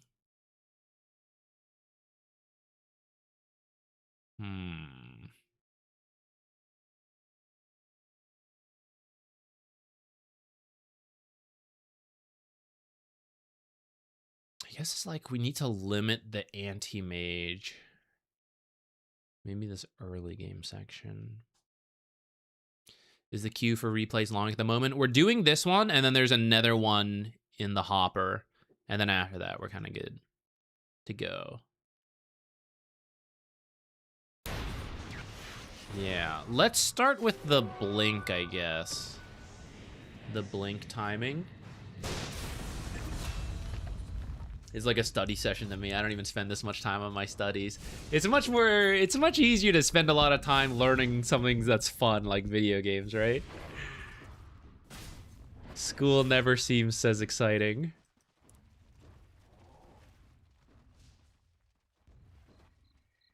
Okay, so I guess I jumped back a little too far. Here's the Blink. Okay. Okay, here's the Blink. Let's look from here. You had no mana, you're going back.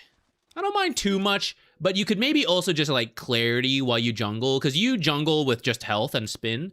You don't actually need to use mana. You even have chipped vest. So you can maybe get a bit more money while doing that. At the same time, I don't hate it, right? Like, I want to fight, I want full resources. Yeah, let's do it. Unfortunately, some people just died, so I guess we're just walking back out while we wait for them to respawn. I see you draw the line saying like, hey, I want to fight. I'm up for it. Don't even need them. Hell yeah. All right, great. That was pretty good. Now you are interested in taking this tower. Since we made this play, let's take this tower, and then supports should deep ward to help set up future plays. By the way, if we're like not quite addressing your question, feel free to like, hey, I was more interested in like later or whatever. I'm just gonna like start here though. That seems like a good start though for the Blink. Okay, we take this tower. And then, okay, so here, you're kind of standing out of sight. Like, oh, what if they come defend? I want to get calls. That's a good idea in general. 2 of them are actually dead, and then the other 2 are showing on the map. So then the last person is just Queen of Pain, which I'm not as scared of. So I actually think here is a good time for you to be like pivoting this side or this side so that you can cut the next wave and jungle. So we're like increasing farm. And then if it turns out they disappear off the map, it does get scary, then just like Blink out of here, right? Like just run away at that point. I don't think you actually need to wait here, though. Also, I think this watcher might be seeing you. Maybe that's a replay bug. You could also hit the tower, actually. That's like another option, right? The tower could just be dead and done. Speed this up a little bit. In the end, we still showdown here. Okay, so this might be one such opportunity. Okay, so we smoke up. I don't hate it, but the information we have is a little dicey. So let's zoom in, right? So we just took this tower, and the last time we saw two heroes, it was like Night Stalker, Zeus. We were missing Queen of Pain, and two heroes were dead. Those two heroes have just respawned. Where are we going? You know, maybe I find a hero here, but maybe this guy walked here and he can just TP over. Maybe the Night Stalker's in here. That's another thing. It's nighttime versus a Night Stalker. It's pretty hard to know where to go, right? Anti-Mage and Crystal Maidens are the one that just respawned. Now, did they just TP to towers? Or did they walk out? Like, could they respawn? You know, it's like, there's a lot of unknowns here that make it hard to smoke with a lot of confidence. The other thing is, you know, maybe if we were all together, 4 of us, it's like, we get a kill, get out. It doesn't matter if they can respond. We'll just be so fast. But it's actually just 3 of us. So again, it's like, kind of like going down in the list of things I'm interested to do. Then for yourself, swapping back to this, you're like 100 gold from the shard. So another little power spike right around the corner. What's Storm? Storm, not too far from the Witchblade. Techies. Okay, straight Octarine. That's a build, Techies. That is a choice. But at least you and Axe are pretty close to some decent items. Rubik's also pretty close to the Blink. So here's a great time to just say, hey, we took a tower. I'm pretty happy with what's like that progress. Slow it down a little bit. Farm up these items while we look at the map and we wait to see that good opportunity. Supports should be deep warding here. This is where like the techies, especially in this situation, should be like, hey, Axe and Storm are giving me the confidence to be here. So we don't even need to smoke for this, right? You just walk into this area and techies, yeah, he'll pick the warding spot he uses. Now, if you have supports not really doing it, this is where the cores could consider doing it themselves. Buy 1 ward sentry, you push up on your own, you place it somewhere. Certified ZQuixotix ward that you saw in the video. Something like that to help you make these future plays. And then that way, we'll have our targets to smoke to. Let's see what happens with this smoke. It looks like you guys want to reconnect to Drow and Rubik. And maybe I see that Night Stalker up here, and that might be tempting, but let's think about what that means. We are currently stealing the enemy farm. If we're on their half of the map. Let's switch back to this. Their half of the map. We are here invading. We have done this to them. And we are now going to run back to our own half in the hopes of catching Night Stalker doing the same thing. Like he's stealing from us. But it's very hard to catch Night Stalker because it's nighttime. And there's no guarantee he does not just leave this area. And we don't know because I don't see this area, right? I just have to hope he is still there. And I am not farming while I run, but he could be farming before then TPing out. And then I'm going to have to run back. This is where if there's wards, it's easier to make this play. Without wards, let's just camp this area. Because I actually see the heroes over here now, right? Like I see the Queen of Pain that I wasn't sure where she was. I see Zeus and I see Night Stalker. Why go back to them if they could come back to us? Like, let's force this in, make them come back here. And if they're like, oh, let's not do that. Let's just force top tower. The creep wave is here. Our creep wave is here, right? We're ready to knock on their tier 2. They have to do all this. So we're going to beat them in the tower race. So they're going to feel the need to come back to defend first. And then that's where in the preamble, I mentioned, we don't actually have to fight if we don't feel like it. We just made them come back to their own half of the map. That's already good. It's giving space to Drow to move back over here. Maybe some supports can now de-ward here safely. And if we do want to fight, then great. I didn't have to leave my efficient farming pattern. I forced them back, and now I get to fight. See what we end up finding here in this smoke, though. This nighttime smoke without wards. Anti-Mage does show. Note that this is off of pushing a creep wave towards a tower. So this is something you can do without the smoke, right? Just push the lane. Someone will come defend if you just back out and smoke at that point, or just stay out of sight. Making mistakes Nice. is the path to wisdom. If I could nitpick, make sure you get a little closer to the range creep to stun that, and give your teammates a little bit more time to get a little closer.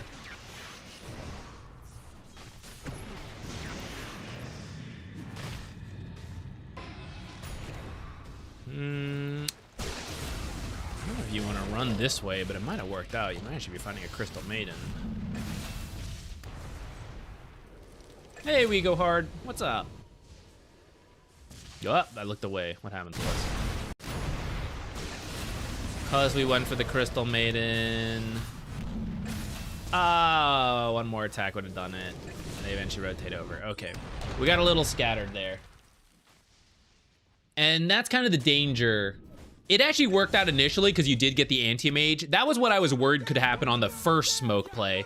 This actually then ended up happening on the second, like, hang around of the area.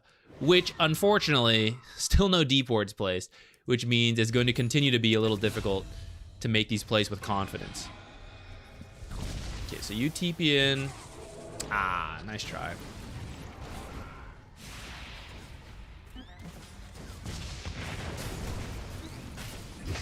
Okay, you get the Night Stalker.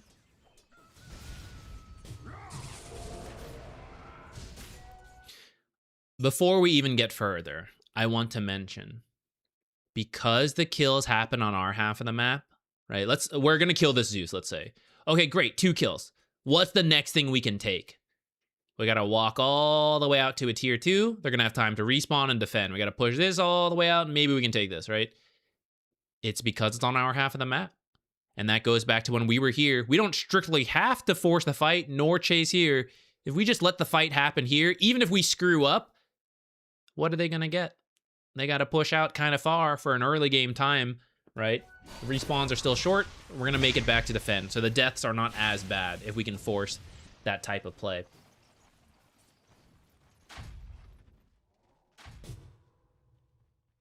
Another run home. Yeah, I would... it's not that it's always bad to do, but if we see too many more, try just getting a clarity and, like, sitting in the jungle or something. Might help your farm a bit more. There's a lot of downtime running up and down, especially if you can get like a Lotus, help Storm secure a rune, he might bottle you, little tricks like that. Your supports have arcane boots, you know, hang near them. Clarity plus your near techies, arcanes up. Flip side of that, support players, try to keep an eye on your cores, and if you're about to use arcane, see if you can get close to a core to use arcane boots for them. Otherwise, they may be tempted to walk home and then they're not doing anything there. So kind of all-around team play with the arcane boots. Nope, not techies. This part's pretty good. Okay, this immediate part, I feel like you have managed to find some fights, even though we did some nitpicking. We'll at least get our revenge.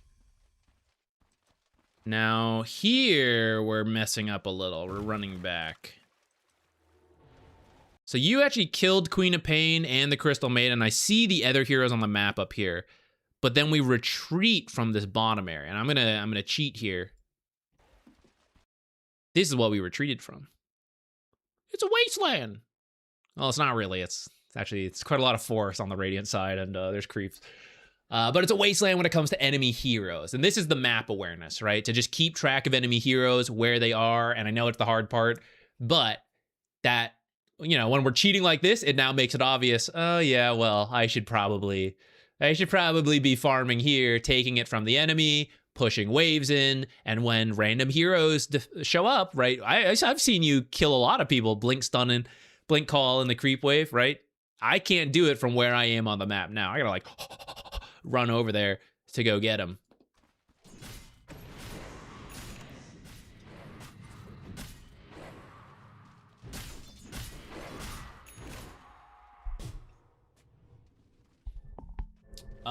Sammy, totally understand that. We do this on most Mondays and Wednesdays, so if you are able to join future ones, you can always do that. There will be VODs on YouTube feel free to leave a comment there. Like, you can leave it now as well, but if you leave a comment on like one of the YouTube VODs, I often start these streams with like one from there or Discord or something for the people who can't make it to the streams because of the time zones like you're going through right now. So that's another option for you if you want. If you want to like leave it on one of those. Mondays and Wednesdays, we like chug through it. Oh my god, double call. This worked out, but I'm going to actually critique a little bit here. Oh, maybe it did. Maybe I spoke too soon. Oh shit. Storm Mana Void. Ouch. Okay, let's go back in time a little bit. Time travelers here. These are what I often refer to as like coin flip plays. And sometimes they work, sometimes they don't, right? We just don't know. We're just flipping the coin and hoping. As we run in here, a couple issues. You are smoked, but the team is not. So if they are running through observers, that is just as much of a giveaway as if you weren't smoked. So a little bit of an issue there. This might be a replay bug. Maybe they are smoked. But if they aren't, then I'll note that. Second, breaching this high ground. Like, let me show you your pathing here. Switch scenes. Double high ground. So if someone was on this high ground as I came from this low, damn. And then like a second run right here. We got really lucky that they went to low ground as the smoke broke. I think is what happened. I think is what we're about to see. But if the smoke had broken and they're up here, it's a totally blind call. You have no idea what you're getting into. You're just going to send it and hope that it works. In these type of plays, if you can take an angle that keeps you on flat ground, it's less likely to backfire on you. So what I mean is like, we're going up one high ground here and a second high ground right away. If I push through the lane, maybe I'm not even smoked at this point. I push the creeps forward. I can now kind of smoke through this way. And while I travel through here, it's all flat. So if the smoke does break, I see them and it's not randomly up high ground. Now, maybe there are trees. That's kind of like a separate issue. But again, we can choose like different paths, right? I can like go down this way, all this stuff, and I can avoid this high ground. Now, let's say I do need to go up this high ground. I need my teammates to be closer. The fight will be decided in 1 second as we get to the mid to late game. 1 second. And if the team's not ready to respond, somebody is too far. I am too far ahead. The teammates are too far behind. Not sure. So do I need to make this play? Not quite, right? Where are the waves? Rubik, kind of far back. I think he was dealing with a creep wave that just got finished. Maybe an item is being delivered. His courier's right here. Top wave is kind of even. In fact, it's like mildly pushing into us. And bottom lane is definitely pushing into us. You happen to find him here. So very short turnaround time that we're about to see. What if we had to keep looking? I'm gonna look down here. I'll look over here. I'll look over here. Look over here. We have to travel a long time. Who knows?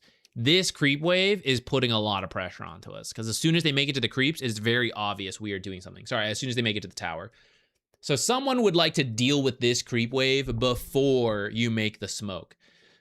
So as a combination then, because some waves are pushing to us, because we have no deep wards down and every hero is missing, Night Stalker is dead, but it's 1 second. He's about to respawn and he'll TP somewhere, right? More information is coming in a moment. As you push in the lanes you can, you'll figure out where Night Stalker has TP'd, and then it will be easier to make this play. Maybe that time will also give your team time to like actually group up. Instead, we kind of like go in. It's very fortunate you pause there, right? And this is what I mean. The smoke breaks as you see Queen of Pain. So boom, double call, right?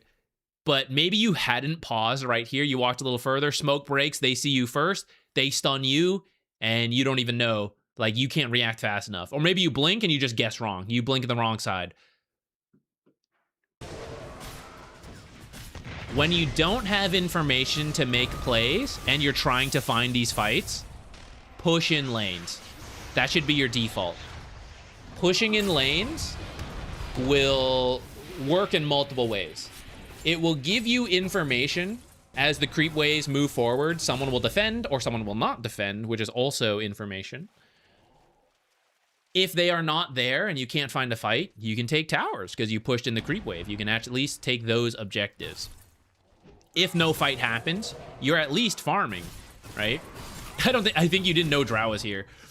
Yeah, you guys maybe could have killed her with a little bit better coordination on that.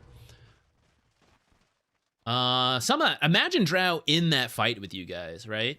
That would have gone a lot better. Imagine having the BKB. Maybe you wouldn't have been wrecked by Mana Void. I think you got some of the money from the fight, so maybe that's not fair to say. But I think you get the idea, right?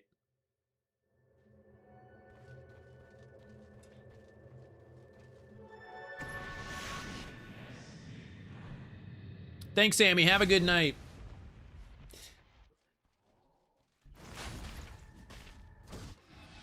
Okay, in the late game, I jumped a little too far. Probably should have kept an eye on Trow. That's definitely a common mistake. Getting too far ahead of the carry. This is a game where you really want to care about the carry. Drow can kill all these heroes. The issue is if they get on top of her, right? And you have the BKB piercing stun. Damn, that one was close. Too bad.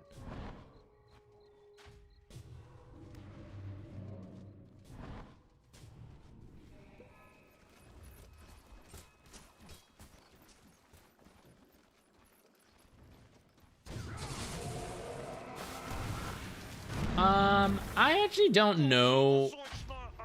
There is a good amount of magic. I'm not sure if you need a pipe here. Making mistakes is the path to wisdom.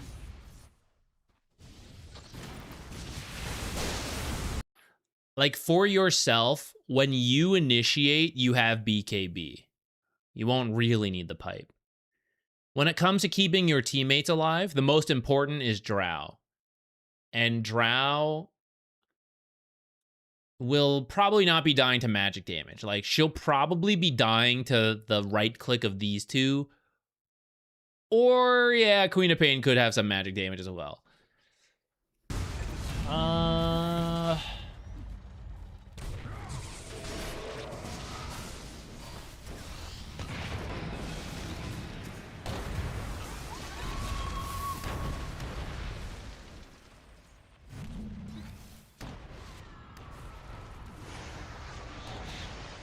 Thinking about it. I like that you're standing around, by the way. That's really good to me.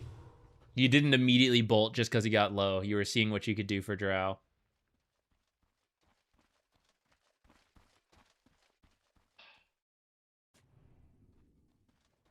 I mean, I still think Shiva's is pretty good.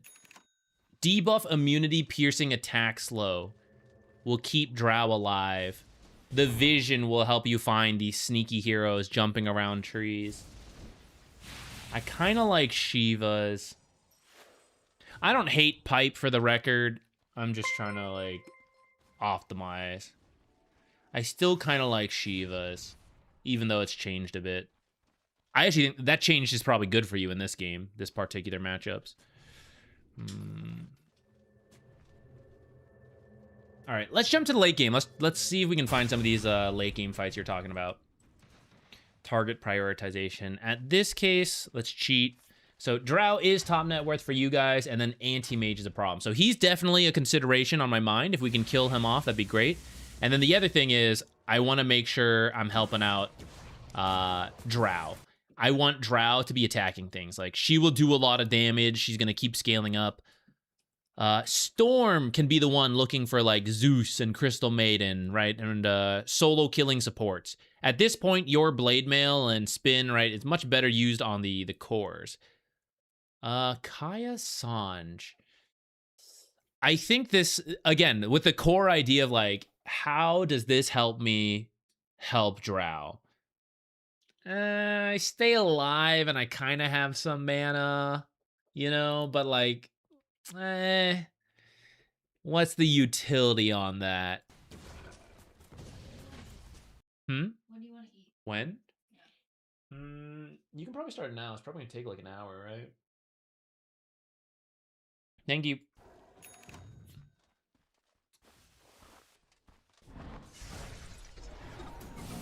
Is there a point in the Shivas apart from the active, since I already have so much armor and armor scales less the more you have? That's not really true. Armor, so the percentage shifts around, but armor is, what's the number? always 6% more effective HP versus physical damage. The percentage numbers shift around, but the math works out. The armor is always like useful in that sense. So don't worry about like if it makes sense to buy more armor, don't worry about like that drop off value. The question is like, is it not worth it compared to other things, which is maybe what you mean. But at least in terms of armor, it is still fine no matter how many points you really get. The other thing is, so Shiva's does a couple things for you. The reduced attack speed is very solid. 45 is pretty good. Let me see if we can just find... Never seen this. Is this... I guess because you're using the, like, don't buy it unless I have buyback option. I've never seen that it also pops up the locks here. But anyways, what was I doing? Anti-Mage Manta. 26 agility, 15 attack speed. So the Shivas is like, you don't have a Manta anymore. You know? That's pretty solid. What else? That's actually his only attack speed item, really. Okay, neutral, right? He took the alert, 31 attack speed. It's like, yeah, you don't have that neutral anymore, right? It's pretty good versus these right-click cores. And actually, there's always a carry, but then their offlaner is also very right-click focused, and their mid is actually someone who also right-clicks quite a lot. So it's really solid, this game. The damage and the slow are maybe not as big of a deal. Though a little bit more control is always helpful. The scouting to find these guys like hiding in trees, especially at nighttime, I would say is also very good. And then, of course, your own survivability. The AoE call being a little bigger, also pretty nifty. And we see how it like ties back to Drow, right? Like the reduced attack speed to protect Drow, the extra vision to help find heroes to protect Drow. The armor keeps me alive. But so, like, that's the same as, like, the Kaya Sanj, right? That's the part that's for me, but by me staying alive, I can then help out in my, like, various ways.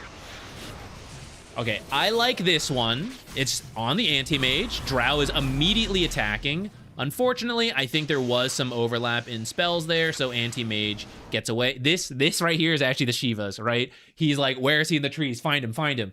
That's the Shivas if it's not already spent, which you shouldn't use it when you're like jumping him in the trees right here. You should save it for this. Okay, this one's great. I kind of like the Abyssal, by the way. More control for Anti-Mage. I'm down for that. It helps protect Drow. When she's getting jumped, you're going to jump them, call Abyssal. I'm up for it. It's definitely out there.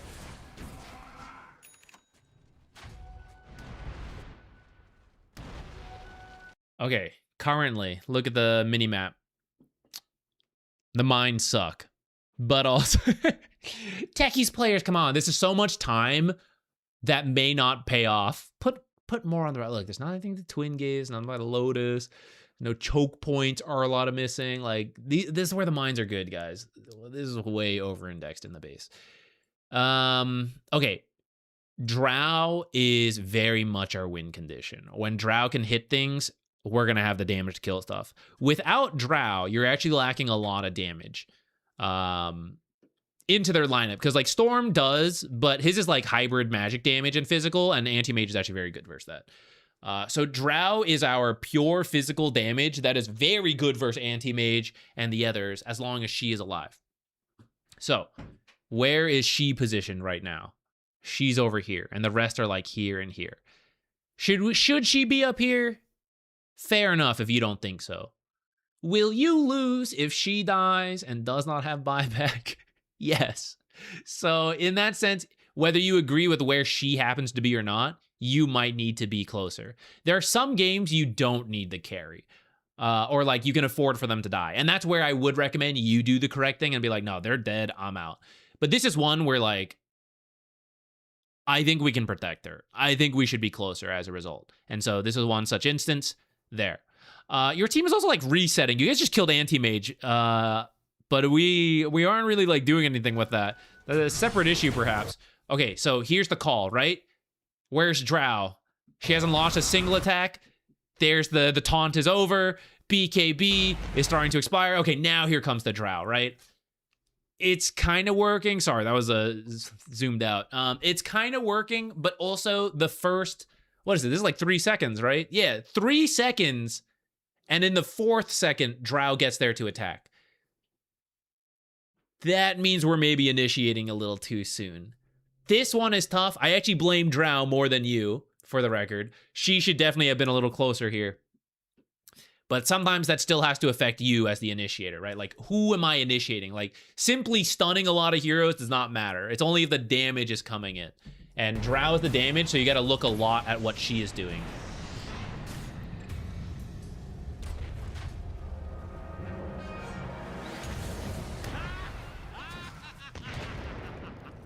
By the way, all right. Now, power of hindsight, we know, but you don't actually have call yet, so Night Stalker will run away from you. Blink Call, great catching tool. You used it here. It's kind of working out. Where can this guy go? Where's this guy going to go? You have the Observer here and the techies. This, if he retreats this way, you will see him. You got other heroes here. You're good if he goes this way. If he goes top, it's a little harder, but Storm can maybe intercept. Same with the bottom. The most natural path, which also happens to be one of his better paths, is to go this way and this way. It's furthest from Storm, whether he knows it or not, and it's very natural as a player, panicking, like, I'm dying. Quick, safety. Safety is my half of the map. They will go this way by default a lot. You can catch him once Blink and Call are up. So rather than wait like here next to him, where now he just runs away from all of you, you stand up here. And if he runs this way, you can call him then, because he's running into you. And if he avoids you and like, oh, okay, Axe is there, I'll go this way, you chase after him, and your Blink is getting close to being up, and then you like Blink Call and hope that's enough time for like the follow-up. But if you stand here, he can cancel your Blink as he like respawns potentially. Like, let's say he had Crippling Fear, cancels your Blink, sprints on out of there, no one stuns him, no one can stun him, and then he's out, which is sort of what happens because he pops the BKB, right? So that's kind of a very, oh, maybe Storm's on it. Kind of a specific, Harpoon feels really strong, by the way, guys. When you see stuff like that, kind of ridiculous. Very, very like specific moment idea there. Could have gone AC. I also like AC. I'm down for AC. No, Rubik. Where's Drow? Where's Drow? Okay, so as we get close to the tower, I want to see you stay out of sight, but within range of Drow. This is really what you gotta, you know, if you want to turn this permanent range indicator on. Yeah, yeah, yeah. I like this. I like this. This is good. This is good. If they jump Drow, we jump them. And otherwise, we chill. Perfect.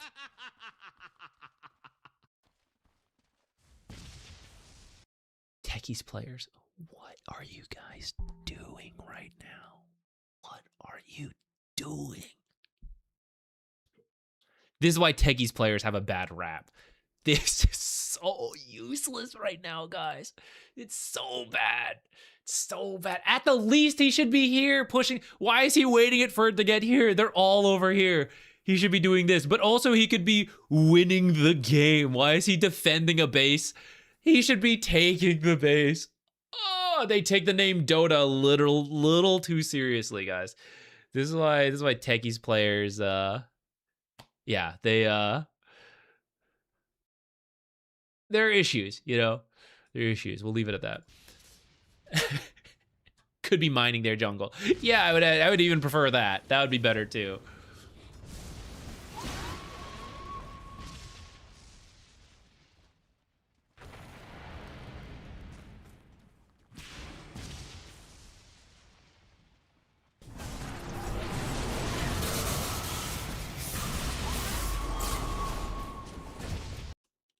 Absolutely perfect. You waited out of sight. Anti-mage, you don't exist. I'm just gonna jump Drow then. Axe still exists. Look at that. You call Axe, Drow is free to attack. This is perfect. This is great.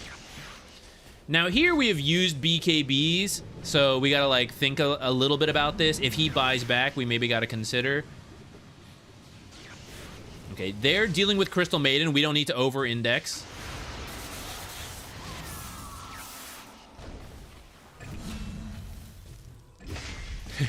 Okay, yeah, let's retreat now. We lost the storm. Okay, but you hung around, and that's, Drow is on a different page, right? Like, Drow is out, so it's where we have stuck around a little too long, and we're risking dying. Uh-oh, he's actually on a mission. I can't believe he found Drow like this, actually. He literally just beelined it down. Did he have a ward here? How did he know? That's crazy. Literally just ran forward and found Drow. I mean, that's the value of the ultimate, though, right? You can see so far.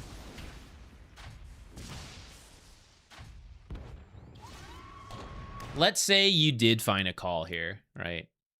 No Drow. All the ones that were perfect, why? Drow was attacking. So just got to keep that in mind when you're an initiator. We initiate not usually for ourselves, but for the carry. Techies players. This is it. This was why I did it. I got a Night Stalker who didn't stop moving after running into 7 mines. I outplayed him.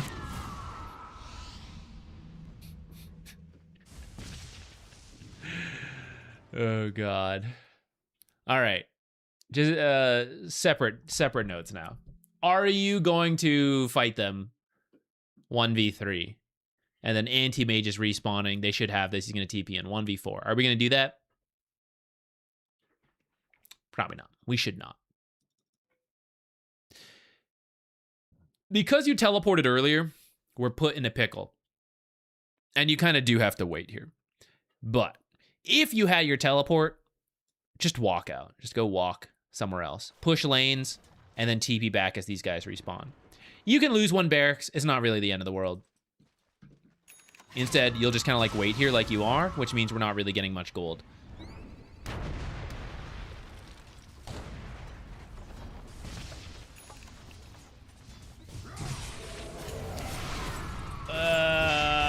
So you do kill him.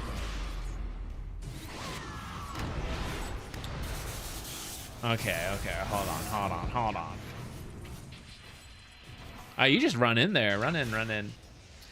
Okay, I guess that kind of worked. Zeus really shouldn't have let you kill him. Like, he should not have been up there. But I guess good for you for staying around. You got it.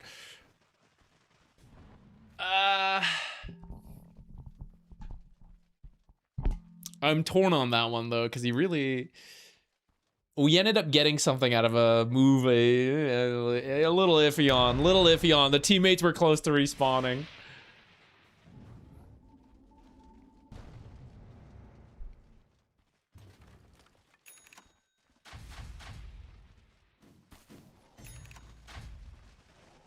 See how far Drow went down without us backing her up? Spooky.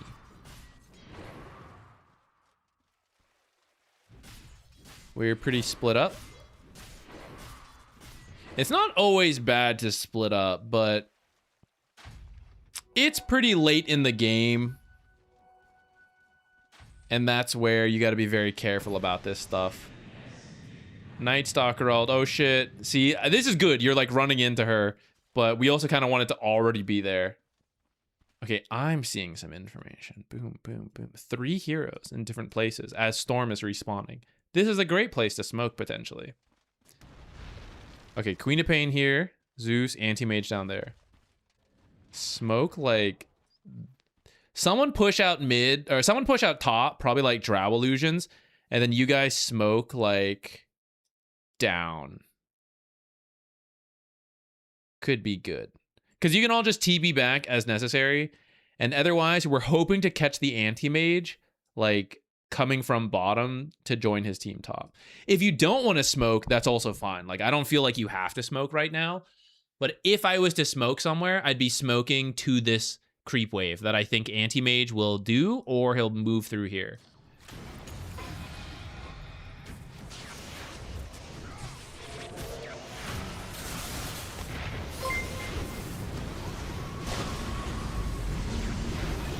I think you jumped the gun with the initial BKB a little bit. But I can't blame you, because I would also do the same. But that has led to a very awkward fight out the base. And they get to drow, so now the fight's kind of wrecked. Don't worry, they're all going to jump into the techies' mines. And I'm joking, but I hate to say that's probably also real.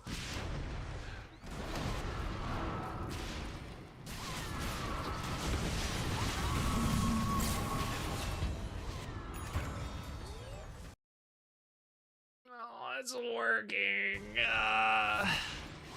Okay, you guys shouldn't fight this, though. Okay, we lost Drow and she has no buyback.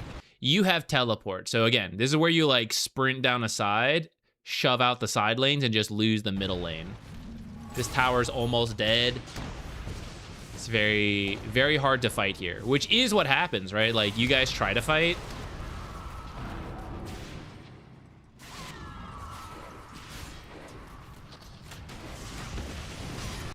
And then Storm ends up dying. Even though there were a lot of low heroes, they just have all the spells to throw at once. So now instead of waiting for like 70 seconds for techies, now we have to wait an extra 30 seconds for Storm. The 30 seconds could be enough to end the game. So this is why you kind of have to like give up mid. If you can safely clear, you can safely clear, but people who aren't needed to safely clear, you shove out side lanes to put some time pressure on them of like, hey, you're gonna lose some side lane towers.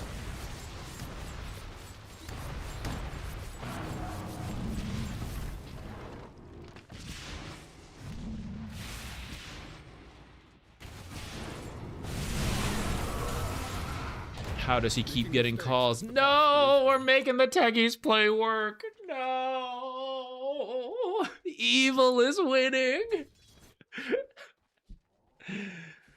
There is injustice in the world, and it is finding success. This is a really good time for us to go do stuff. So let's see what the team does. I won't even say what the team should do yet. Let's just see. I'm gonna tell you, jungling these ancients is not what the team should be doing right now. Axe. Jupiter, get down from there.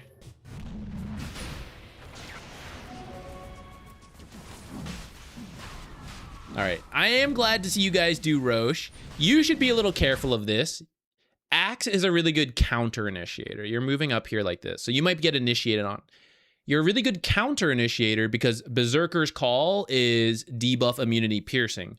So even though they try to take as many defensive measures as possible, BKBs, Lincolns, all that stuff, you can stop them. So at the start of the game, you can just play like an initiator, it's fine. As the game gets later, you can still initiate, but if you're ever unsure, the counter initiation is pretty good. That's what worked over here, right? They jump drow, you counter initiated because of the BKB piercing. So when you step up like this, there's a chance you get found first. You can't blink, you can't BKB, you can't call, right? Because you're the point of contact. You want someone else to do that at this point. You're the only one who can like really save drow. No one else can stop the BKB, Night Stalker, Anti-Mage from killing drow. In that situation, we all want to shove the lanes a little harder. I gotta go eat my dinner. Not yet. It's still cooking. We gotta do one more, which means we gotta go do. We're looking for one more fight, and then we'll move over to the last one. Maybe we'll end up skipping the pro. I feel bad. I titled it Pro Comparison, but we end up spending so much time on the replays. This is like another blind smoke. I think we're seeing that trend a little bit, right? By the time we find Zeus is on literally his high ground. But what else could we have done before that smoke? Look at that. This is just in our face. This one's being pushed in our face. So we just go as a team, no smoke, push out lanes. Doesn't have to be as a full team, depending how much danger you feel, but just push out lanes. Push lanes out. When lanes get to the enemy half, that will give you the information to make smoke plays. Because they will show here, here, and here as they TP back to defend, if that's what they're doing. They will push back creep waves, and then you will know where to go. And you can have more direction.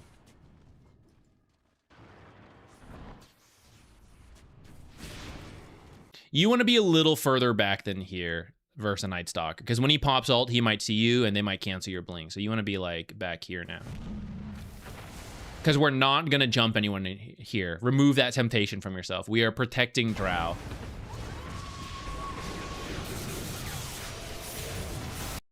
Uh-oh.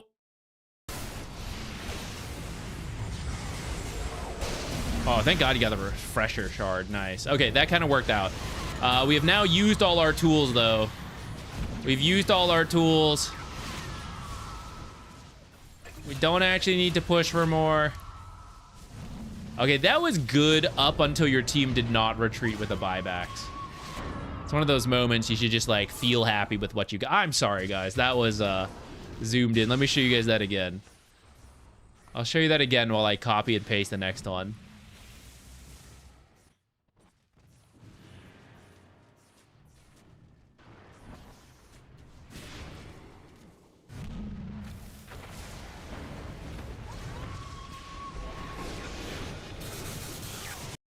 Slight loss of focus, right? I gotta protect Drow. Gotta protect Drow. Okay, cancel channel. But what's this channel even doing? We're already at the edge of it. It's really just a wasted ult until we all go into it. And now the counter, the initiator, one initiator, two initiators. They both jump a Crystal Maiden support who has Aeon Disc. And now Anti-Mage is like, ah, finally, straight to the Drow. Get her. Abyssal the wrong thing. Dies. So he kind of screwed up. He screwed up, I'm not gonna lie. But we gave him an opportunity, and if Night Stalker had been here instead of taking barracks, that also would have been a really good fight, which it's still a pretty good fight for them in the end.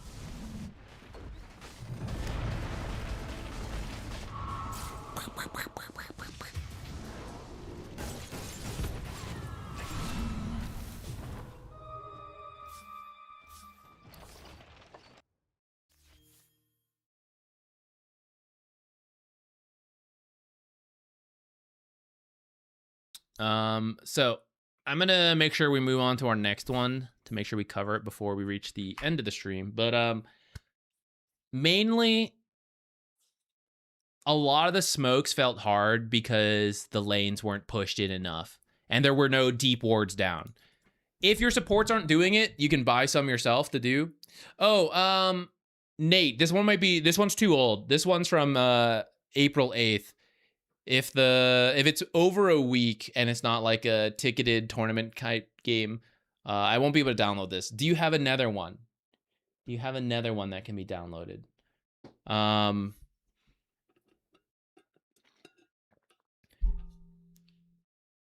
Okay, cool. Yeah, we'll finish recapping the last one while you go find that. So push in lanes. That one doesn't need to be smoked, right? Like you guys can just move up. Think of the formation you guys use to push high ground. There's no reason that formation needs to end anywhere else if it's like called for because it's dangerous or something, right? So you can have Drow push the lane while you stay out of sight nearby. You can have supports do it. Let them get jumped like Crystal Maiden at the end, right? Bait the support.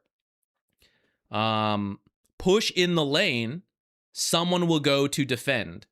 And if like, well, Zach, they're ignoring us, right? We grouped up bottom, and now I see them mid and top because they see us all down here. Perfect. Go smoke mid or top. They're scattered. They're in two different lanes, right? If they are avoiding you and ratting you, that is the information that they're split, and you can blindly go. But if we don't push the lanes first, and we don't see anything, we don't see them avoiding us, now when we smoke, we really don't know what we're getting into, and it's gonna be random if it's gonna work or not. So anytime you're confused about like finding the right target, it almost always starts with what lanes can we push out safely? What deep wards can we get down while we're doing this? That will give you the information to make the next play. And that play helps you set up the next deep ward to set up the next play and repeat.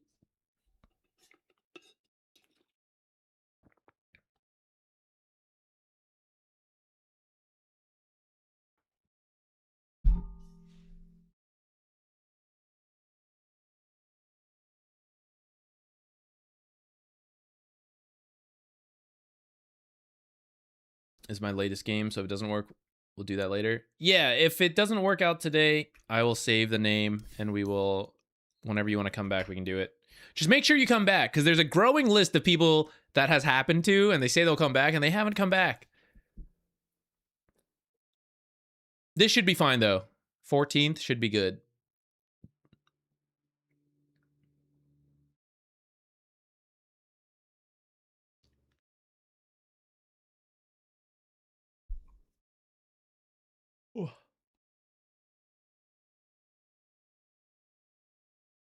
Oh, thank you. I appreciate you watching the very sparse videos lately. It's like maybe one a week. It's been very hit or miss in the last little bit. Who are you playing here, by the way? You had you had some nice stuff typed up for the last one. I don't know if it's still true here. Is it still the Dawnbreaker offlane? Similar questions? Same? Okay, cool.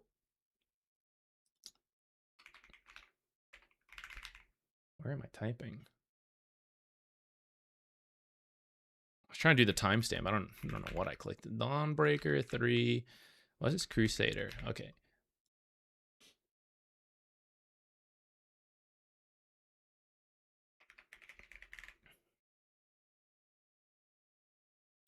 Okay. And to just go back to it, you feel like you win your lane when you have a good matchup, but when I don't, I get confused. And then when I lose my lane, I'm not really sure what to do at that point. Okay. So some matchups are not going to be good for us. Actually, it doesn't even matter, right? Like whether it's a bad matchup or I just made a mistake in lane, I've lost. Either way, the situation is, okay, losing lane, what do we do?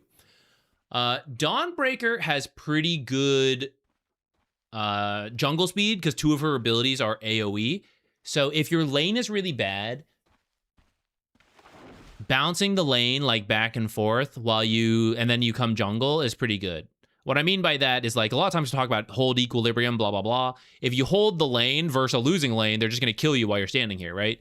So you intentionally like drag it under your tower, farm these creeps. That builds a wave and pushes it forward. And because it pushes forward, it goes to their tower. And then it dies to their tower, which then pushes back. And then when it's here, you get to farm it again safely, right?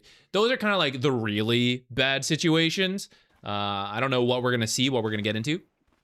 But if those are really bad, then that's what you can do. And then while it's pushing out, you go stack and jungle. And for Dawnbreaker, you're trying to get to level 6 because then you can go look to ult somewhere else, which I'm sure you're familiar with because you've played her a lot, but that'll be another recovery path. It's like, okay, I got 6, so while I'm jungling and dealing with this, I can now keep an eye on mid and show up there, and keep an eye down here and show up here.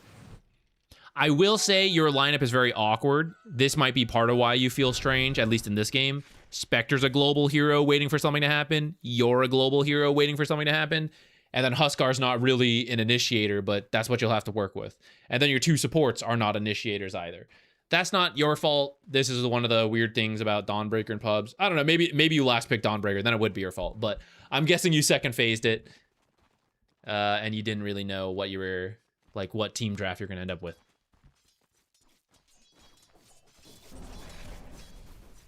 Okay, I'm gonna speed through the start. We could maybe do laning tips, but I think your question is mostly about recovering from the losing position. So I kind of just want to like jump ahead to that. And let's just see, actually you're doing fine up to here. Okay, maybe as we get into like later into lane, some deaths start to happen. It's actually not that bad, all things considered. Just looking at the charts. Maybe around like, do you feel earlier in the lane is the issue or like post lane?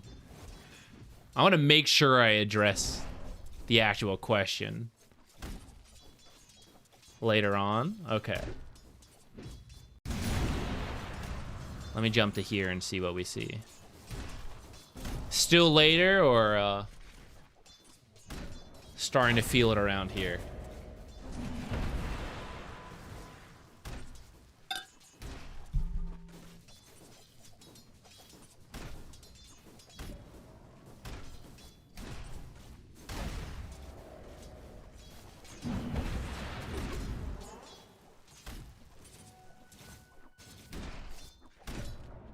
For here, it feels fine.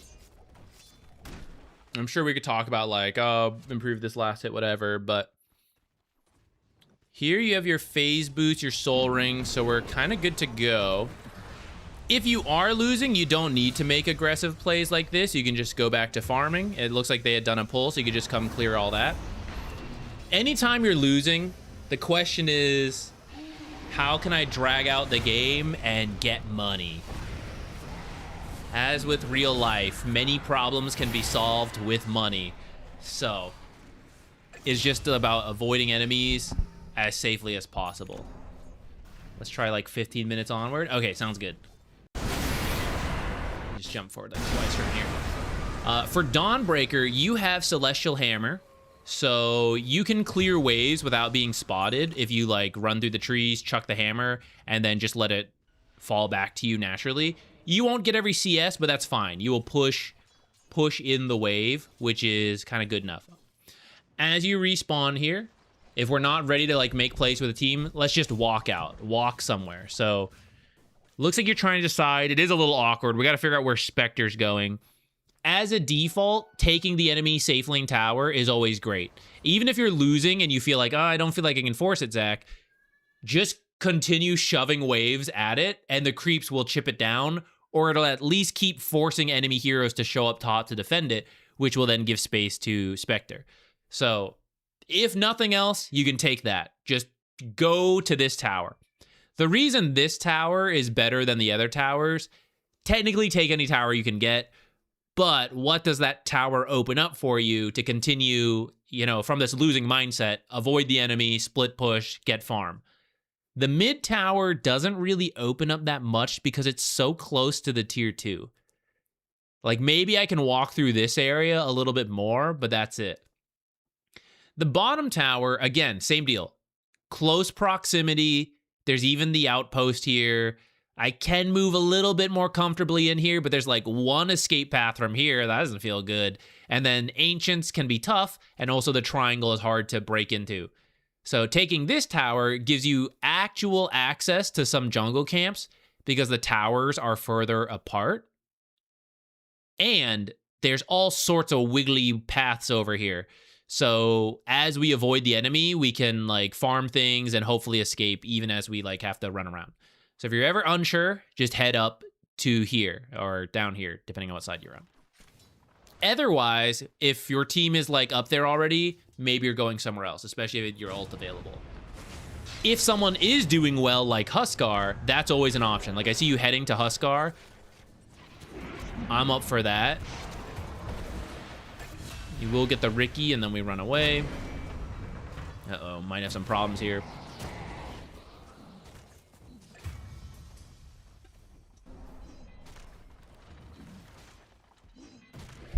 I'm a little open to that one because like Ricky was trying to, or Huskar was trying to get Ricky. It's fine. Didn't quite pan out. Now we have Solar Guardian as we respawn. So we are going to walk away from the team and then ult in to help.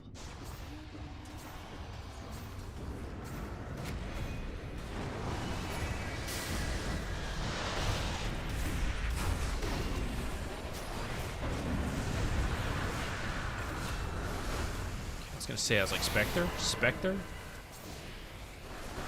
Oh, this Veno is doing work. Holy shit. Holy shit. Okay.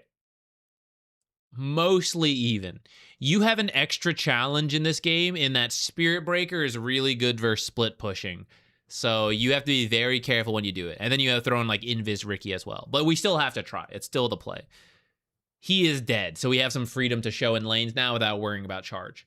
So after this, the goal, shove out as many lanes as we can, get as much farm as we can. And I mentioned this tower is a great default. So push out mid, go there. If you think you can get mid tower, you can do that. Like I said, I don't really care which tower. Getting towers is good. Opening the map up, no matter how little, is good. But if this is like, if this can be first, that would be ideal. So do clear out mid. And it looks like you clear one more wave here. and you're getting charged. But I will at least point out, right? We're forcing stuff to happen here, which is giving space to the rest. So as Spectre respawns, she's going to have stuff to do. Because we're pushing the lane, we're seeing where the heroes are. And if you just back out a little sooner, then maybe you're not getting charged. Like if you just shove the creeps and get out. Let some of them die, but like whatever. I mean, like you don't get the last hits because you leave soon, but like at least you live and it pushes in. Oh my god, you lived. You are not dead. What a Chad. Only one up here. Sorry, back to this. You're the only one up here and top has not been pushed in yet. You're very low, but rather than jungle this camp, see, I still see Spirit Breaker, right? So I run into this wave and I shove it out, and then I go jungle back here to heal up and make my way back, and then hopefully Solar Guardian's up. Pausing to jungle this one, charge is going to come off cooldown again. He's going to be able to charge when you show here. Or maybe he just runs over here, and then you're going to have to run away, and then you don't have time to clear this one out, because again, charge is coming up in line. So we kind of have to push lanes urgently if we feel we're losing. Any chance we get, we kind of have to take that. And then the jungle's the backup. Now Lina made it here. Now Ricky's about to respawn right now. I'm not feeling so good about pushing that lane. And now because of that, you back away. And I'd say fair, but I wanted to shove that lane in.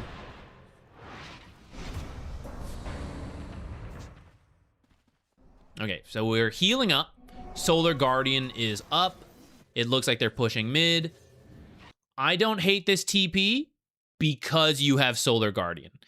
If you did not have TP, or you're not like Dawnbreaker, you got to walk to this stuff as much as possible, because that's the goal here. Split the map by walking, TP to avoid them, and specifically TP to join my team for fights that are favorable, because I got people to TP home, and now we have the numbers advantage. And if we TP to go here, especially from like the fountain, I make it happen, I split them up, and oh, I can't regroup with my team. So then I didn't really do anything. You are fine because you have Solar Guardian though. Shove mid. Okay, I see them making this play top. So do I help top or do I keep pushing bottom, right? Up to you on your read on the game. But if you're not joining, then I need to see you shove this lane as hard as possible.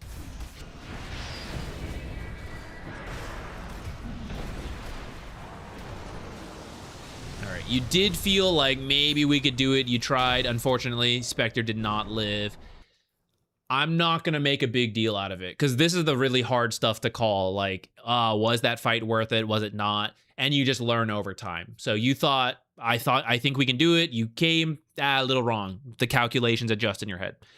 If you don't think you can do it, then you're down here shoving in this wave right now. So even though they kill Spectre, can they take a tower? They might try on this tower, but they have no creeps. And then, we're losing our tier 1. Now, you're not hitting this because we don't want to get charged or anything, right? You're just pushing the creep wave in, and you are jungling this stuff. So even though you lose Spectre, Spectre is worth like 500 gold, and then you are getting 500 gold from the amount of creeps you push in the lane and then the jungling you're doing. Maybe you're not quite getting 500, but you get the idea. We are limiting the losses. You see now, this is what happens when we're wrong. And I'm not, not blaming you, but it's the reality of, I was wrong about my choice. Because I joined this fight, and then I back out away, we're clumped, right?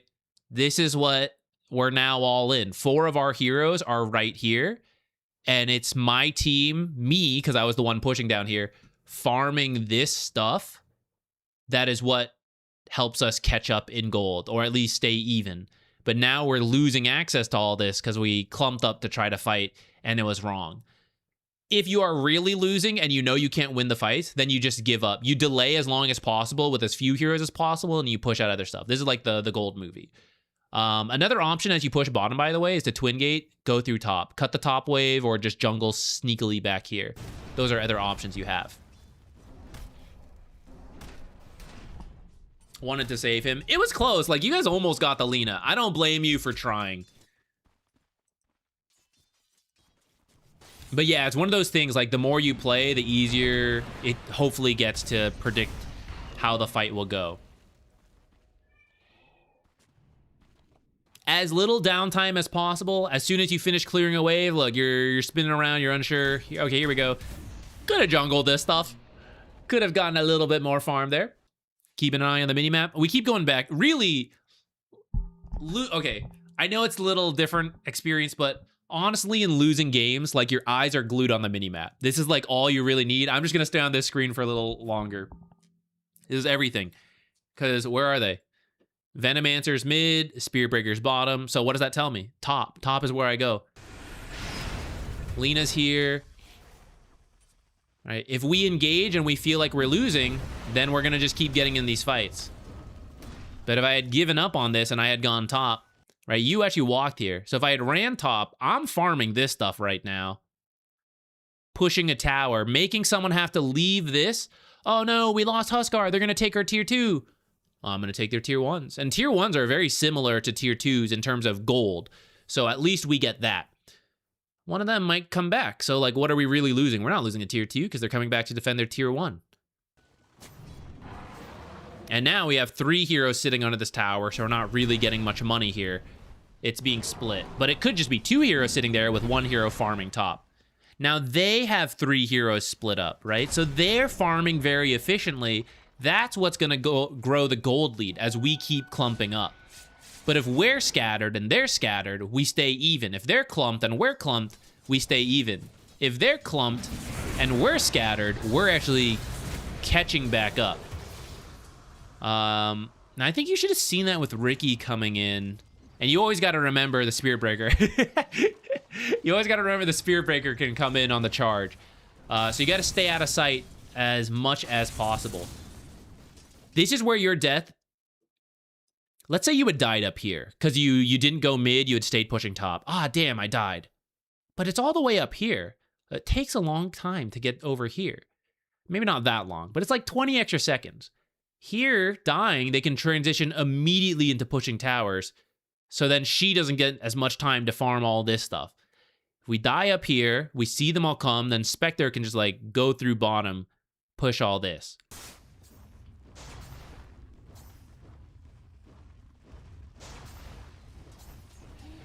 Ah, Spectre, why are you doing your own small pull? Push, push, push.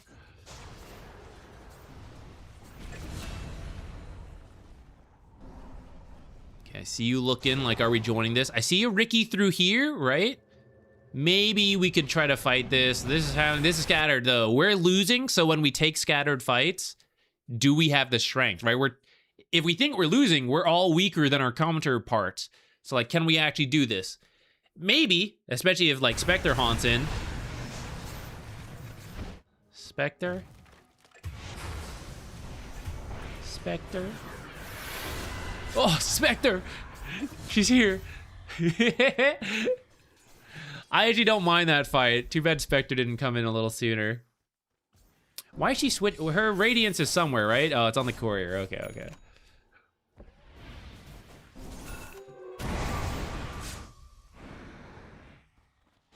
All right, notice how many fights are happening in this vicinity. Someone's got to push further out and cut waves to drag the fights further back. It's what will give your team more space.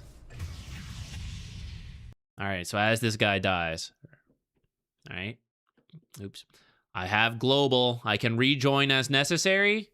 Spectre and Skywrath are mid. I am down here. So my job right now, shove the lane as hard as possible. Uh-oh, but what about Spiritbreaker and Ricky? Okay, so special tactics. We're not shoving straight down the lane like usual. We have to go out of sight. So if you walk in through this, you will be charged. You will die shortly after. Have to go through the tree line. Yeah. Lower half of the tree line. Too high, too high. The creeps. If the creeps can see me, Spiritbreaker can see me. Here cometh my death. I die. I will be charged. People will TP. I die. Notice, though, behind the trees, fog of war. So you stay in the fog of war, and you just chuck the hammer into the creep wave. You will not get every last hit. That's not the goal. It's to push the lane safely without dying. And after you chuck the hammer, you go down here. You won't show on the minimap. They may notice some creeps die, and they may know you're down there if they're looking, but if they're just looking at the minimap, which a lot of people are, and not looking that hard, they may not really process what's going on, and you get to live a little longer. He should be... there it is. There's the charge. Actually, amazing timing on that. That was really good. But I'd prefer not to get charged at all, right? So after you chuck the hammer, you can already be walking down here and jungle this out of sight. We're assuming we're out of sight. If we get charged here, now you know, okay, there's an observer, right? So now I get the sentry, I figure it out. Process of elimination, someone's got to do it. But hopefully there is no vision. Like in this case, there actually is an enemy vision back here. So you push in the wave, and then this is the secure farm you get. But if we secure the creep wave, but die for it or get chased out for it, then I can't get this stuff. So I give up a little in the lane so that I can get stuff in the jungle.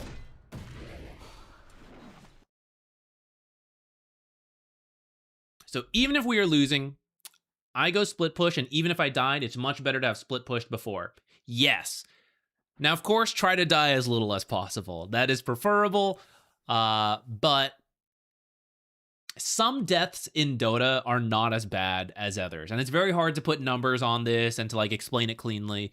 But dying on the enemy's half of the map is generally not as bad as dying on your own half of the map. Dying when you drag a bunch of heroes to a certain part of the map is better than like, oh, they were already going bottom, so I walked in the way and I died. You know? Like, what are you wasting the enemy's time? What are they getting out of your death?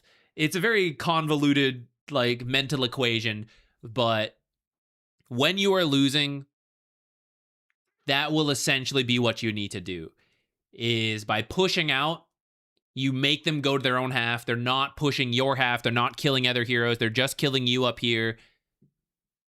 And if you escape, perfect. Gold, right? You're making them all come back to their half of the map, and you are slipping out through the twin gate. You're hiding in a tree. They're like, where is she? How can she? Where? Like, I can't find her, right? They're wasting time looking for you, and that is time not farming, not killing your teammates, not taking your towers. And then the next time they kill you, damn, they got me, right? But then you do it again, you get away that time. The more you get away, the better, but try not to leave too soon. I know it's very complicated. If you leave too soon, then we can't push it to the limits. And if we're losing, we need to do that. Depends how badly you're losing. This is actually not that bad, right? This is kind of manageable. Really extreme cases, you gotta really push the limits. What if nobody on the team plays a hero who can clear waves without shoving? So, you have a bad draft. Issue that can't be fixed at this point, but is something that should be considered when picking heroes. If you don't have anybody who can wave clear, you just gotta try. If they don't have heroes like Spirit Breaker, like in this case, I'm like Dawnbreaker. You can't show in the lane, you will just die. Let's take Spirit Breaker out of the picture. Let's even take Riki out of the picture. How bad is it to show Dawnbreaker down here at that point? And then she gets out. She shows 1 second, gets out. Not as bad. They will know she's down there, but at least she's not being charged and insta-killed, you know? Technically, when Dawnbreaker stays out of sight in this game, they should still know Dawnbreaker's down there. They're like, how weird. A creep wave just died out of the blue. Must just be, I don't know, raining grenades down there. Who knows? You know, like, obviously some heroes over there. So if they're, like, paying attention, even if you're not showing, they know someone's there if they want to go gank. The difference is whether the charge is already happening. So if you're a hero without wave clear and you're not playing versus these, like, Spear Breaker, Spectre type heroes, then you can just go and very slowly push as much as you can. You don't have to kill the whole creep wave either. If you can kill a range creep, that is the pushing factor in a creep wave. So walk up to a creep wave, attack the range creep, use a spell. Even if you don't have wave clear, venge stun the creep, you know? Kill 1 or 2 creeps is enough to push a lane. Even like 2 auto attacks is enough to push a lane. Look at your level 1 creep waves all the time, right? The very first creep wave meets, the carry attacks 2 times, the wave pushes.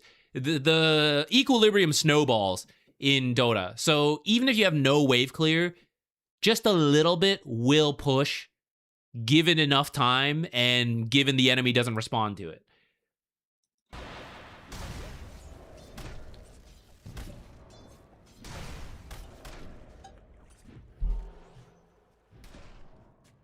I had a nightmare you were doing a free coaching as someone else, but I was in the match on the enemy team playing a really shitty Largo. It can be reality. It could be.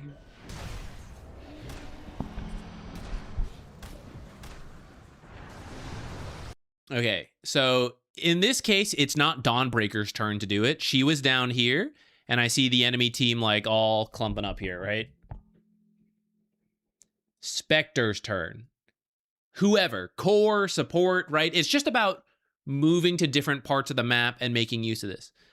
Okay, we're being dove to shit here, right? The tier 2 is up and this guy's back here. It's decision time. Are we fighting because position, like, it's good for us, right? Between towers, the tower's helping us. We are down in money, but now we have split shot helping us out, you know? Are we fighting? Then we're TPing back and fighting, because this is defender's advantage. We TP back. Some are TPing here, some are TPing here. We're fighting. Or we're not. You're dead, Invoker. Goodbye, right? Then make use of the space. Push. And you can do both, right? You can say like, oh shit, before I go bottom, I really want to shove top. I'm going to like try to get here, attack, and then like creep wave, TP down, you know? But I'll kill this creep wave so that even as I join this fight and we lose, my creep wave pushes into the tower and does some damage. So I'm getting something, right? That's why you want to stay as close to the creep wave as possible, because Spectre can make this, right? Let's say it's not Spectre. Let's say you're a support. A lot of times people push and then they run all the way back and hide. And I keep telling you guys, like, no, try to hide in the trees up here. So as soon as you see this happen, you can go, okay, go, go, go, go. Run out to the wave, shove it, and then choose to TP or just stay here. But if you preemptively run away because you're scared, and then you go, oh shit, they're all down, I gotta run all the way back. And by the time I get here, they've already won the fight. They're now ready to come kill me. They don't lose any of this. They get me. They get this tower. Right? They're getting everything. So you have to stay in close proximity to the lane if you can risk your life to do so, which everyone can to some degree, especially supports. But especially if you're losing, you just got to do it, whether you want to or not. Because you have to, like, these are the moments. And Spectre is, there we go. Spectre's doing it. If you want to push faster, by the way, guys, as you come into the wave, kill the range creeps first. They're the most important. They'll get you the most gold. They will push the lane the most. So if you have to leave early, you've done your job. And they're the easiest to kill. And then work on the melee creeps.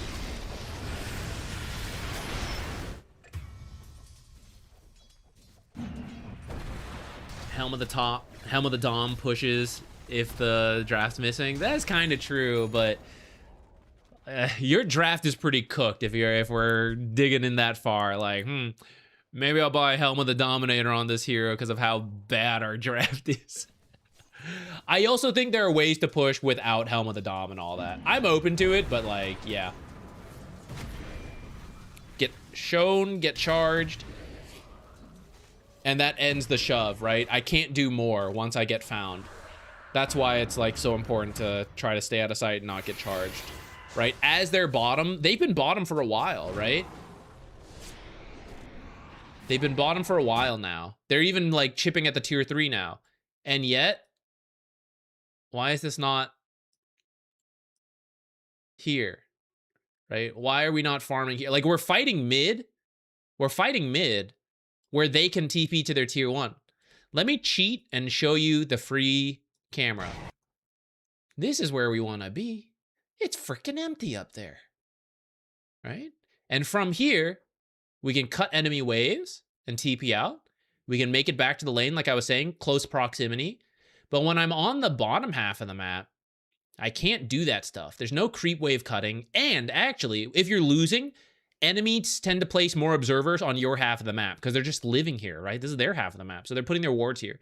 And notice, even though this is their half of the map, well, why would I ward there? We have every tower up and we're kicking their ass over here. Why would I ward my own jungle over here, you know? Very common pub mentality, and it's true. And that's why, as you push through the lane out of sight and you sneak over here, boom, all this is yours now. You're good to go until they eventually find you and kill you. Ah, no.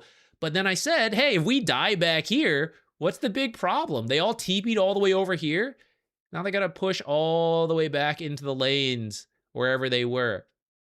So these are really good. Bring your own observer too if you're like the one who sneaks out. Place your own deep wards so you know.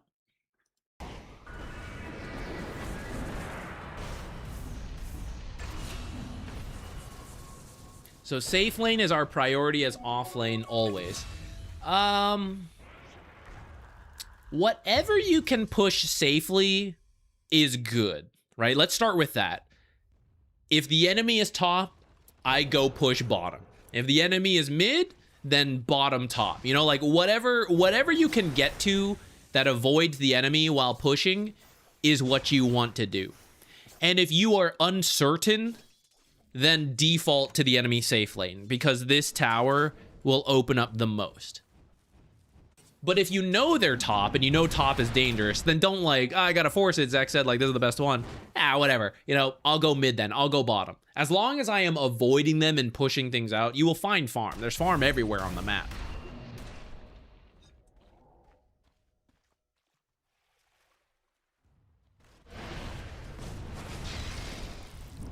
Minus the range creep. You really don't have to go too crazy on it. Base abilities, everybody can push in the wave. Some are faster than others, and some are safer than others. I don't think you have to go too crazy with the... like, let me buy a crazy item to give me more split push. It's like sort of, but emphasize safety. I'm more open to Helm of the Dominator than something like Midas, right? Because Helm of the Dominator lets you split push safely. Whether you need to do it as opposed to like, hey, let me get Blink Dagger and I can push and then blink out of sight instantly before they can find me. And I can use Blink to take team fights. That might be better, you know? It does depend on the games and all that. Okay, I think we will stop here. Has Dawnbreaker been played at all?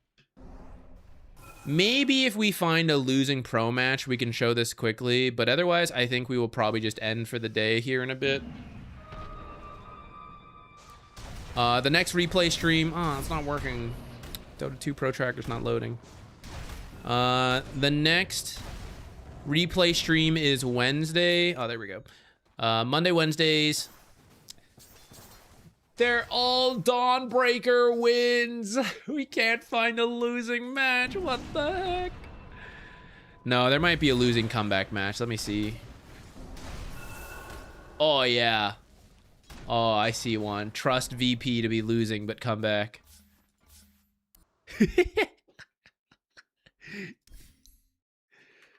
VP is in a swingy state. They're still figuring themselves out. Lose early game, claw your way back in, win early, throw it. I love them for the record, guys. I love the players there, but that's where they're at right now.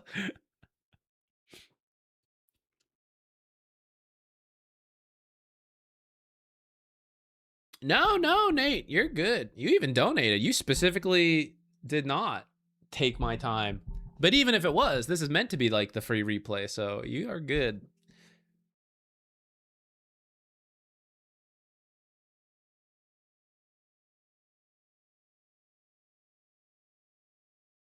What IO be doing these days? Haven't played a few patches. Bro, it's IO time. There is a Spirits Max build going on that 9 class has popularized. At least I hear his name thrown around the most. It is very good right now. His innate equilibrium is not dog shit anymore. Channel watchers faster. Blech. IO. So when you're healthier, you do more damage. When you're damaged, you do more healing.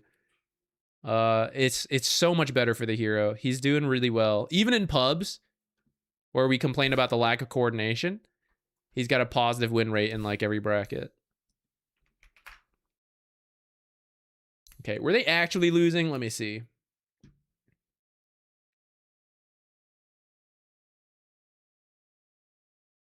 Saberlight was. His lane was rough. Okay, maybe let's zoom through this before we end, guys, and maybe we can see some split push opportunities that we were talking about. I think that'd be the last thing we look for here.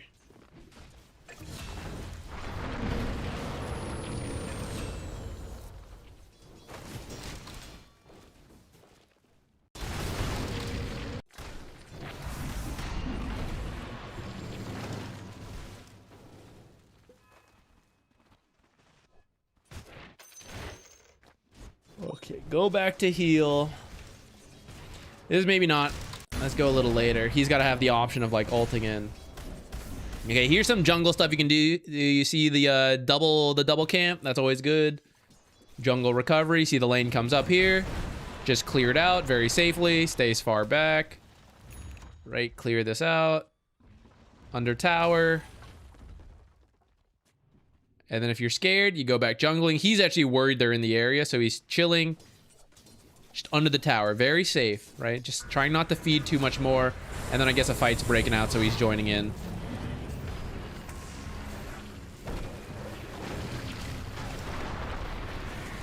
Maybe he shouldn't have, though. Oh, it's... okay. No, maybe he shouldn't have.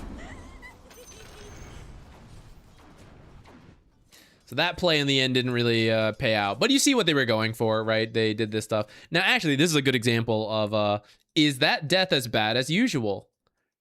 It was on the enemy's half of the map, so what does the enemy do? They're farming their own stuff. They're trying to, like, make it out to lanes. But guess what? They already took this tier 1. So are they taking a tier 2 at 13? No.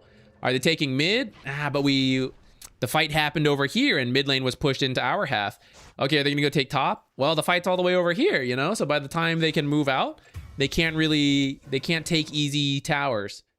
So in that sense, even though VP did not get the fight they wanted, notice the gold lead didn't shift all that much if we go back in time to that, right?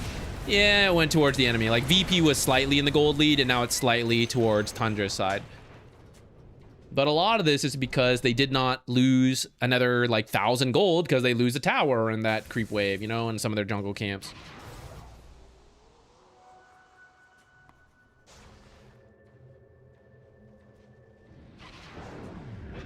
Missed the old innate. It was Wellspring, 2x speed, consumable. I totally forgot about that one, honestly. I only remember the channel watchers and outpost faster, which was, like, so bad. Oh, this looks familiar. We're back. There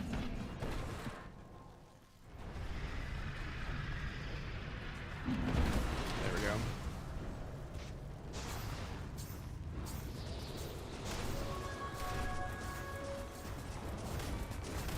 Team moved to take the safe lane tier 1 after they took the other ones. You do need this tower eventually, though.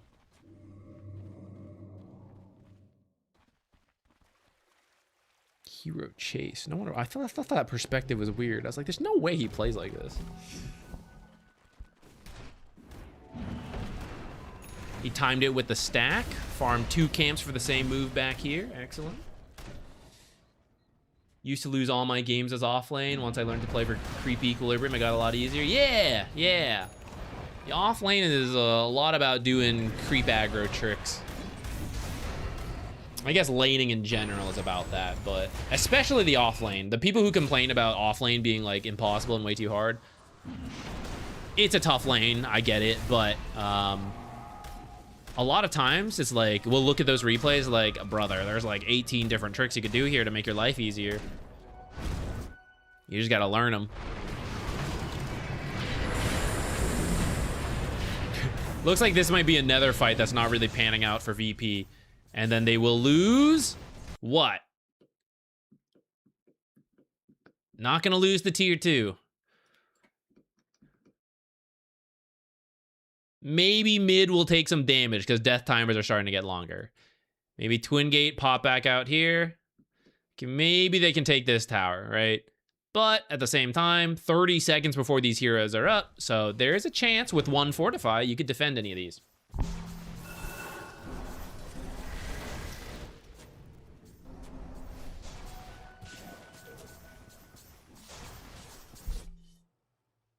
What are some tips to survive against last pick Huskar mid? Ideally a Storm or Quap.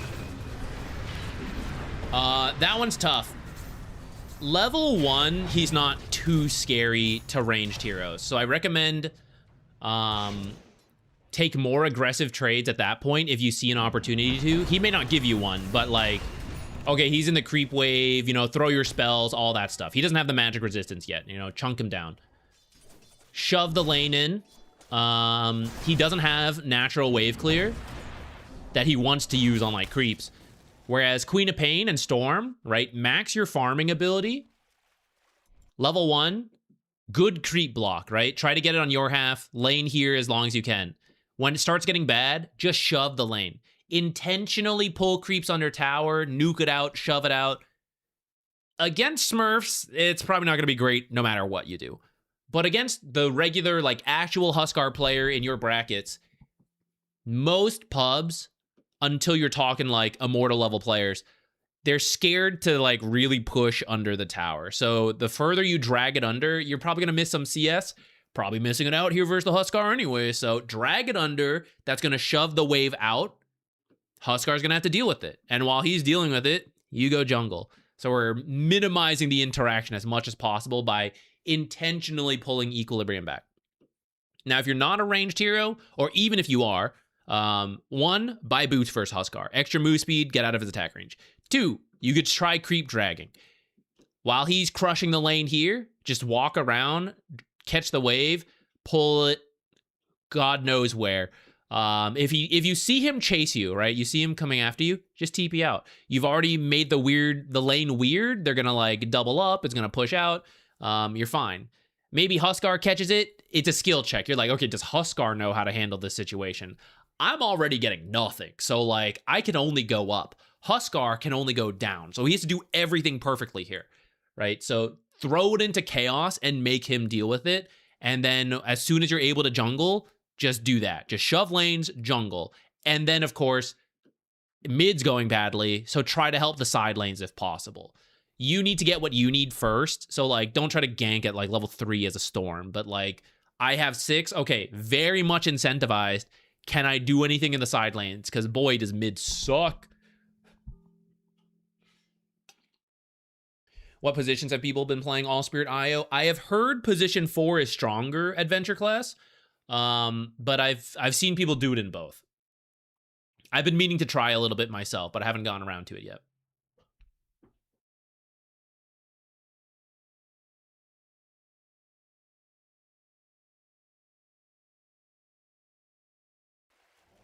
All right, I think we will wrap up.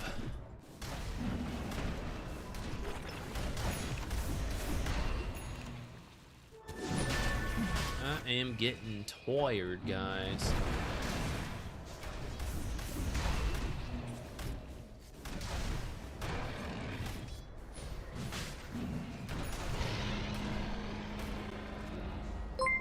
More people rage at you for position 4 IO. That's kind of wild to me. Who's out there complaining about IO? You're like a Grandmaster IO too.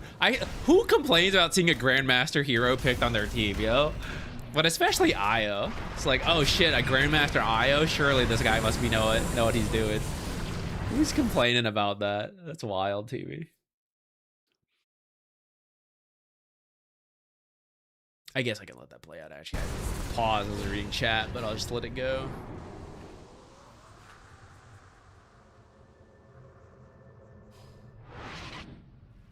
Divine Huskars tend to static the wave more. Yeah, they will try because that's where they win, right? So you got to figure out something to mess it up.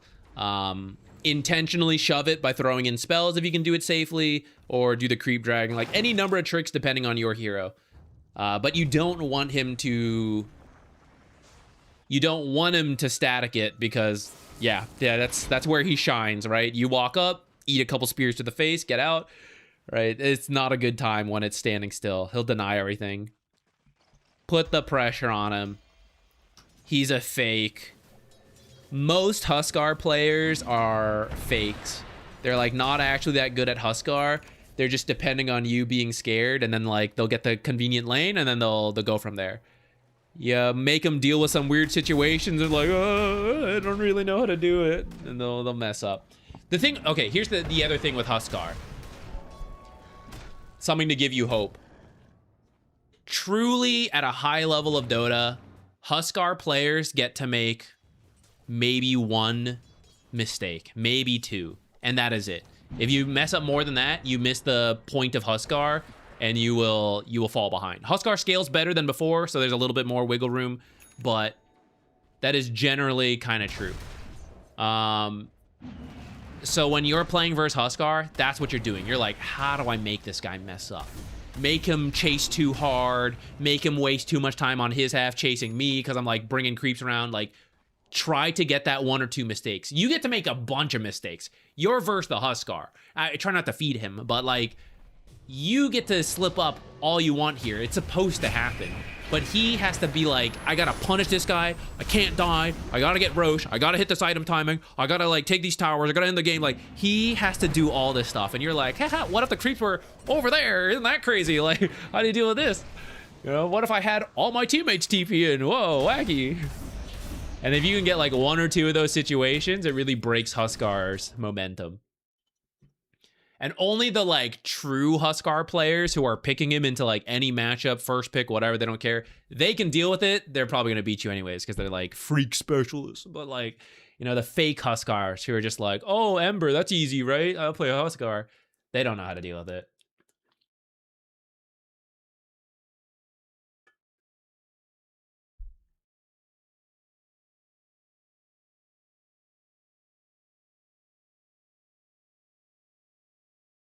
Okay. Next stream will be Wednesday. We'll do more replay reviews, guys. I have to check my calendar about the other days, but I mean, there will be notification if you're following the stream and all that if we go, and we'll just play some Dota, maybe some IO, you know, maybe some other stuff. We'll see. Okie doke. Everybody, have a good rest of your week. If I do not see you, today's Monday, right? Yeah. Have a good start to your week. I hope you did, and the rest of the week will be good. I will try to figure out what's wrong with my multi-streaming thing. Things have been acting up a little bit. I gotta sort it out. I need to figure all that out. Yeah, Adventure Classic. Good to see you again. Panda failed. Thank you. Thank you, everyone, for hanging out with me. I appreciate it. I will see you all later. Bye-bye.